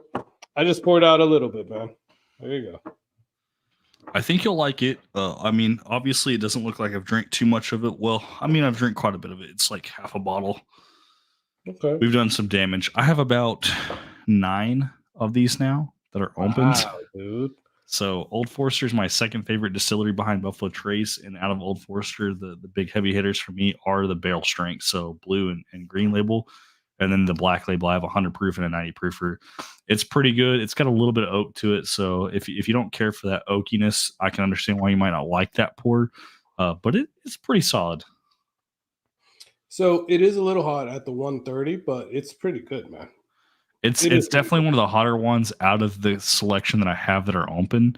I will be the first to admit that, which is also another reason why I sampled it out, because it's not that it was bad. It was just it wasn't as refined as the others that I have. Yeah. So you also sent me a hot habanero. What the hell is that? So Belle Isle, it's a moonshine. It's 70 proof, honey habanero. It's terrible. That's your punishment pour. So you want a punishment pour giveaway. So it's a shitty moonshine that's 70 proof that has this spiciness from the habanero. And even if you like heat, you won't like this. I promise you. The honey doesn't make up for it. But the other 3 pours were good pours, which I mean, even though it might not be the most refined, I feel like an Old Forester Blue Label is still a pretty good pour. And I can't remember what the other 3 or the other 2 samples were, but I know they were definitely up there. Yeah, you got me the Riverset Rye,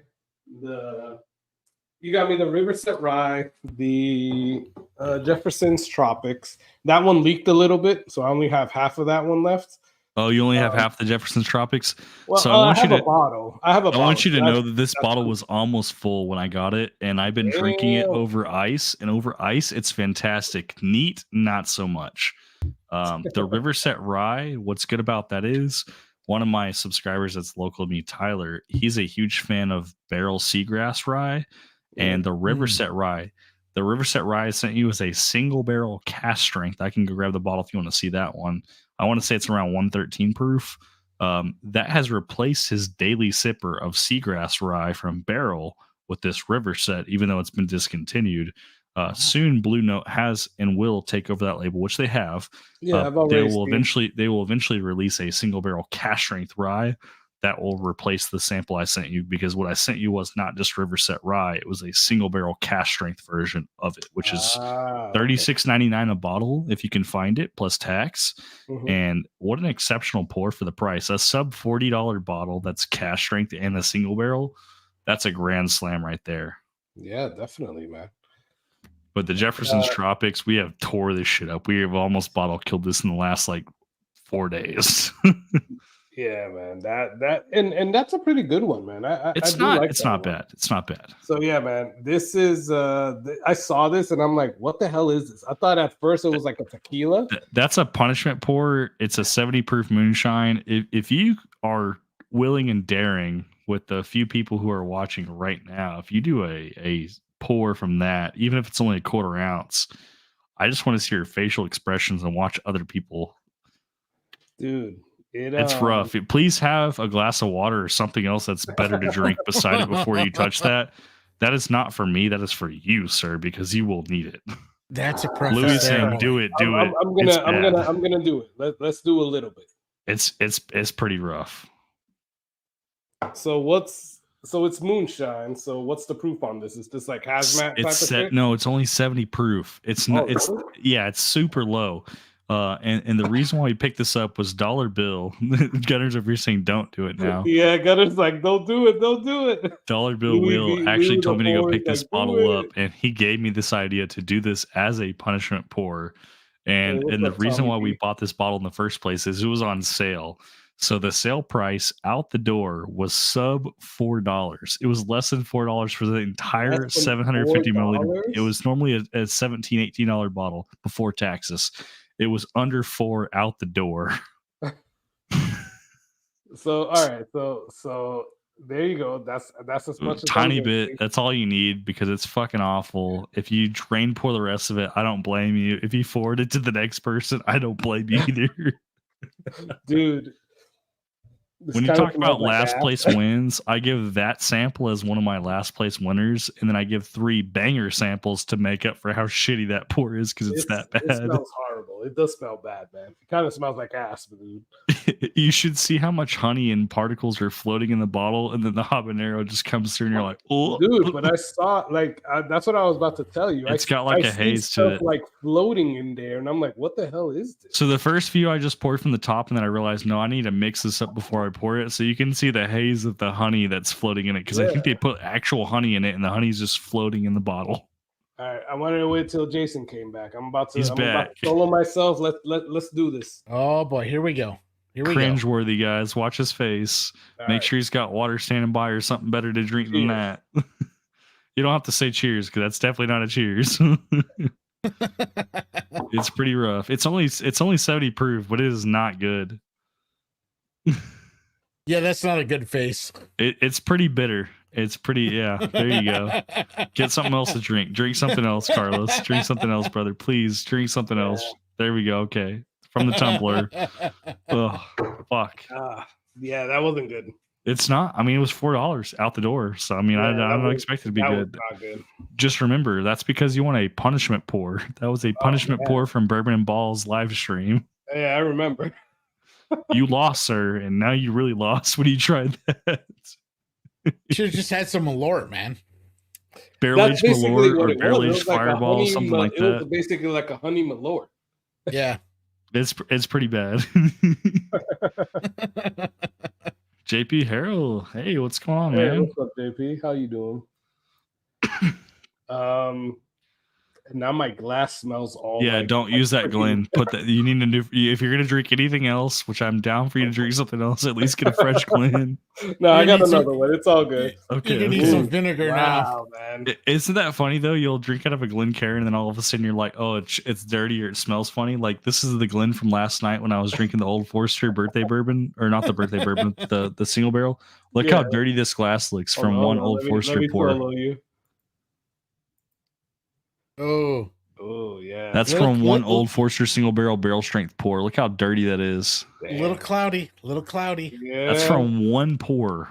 Wow. That's why we're not using that, Glenn. We'll go grab a fresh one if we need one. We're using a rocks glass though. So. There you go.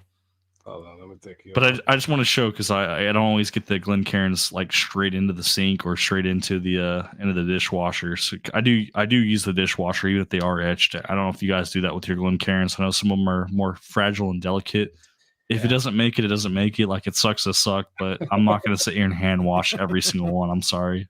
I hand wash all mine in the morning, man. That's my morning routine. I do hand wash the Glencairns though. I just throw them in the dishwasher. I just don't give a fuck. If it comes out to be a cloud of dust of glass because it broke in the dishwasher, like, oh well, it sucks to suck. I don't know. It sucks. I've only had one Glencairn like absolutely freaking shatter, and it was like on a delivery, and the person felt so bad they sent me 2 new Glencairns, and I told them like, you didn't have to do that. It was a free gift in the first place. I was just letting you know that I got a bag of dust.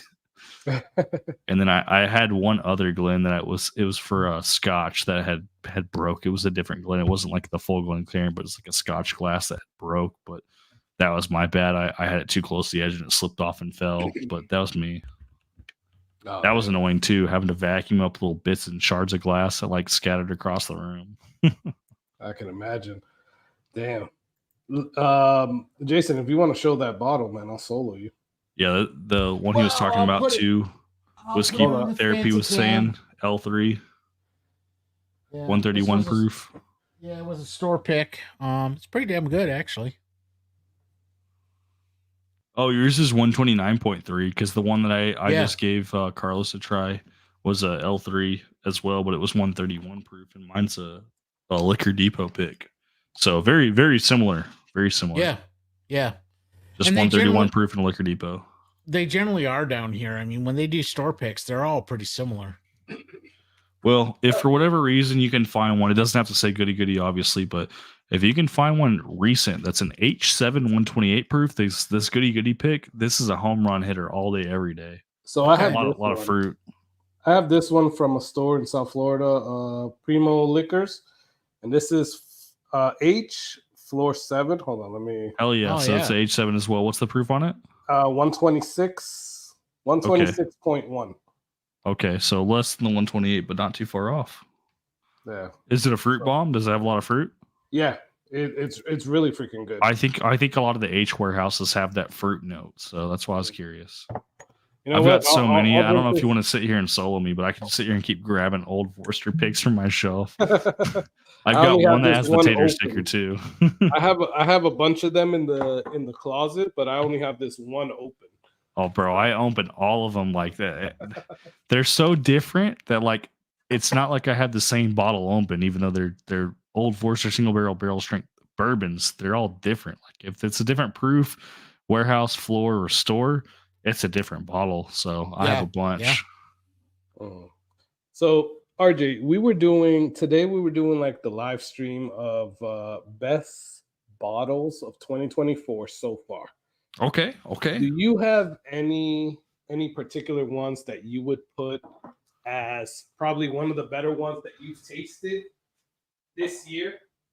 I'm slugging because I was working and I got home later, so I don't what were the top 5 of the top 10 list, if you don't mind sharing those again. So I know you probably already talked about them. 10, like the three of us, we basically did 5 of our favorites, I guess, so far for 2024, right? So what were the best of the lineup then that you guys have already shouted out? So Jason, you want to start with yours? I'm sorry if you guys repeated, but I just missed it. I No. apologize. I mean, I guess if I were gonna rank my 5 that I picked, shit, I don't know.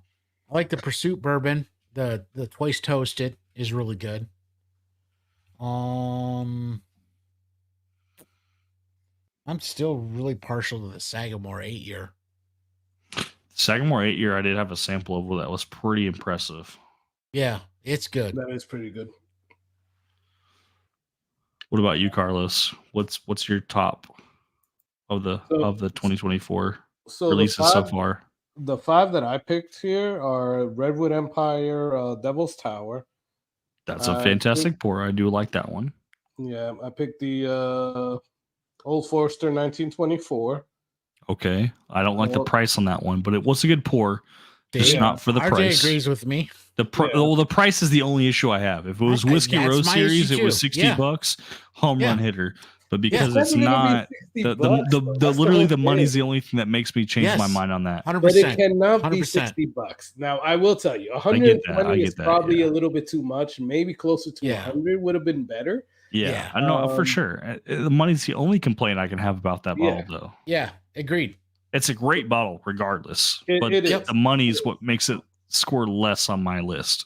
Yep, agreed. So then I also picked this one, the Night Stalker 2. Sorry, from the Bourbon Junkie. I'm going to be getting a sample of that from Tyler. Tyler has that bottle. He wanted me to try it. I haven't got a sample yet, but he was supposed to bring one to me. He forgot. Okay. We'll figure it out. He's local. And then lastly, I did the Toasted Barrel pick that we did for the bottle club here. That's basically a Toasted Booker's finished in 4 Roses barrels. Those short barrels are all good, regardless of where they're from and where they're finished. It is, man. So yeah, those were the 5 that I picked. So I don't know, man. Do you have any like favorites? And I know I'm putting you on the spot, but so early on, no, I'm down. Put me on the spot. 2024 releases. This is my top 5 list of 2024 that I've had so far. Mm-hmm. I'm not going to rank Devil's Tower on there from Redwood Empire, but I will say it is a fantastic bottle. So please don't rule that one out. I agree. I like that bottle. I have that bottle, and I will destroy that bottle because it's so good. If I had to put one on there, this is in no particular order. Larceny Barrel Proof A124 has got to be one of the best Larceny Barrel Proofs I've had in a while. I have the B524, which is very heavy on the weeded profile. It is a weeded bourbon. I get it.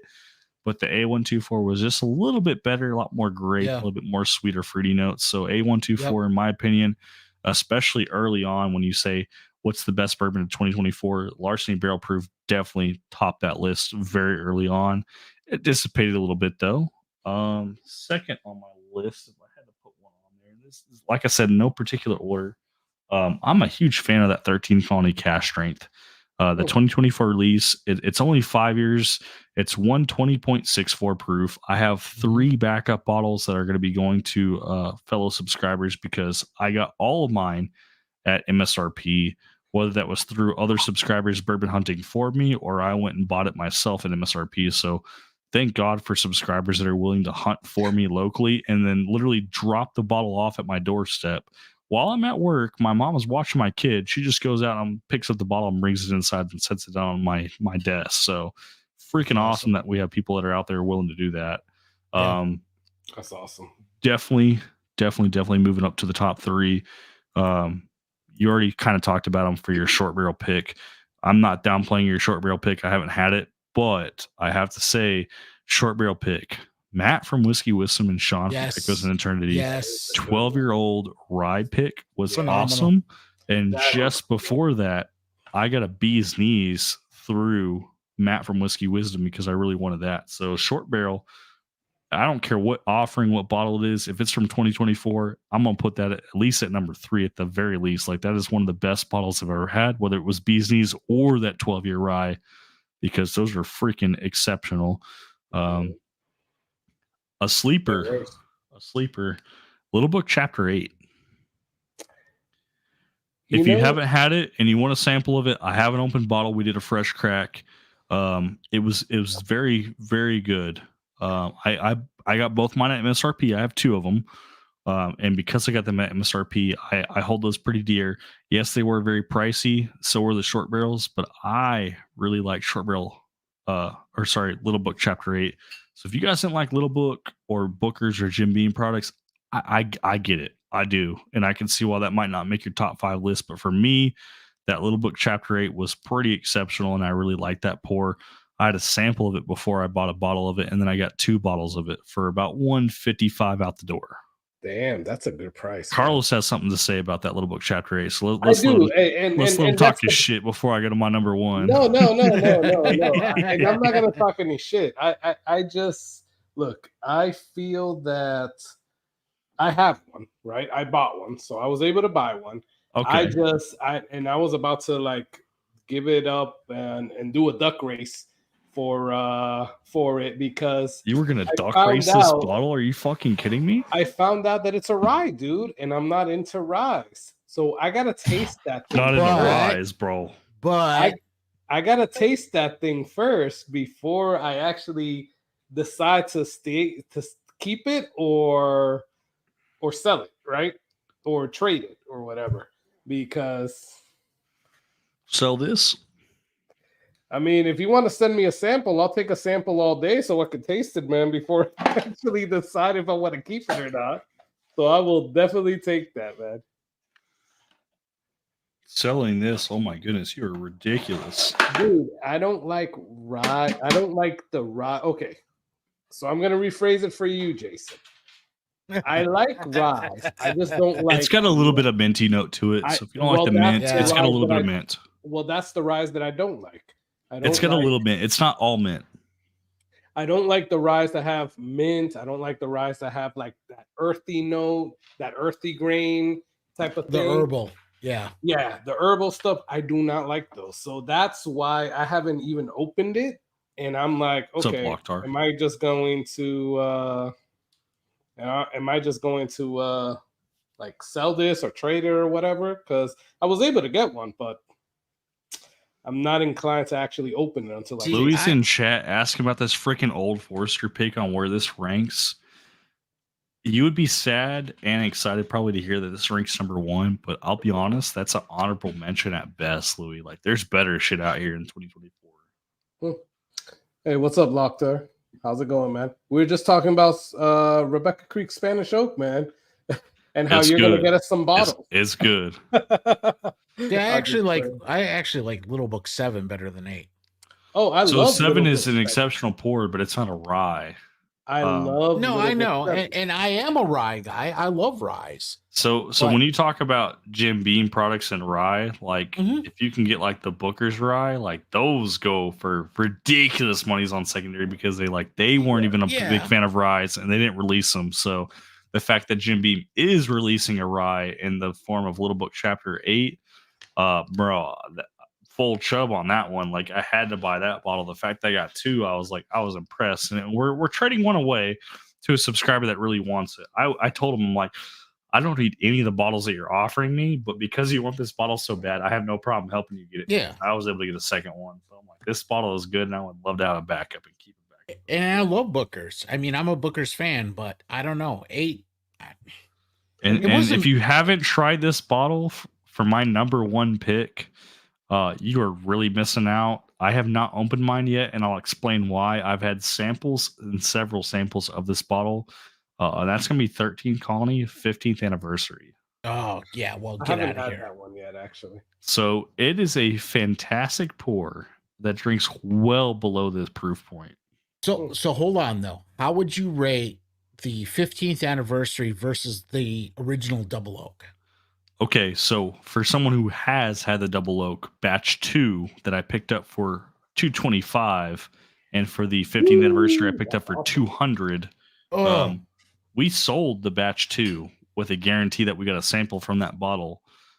Trying that, and this is probably an unpopular opinion, especially with secondary market. And the reason why I bring up secondary market in the first place, when you talk about a bottle that goes for well above its MSRP, 2, 3, Yeah. 4, or 5 times its price point, yep. it's yep. because someone's buying that at that price to drink it.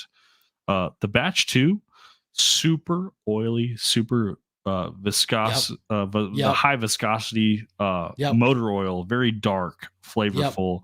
A lot of dark fruit notes on that double oak batch 2. Very great and exceptional pour. I'm not downplaying it. It is amazing. But the youthful 9-year, I want to say it's about 9-year for the 15th anniversary from what I've researched. That's their own distillate. With the proof point, it drinks well below its proof point. It's an exceptional pour. On secondary, it's a fraction of the price, almost half the price. I think, and this is just my opinion, it's an unpopular opinion among the secondary group. As far as average day, everyday drinkers, maybe not, but that 15th anniversary, I think it's better. I really do. I would agree. And I really like the batch 2. I if you had to put them on a chart, they're really on their own separate in different levels. They're not the same. They're very different. But if you had to put them side by side, I actually like the 15th anniversary better. So I do have a sealed bottle. I have not opened it. I've had samples of it. I've sent samples out of that bottle from other people's bottles that I've had. And the reason why I've done that so confidently is because I know I have a bottle and I have a plan for it. That bottle will not be sold. It will be opened. And for you guys to know, if you guys didn't already know, December 28th is the end of the year specs drop. If you guys have heard about anything, especially for Texas, the end of year specs drop is fucking crazy. People spend between $1,000 to $3,000 on allocated whiskey at the specs drop at the end of the year.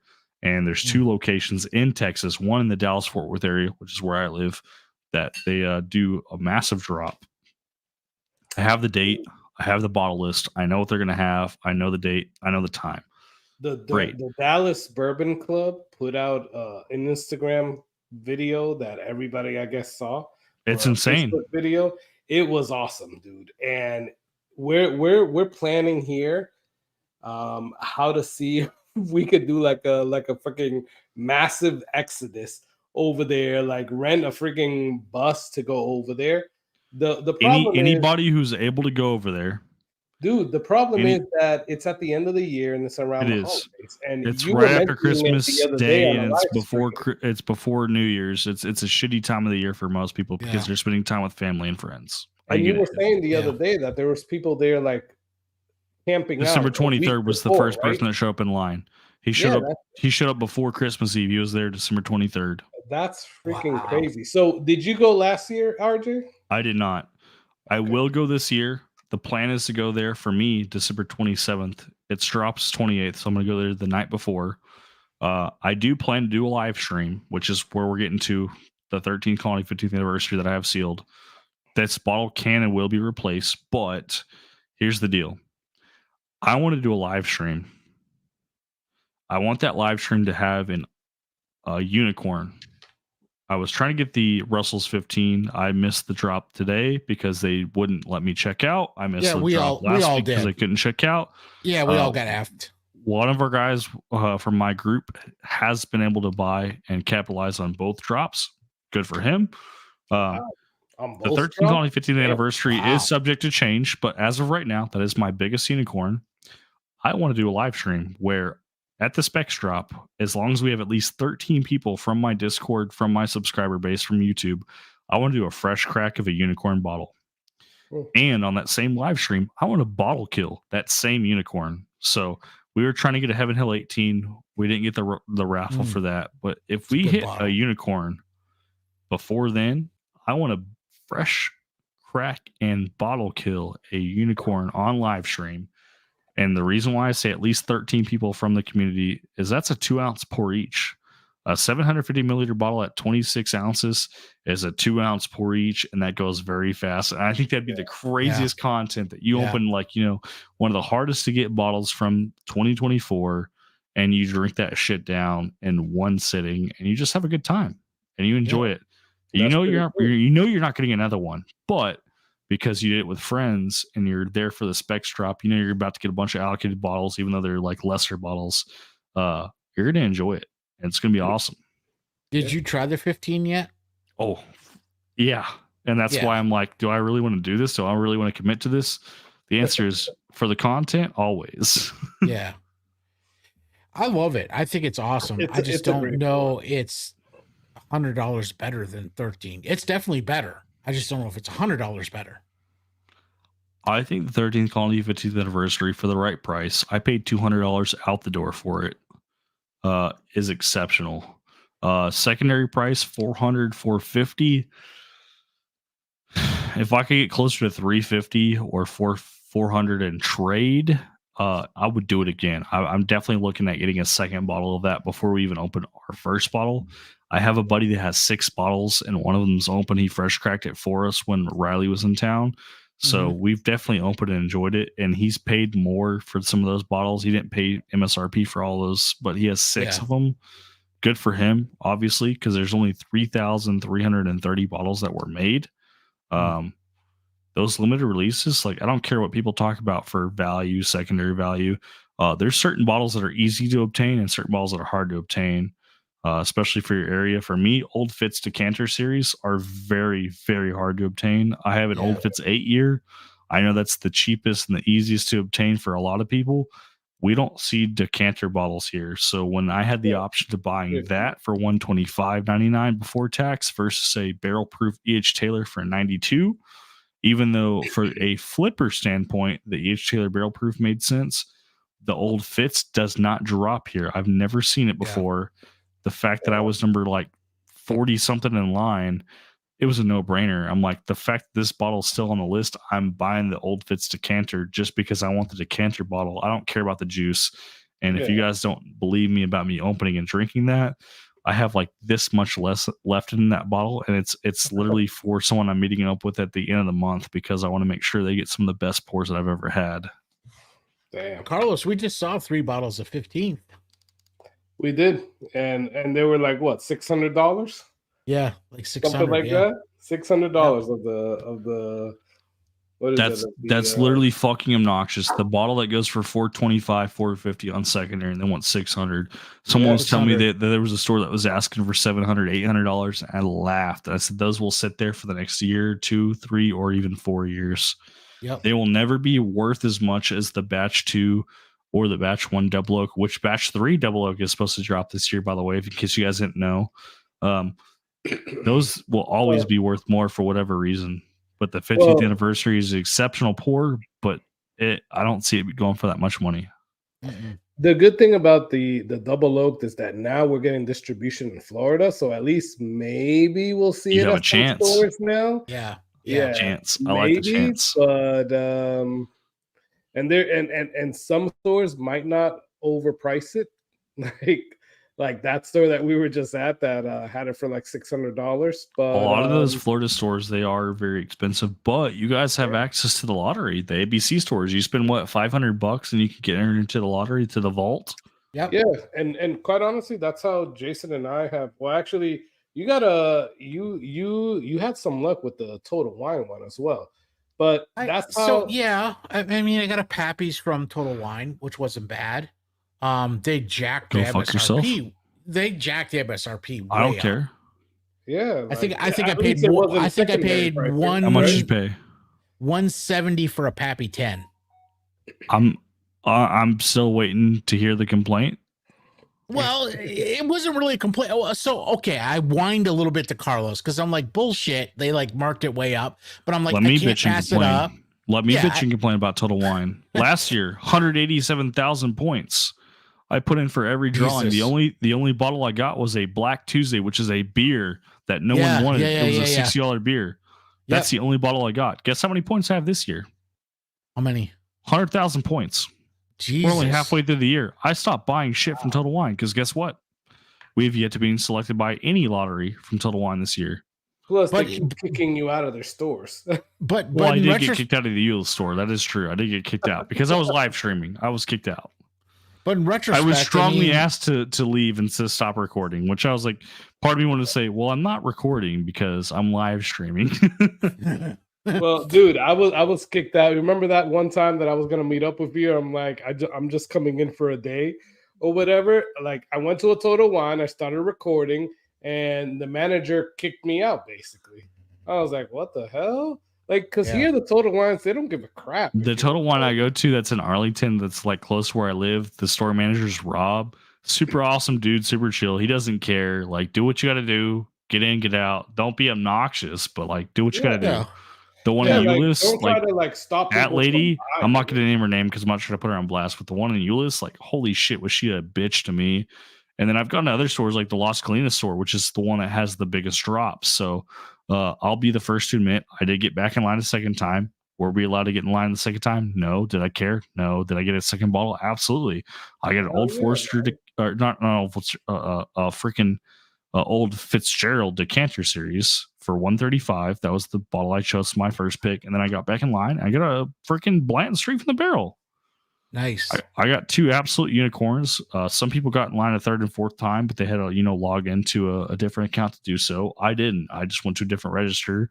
They weren't checking previous purchases, so I made it out like a bandit. Carson says the Old Fitz 8-year 2023 fall release is a tasty juice. That's the one that we have almost like nothing left of. We almost bottle killed that. We're saving that for someone else. Was it good? Was it good, RJ? Because I heard that the 8-year isn't that good.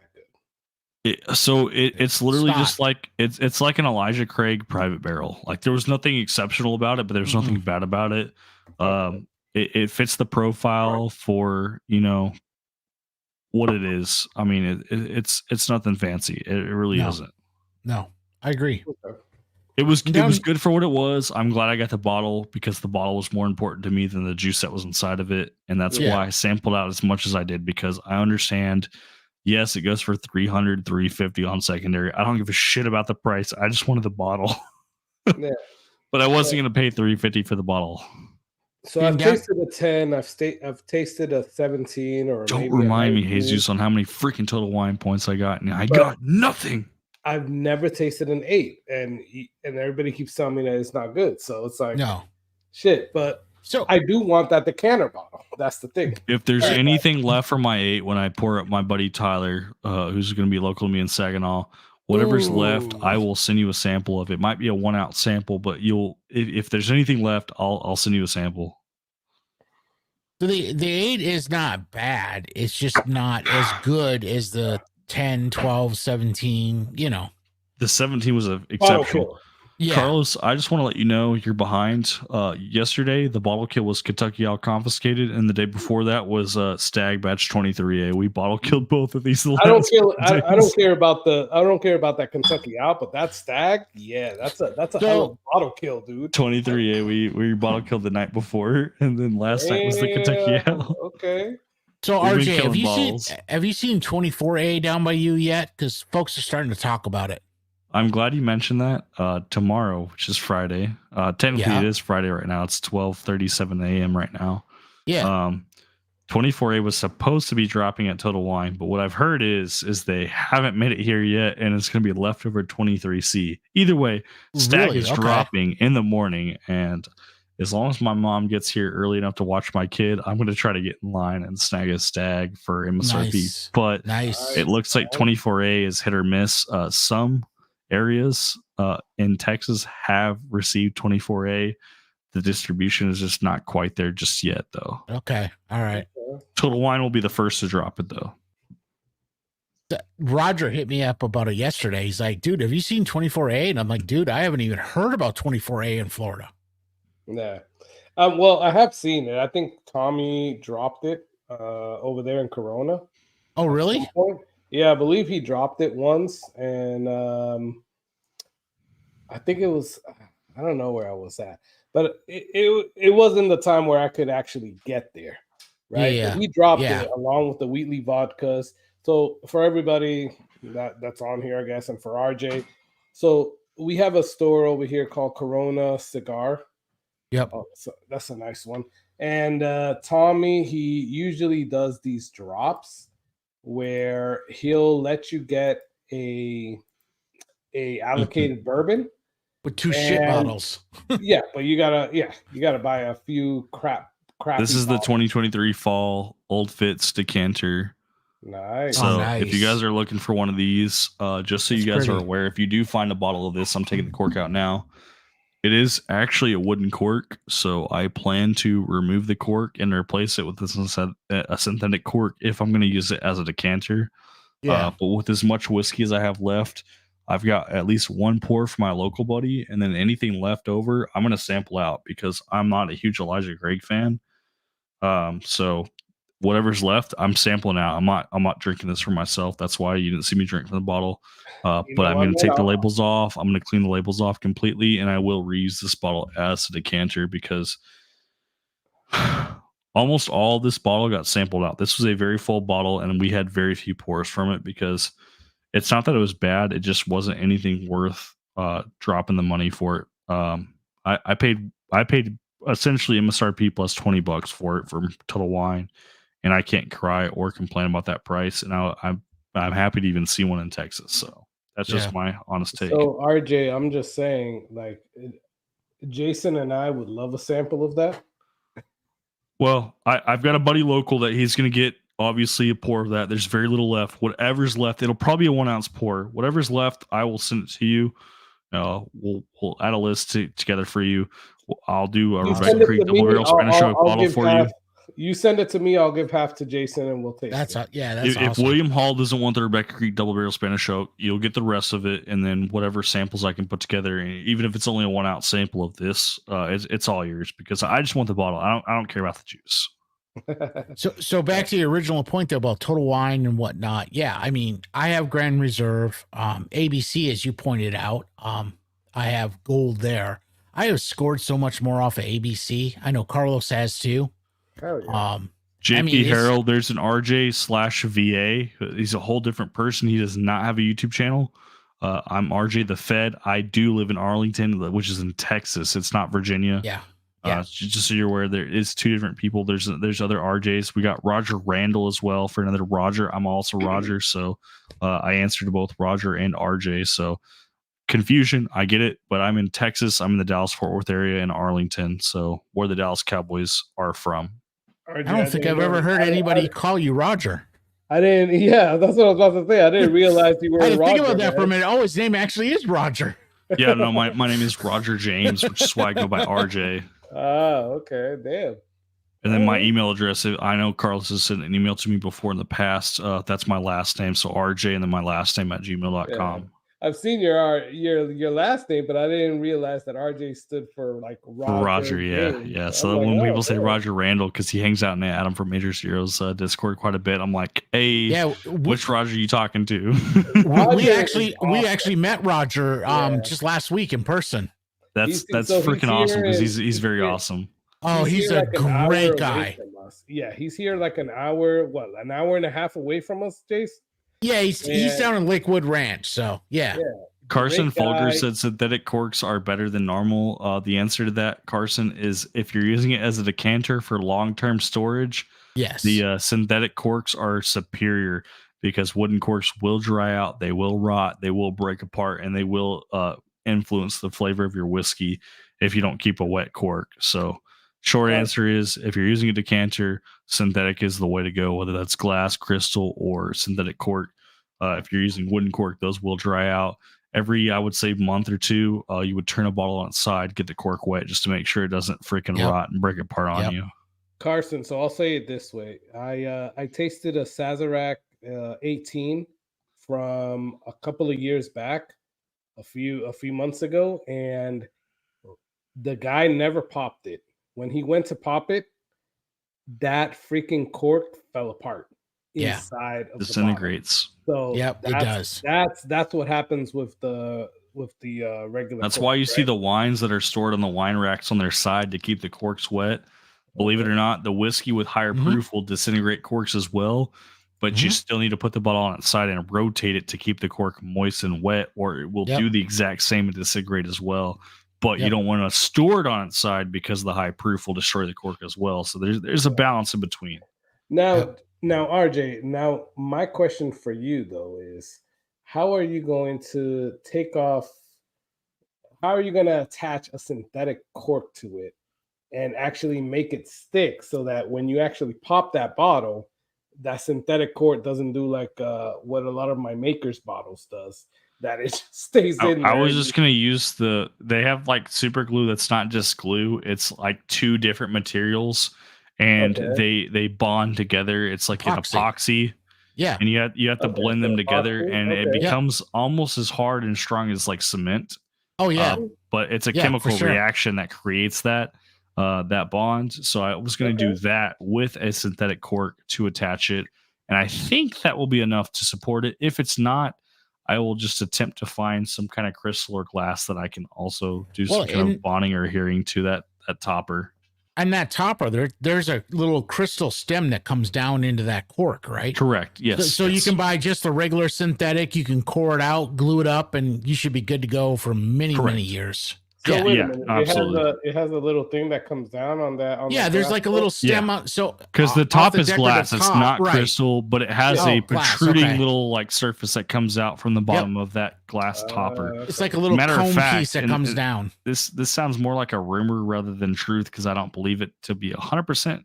But those bottles, I heard about $15 to $20 of the cost of that bottle goes into just the topper. Yeah, I believe that because it's all cut glass. Yeah. Nobody has mentioned Jack Daniel's 12 year for the best pour of 2024. Yeah. It's 107 proof. It's Jack Daniel's. I get it. I love it. It's good, but it's not. I don't think it's top 5 good. Come talk to me when Jack Daniel's 14 drops this year. We might have a different story to have. I'll take twice barreled over 12.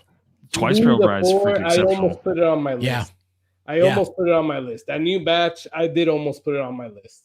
I'm not. You have one? Yeah, I have one. The JD12 is a fantastic pour. I'm picking up a JD 10, which is a much lower proof, but it's still a very easy drinker too. But it's too light, too watery at the JD 10. Yes. So Jason, I got a 12 in Georgia. I was able to get one at a good price. Oh, you've been keeping that secret. I see. All right. No, I said that a while back, man. Come on, man. But yeah, I got that in Georgia, and that was actually pretty good. And yeah, it is a good pour. It almost made my list. Like I was this close to put it still one of my elusive bottles is a freaking 12. I don't want the 10. I just want the 12, and I can't find one anywhere. But that batch I can find one, but not that I want to pay for. Right? Yeah, I can agree with that too. It's really freaking good. I think it's definitely better than that batch one. I just can't find one at a reasonable cost. And that's always been a tough thing, man. You find something that's MSRP versus secondary, and when you talk about MSRP versus secondary, it's like the further away from MSRP it goes, the less I want to pay for it. And the JD12 at 107 proof is indeed an exceptional pour, but anything past MSRP, I don't think it's worth it, which is why I didn't include it as one of my best pours for 2024, because unfortunately, once you buy it at $90 MSRP, at that price is exceptional, and it would be the top 5, but that's not a reality. Like you can't just go and buy one for that price, and because of that, it's tough to say that it's worth it. So that one right there, I'm going to make JP cry. So I scored a 23 twice barreled. I got it at Sam's Club, $65. I bought 2 bottles. Yeah, that was awesome. If you really want to push one more giveaway, Carlos, I have a JD twice barreled rye 2023 sample I can give away. Wow. Because I tried that for my anniversary pour with my wife. So if someone wants to have a chance at winning a JD twice barreled rye, heritage rye sample from 2023, I'll do a giveaway of that just because that was my anniversary pour that I had. It was the only pour of whiskey I had that night. Wow. So wait a minute. You would do a giveaway right now, RJ? Fuck yeah. We got 8 people on. I don't care. Do a giveaway? All right. 8 people. I mean, that's a great chance, guys. That is a great chance. Yeah, it's good odds for sure. So it'll be. You want to do a free giveaway or free giveaway? I'm gonna have 4 2-ounce pours. One of those 2-ounce pours will be a JD twice barreled rye. All right. So what do you want to put as the dealer's choice? It's not about me. It's about you. It's your live stream, brother. I'm supporting you. Pick a phrase. Pick a letter. Pick a word. Pick a phrase. Pick your butt. I don't know. It's all about you, man. It really is. I don't care. All right. So everybody who's still on here, put RJ the Fed. There you go. Hold on. Don't put it yet. I still have to do. I still have to put it in. Boom. All right. Now put it on RJ the Fed. So if you I got JD twice barreled rye sample pack as the listing on here on my docs notes. So as soon as I get a winner, I'll add a name to it. Please bear with me. I am picking up my sample bottles from Tyler on Monday. I'm meeting up with someone on Tuesday. I work Wednesday. I'll be off Thursday. So Thursday of next week, I will more than likely be barreling / bottling whatever I need to get out and get that sent out and along its way. So if you win tonight, it will be probably Thursday or Friday. If I know you, I'll get in touch with you over Discord. If I don't know you and you want to get to know me, Discord will be the best way to get in communication with me. And if you guys want to have that tracking number, if you win the sample pack, Discord's the best way to keep in touch with me. And if anybody wants the info for RJ, definitely hit me up, sflwhiskeycorner@gmail.com. I'll put it in the chat there, and I can definitely give you RJ's, at least RJ's email, right? Yeah, you do email or Discord. If I really know you, you probably already have my phone number, and some definitely check out RJ's Discord. If you guys are on Discord, you guys definitely need to check out because RJ has some good stuff on Discord. There's 5 people in Discord chatting right now, and it's like 12:51 in the morning. Yeah, like you do live streams on the Discord, you play games on the Discord, you're moderating other people's Discord channels. We're gonna bring you into this century, Carlos. I'm gonna get you on Discord. You're gonna get me on Discord? No, man. Yes. He technically has a Discord. He just doesn't partake as much. Yeah, exactly. I don't have an actual it's non-existent. Discord. I just get on other people's Discord. Like I'm on your Discord. I'm on Bourbon Halls. I'm on. Funny story is, I didn't want a Discord. I had community members that requested me to make my own server, and I was like, "Fuck it, I'll do it." So it's just one more thing that I have to like. Moderators, man, promoting just like you can on YouTube. A lot of moderators. Yeah, dude, and it's like, and it's a lot, dude. Like, I don't have 3 of the 5 people that are currently in RJ, I know you're on that. Not that bad. RJ, I know you're on that duck race one. I heard I've you seen won. you posting stuff up, so that's the only one that I'm actually like paying attention to. Because if I join a duck race, I'm like, okay, cool. I heard you won the other day. Congratulations. You won the other day? No, you won the other day. I did not win. No. I thought you won one recently. No, I did not. I haven't joined one recently in for like 2 weeks. I've never won. I'll tell you that now. I've never won. I've never. You know, when I first got on there, when I first got added to How many people are in chat right now before I give out this information? We got 7 people, man. So keep your mouth fucking shut. I'm not the owner of that server. That is Bourbon Hunter's server. That's Bourbon Hunter, really? He won't take credit for it because he doesn't want to be held accountable if something happens because it's a secondary trade group. He doesn't want to get banned, but that is Bourbon Hunter's server. Honestly, I thought it was you or what's the guy like? I've been labeled as an owner / co-owner of that server because he doesn't want to take responsibility. I honestly thought it was you, man. Slash. I do run it. I basically do own it, but the actual title behind it is a false account, and that false account is actually Bourbon Hunter's account. Oh, that's funny. It's hilarious. But hey, it's been awesome. Yeah, for sure. I love it. Even though I've never won a single duck race, I've bought a lot of bottles off of secondary through that, and it's a good group of people. It's not a secondary group, guys, so don't expect full secondary prices. A lot of that is MSRP, cost plus shipping, maybe a couple bucks, but the idea behind that is to be a community rather than a secondary server. So somewhere in between. So I got some bottles that I'm gonna put on there soon, RJ. So I'll reach out to you to see how to best do that. There's other moderators to Dragon reach out to. You don't have to hit me up. What happened?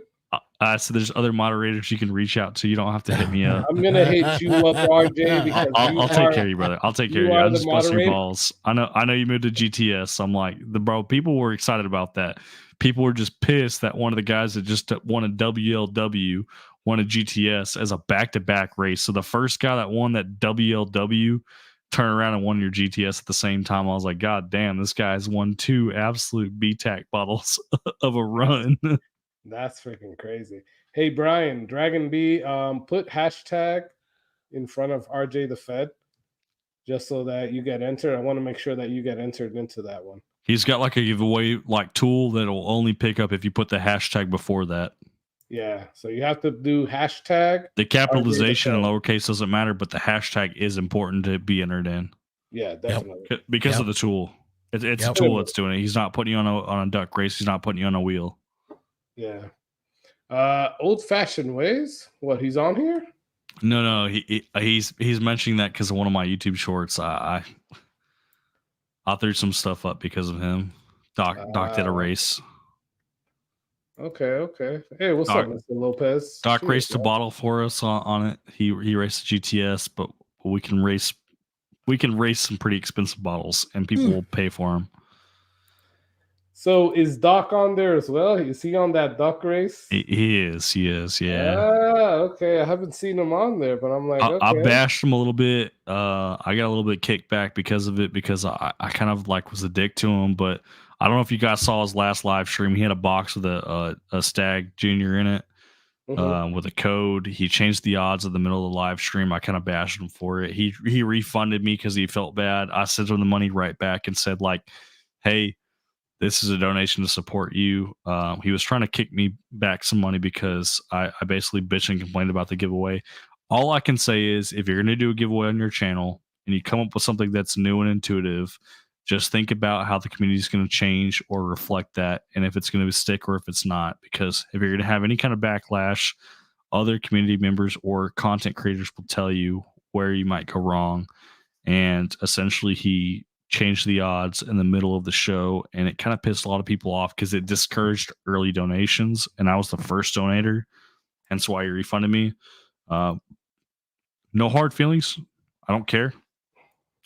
It was just to prove a point, which is why I made that YouTube short during the middle of his live stream and posted it, of that Will It Weed It 8 year, where I said it's a 1 in a million chance, and people are like, there's no way I can guess a number between 1 and 1 million with only one chance to guess.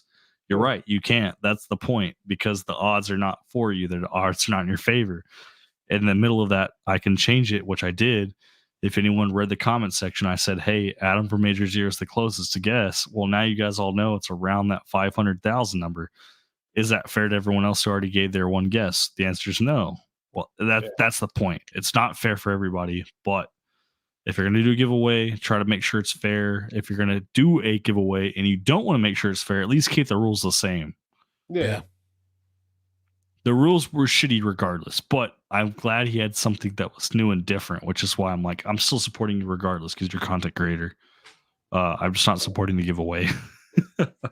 Yeah, and that's the thing. It's like the giveaways are a little, I will say, they're hard. Like, how do you do something different that no one else has done? And the answer is it's difficult. Yeah, it is. And I'm not trying to toot my own horn, but like the duck races, that's not new. But I was the first person to do that for YouTube as a giveaway. Dude. You were like, once again, also not new. Punishment pour, last place winner, where I send you a shitty sample along with 3 good samples. I'm not going to give you just a bad pour. Also because of me. And I'm not trying to toot my own horn on that. I'm just, you got to come up with something that makes sense, that's fun and exciting. At the end of the day, it's cost me a shit ton of money in shipping cost. But everybody has found it funny. I mean, Carlos, you saw his face earlier. He just tried that honey habanero moonshine that is terrible. And he's like, this is not good. I'm like, great. The other 3 are pretty good pours. And I'm going to give the rest of mine to Jason over here so that he can experience it as well. No, I'm good. It's pretty bad. It's Jason. It's rum. No, You got to remember the bottle costs less than $4 out the door. That was after taxes. It was $4. that's crazy. Yeah. It's crazy. You can't even buy Boone's Farm for that. It was on sale. It was like $16 off. Wow. Gotta love Dollar Bill Will for finding the crazy goody deals. All right, gents, I love y'all, but I gotta bail. I got some meetings. Well, later this morning. Yeah, we're about to cut it off.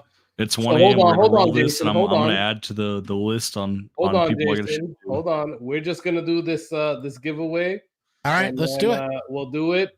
There's 10 entries, so you guys got 30 seconds. That's crazy. There's 10 entries. That's a 10% chance. You guys have some fucking odds. You guys No have shit. 30 seconds to do another hashtag. Do I enter my own giveaway? Yeah, hashtag RJ the Fed. That's all you got to put in. Hashtag RJ the Fed. 30 seconds. We do this, and you're entered into this live stream where RJ is going to give away. RJ, what are you giving away again? JD twice barreled rye sample. All right. Nice. That was my pour for my anniversary. Nice. All right, Good let me pour. share the screen here. And then we'll start doing It's this. funny. I had 2 bottles of that and I never opened either one. I traded them both away for stags.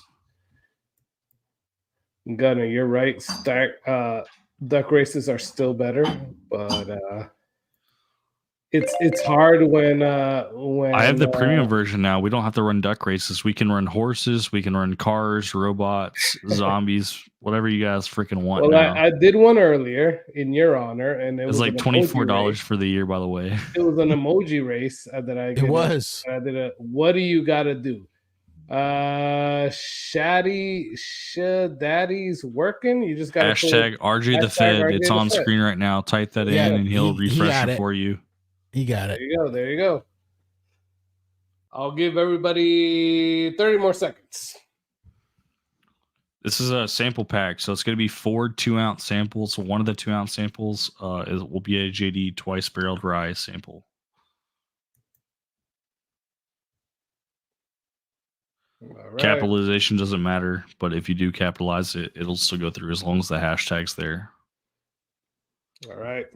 10, 9, You might have to refresh before you click draw. Yeah. 7, 6, 5, 4, 3, 2. Oh man, you told me to refresh, and there you go. Damn, RJ. Did that mess everything up? No, I don't think so. It'll calculate everybody that's typed that. It should track them. All right, cool. 11 entries, yeah. So Yeah, 11 entries. not quite a 10% chance, but damn near close enough. Yeah. Close enough. All right, guys. So there we go. We're gonna draw it, and boom.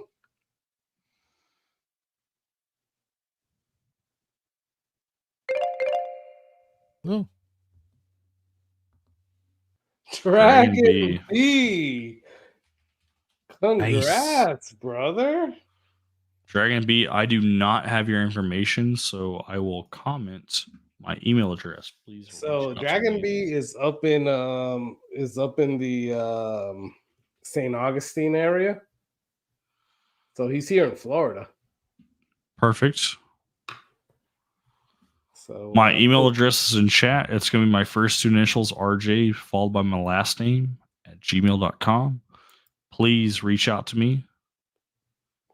Dragon B, all I need is your name that you want on the package and the shipping/mailing address that you want the package delivered to.